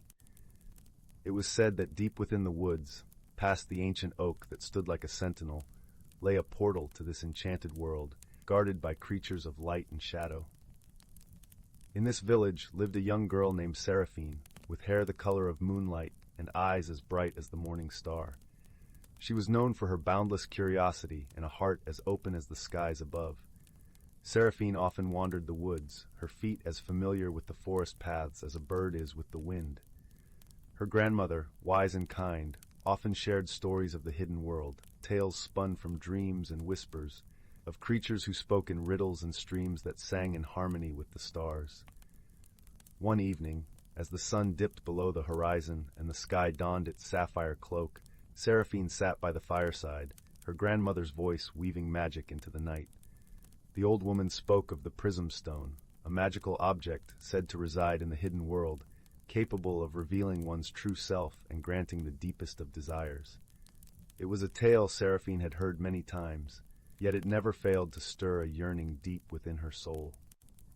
"Remember, dear heart," her grandmother would say, "the prism stone is not just a treasure to behold, but a journey to be lived. Those who seek it must do so with an open heart and a spirit willing to embrace the unknown." That night, as the village slumbered under a blanket of stars, Seraphine lay awake, the story echoing in her mind. Her heart thrummed with a quiet determination, a longing to discover the hidden world and witness the prism stone's magic for herself. And so, with the first light of dawn, Seraphine set out on her journey, her steps guided by the soft whispers of the forest. The path through the woods was dappled with sunlight, the air sweet with the scent of wildflowers. As she walked, Seraphine felt a gentle tug, an invisible thread pulling her towards the ancient oak, its branches stretching towards the sky like arms in eternal supplication. The tree stood tall and wise, its bark etched with runes that glimmered faintly in the morning light. With a heart full of hope and a mind open to possibilities, Seraphine placed her hand upon the tree. To her amazement, the runes began to glow, a soft luminescence that spread across the bark like ripples on a pond. The air shimmered, and with a whisper of wind, a portal opened before her, revealing a world bathed in iridescent light. Stepping through the portal was like entering a dream. The hidden world was a tapestry of colors and sounds, a symphony of nature's wonders. Trees with leaves of silver and gold swayed gently, their trunks adorned with blossoms that sang with the voices of 1,000 birds. Streams of crystal-clear water wound through the landscape, their surfaces dancing with rainbows. Seraphine wandered deeper into this enchanted realm, her senses alive with the beauty around her. It wasn't long before she encountered her first companion, a creature as curious as herself. It was a fox, its fur a vibrant red that shimmered in the light, its eyes a deep, knowing amber. The fox approached with a cautious grace, its tail flicking like a brush, painting the air with curiosity.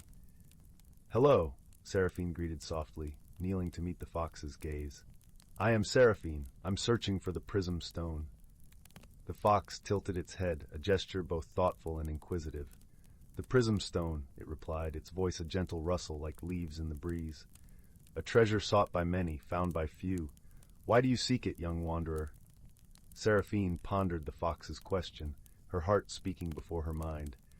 "I wish to understand myself, to see the world with new eyes, and to help my village with whatever wisdom I might gain."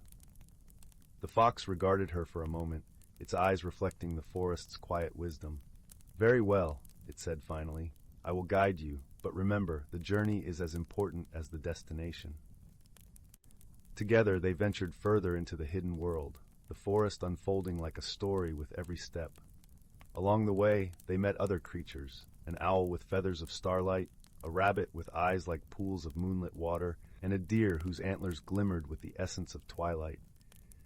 Each joined their journey, drawn by Seraphine's pure heart and the promise of the adventure ahead. As they traveled, the companions shared stories and songs, each revealing a piece of the world's magic. The owl spoke of the stars and their ancient wisdom, the rabbit of the earth's gentle embrace, and the deer of the balance between light and shadow. Through their tales, Seraphine began to understand the interconnectedness of all things, the delicate threads that wove the fabric of life. Days passed in a harmonious cadence, the journey a dance of discovery and friendship. Yet as they neared the heart of the hidden world, the path grew more challenging. The forest thickened, shadows deepening, as if testing Seraphine's resolve. Doubt flickered within her like a candle in a storm, but her companion's presence was a steady flame, guiding her through the darkness. One evening, as the sun dipped low, painting the sky in shades of fire and amethyst, the group arrived at a glade, its center dominated by a pool of still, glassy water. In its depths lay the prism stone, a gem of indescribable beauty, its facets catching the light and refracting it into a spectrum of color that danced across the glade like a living rainbow. Seraphine approached the pool with reverence, her heart a symphony of hope and wonder. As she gazed into the water, she saw her reflection, the girl she was and the woman she was becoming. The prism stone glimmered beneath the surface, its light merging with her own, revealing not just her face, but her essence, her dreams, her fears, her boundless potential. In that moment of clarity, Seraphine understood the true magic of the prism stone. It was not a treasure to be possessed, but a mirror of the soul, a guide to self-discovery and transformation. She realized that the journey itself had granted her the wisdom she sought, the friendships she forged, a testament to the power of kindness and understanding. With a heart full of gratitude, Seraphine turned to her companions, her voice a soft melody of joy. "Thank you," she said, her eyes shining with the light of 1,000 stars. "Thank you for guiding me, for teaching me, for being my friends." The fox, the owl, the rabbit, and the deer gathered around her, their presence a comforting embrace. "You have found what you sought, young wanderer," the fox said, its voice a gentle caress. "Remember this journey, and carry its lessons with you always." With a final lingering look at the prism stone, Seraphine turned back towards the portal, her steps light with newfound purpose. As she crossed into the familiar embrace of the whispering woods, she felt a change within her, a quiet strength, a deeper understanding of herself and the world. Returning to Lumen's Hollow, Seraphine found the village as she had left it, nestled in its valley beneath the twilight sky. Yet, everything felt different, imbued with a richness and depth she had not noticed before. She shared her journey and its lessons with the villagers, her stories weaving a tapestry of hope and possibility. The village thrived, its people united by the knowledge that magic was not confined to distant realms, but lived within every heart, every friendship, every moment of kindness and courage. And as the years passed, Seraphine's tale became a part of the village's lore, a reminder that the greatest journeys are not measured by distance, but by the heart's capacity to grow and embrace the unknown. In the quiet of the evening, as the stars blinked awake and the forest whispered its eternal song, Seraphine would often sit by her grandmother's side, sharing tales of the hidden world, of the creatures who had become her friends, and the magic of the prism stone. And though her hair turned silver with time, her eyes retained the sparkle of that young girl who once stepped into the unknown, guided by the gentle hand of wonder. And so, the story of Seraphine and the prism stone became a part of Lumen's Hollow, a testament to the power of friendship, the beauty of discovery, and the enduring magic of the heart. Under the watchful gaze of the ancient oak, the village thrived, a beacon of light and love in the heart of the whispering woods. As the village slumbered, cradled in the embrace of the forest, the hidden world remained, a secret known to those with the heart to seek it, a reminder that within every ending lies the promise of a new beginning. And in that truth, the village found peace, nestled beneath a sky that sang with the light of 1,000 stars, each a promise of dreams yet to be discovered. In the soft twilight of a universe filled with countless stars, there existed a peculiar planet known as Lumina, a place aglow with a warm, perpetual twilight. The sky was a tapestry of swirling purples and golds, and the air carried a gentle, sweet aroma akin to blooming lilacs.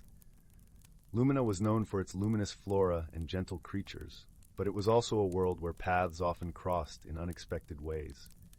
On one such evening, when the sky shimmered with the brilliance of 1,000 tiny moons, two travelers found themselves in a serendipitous meeting. The first was a young being named Zephyr, hailing from the airy plains of Arion, a planet where the winds sang songs of old and every creature was gifted with wings.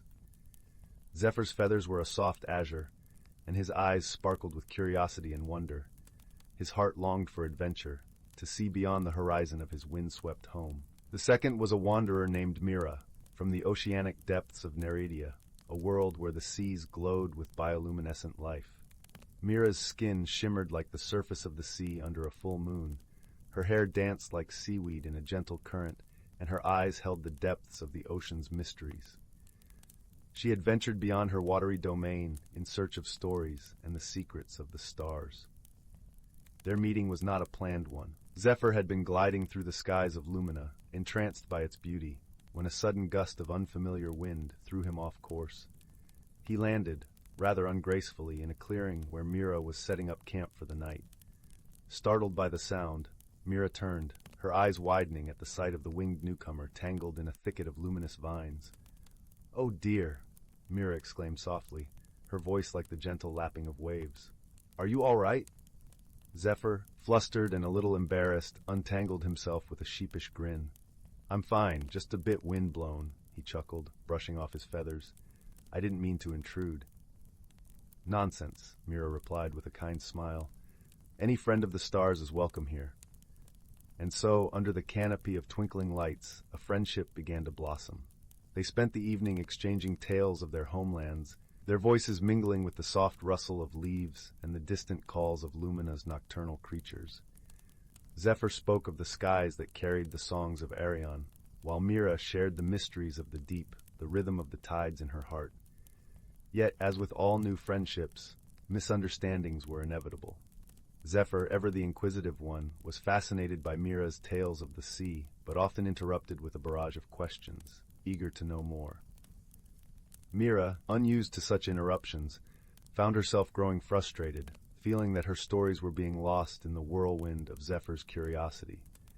One evening, as they sat by a shimmering brook that wound its way through the forest, Mira's patience wore thin.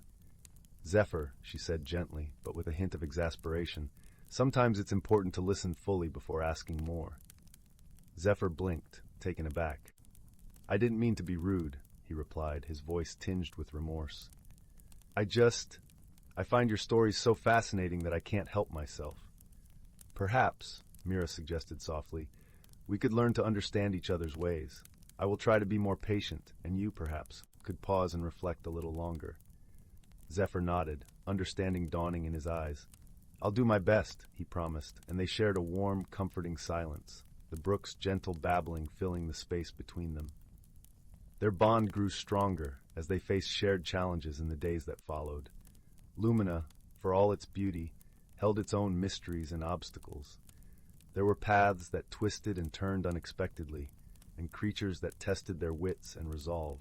One such moment came when a sudden storm swept across the land, with winds that howled like lost spirits and rain that fell like a curtain of silver. They found themselves seeking shelter in a cave, the entrance hidden by a cascade of glowing vines. Inside, the storm's fury was muted, replaced by the soft echoes of their breath and the distant rumble of thunder. Zephyr, who was used to dancing with the winds, felt a pang of unease in the confined space. Mira, sensing his discomfort, placed a reassuring hand on his shoulder. "It's all right," she murmured, her voice a soothing balm. "We'll weather this storm together." Zephyr nodded, grateful for her presence. "Thank you," he whispered, his heart warming at the gesture. As the storm raged on, they shared stories to pass the time, each learning to appreciate the other's perspective. Zephyr listened more intently, finding joy in the rhythm of Mira's words, while Mira found herself swept up in Zephyr's enthusiasm, his questions now a welcome part of their conversations. When the storm finally passed, they emerged from the cave to find the world washed anew, the air crisp and fragrant. They laughed together, feeling a renewed sense of camaraderie, their friendship strengthened by the trials they had faced. Their journey continued, with each day bringing new wonders and lessons. They learned to navigate the challenges of Lumina, drawing strength from each other, their bond a testament to the power of understanding and support. One evening, as they sat atop a hill, watching the stars dance in the sky, Mira turned to Zephyr. "I've always believed the stars tell stories," she mused softly, her gaze drifting across the celestial tapestry. Zephyr nodded, his heart full. "And I've learned that sometimes the best stories are shared," he replied, his words carrying the warmth of their friendship. In that moment, beneath the vast expanse of the universe, they understood the true meaning of companionship, a shared journey, filled with laughter, understanding, and the gentle support that only true friends can offer.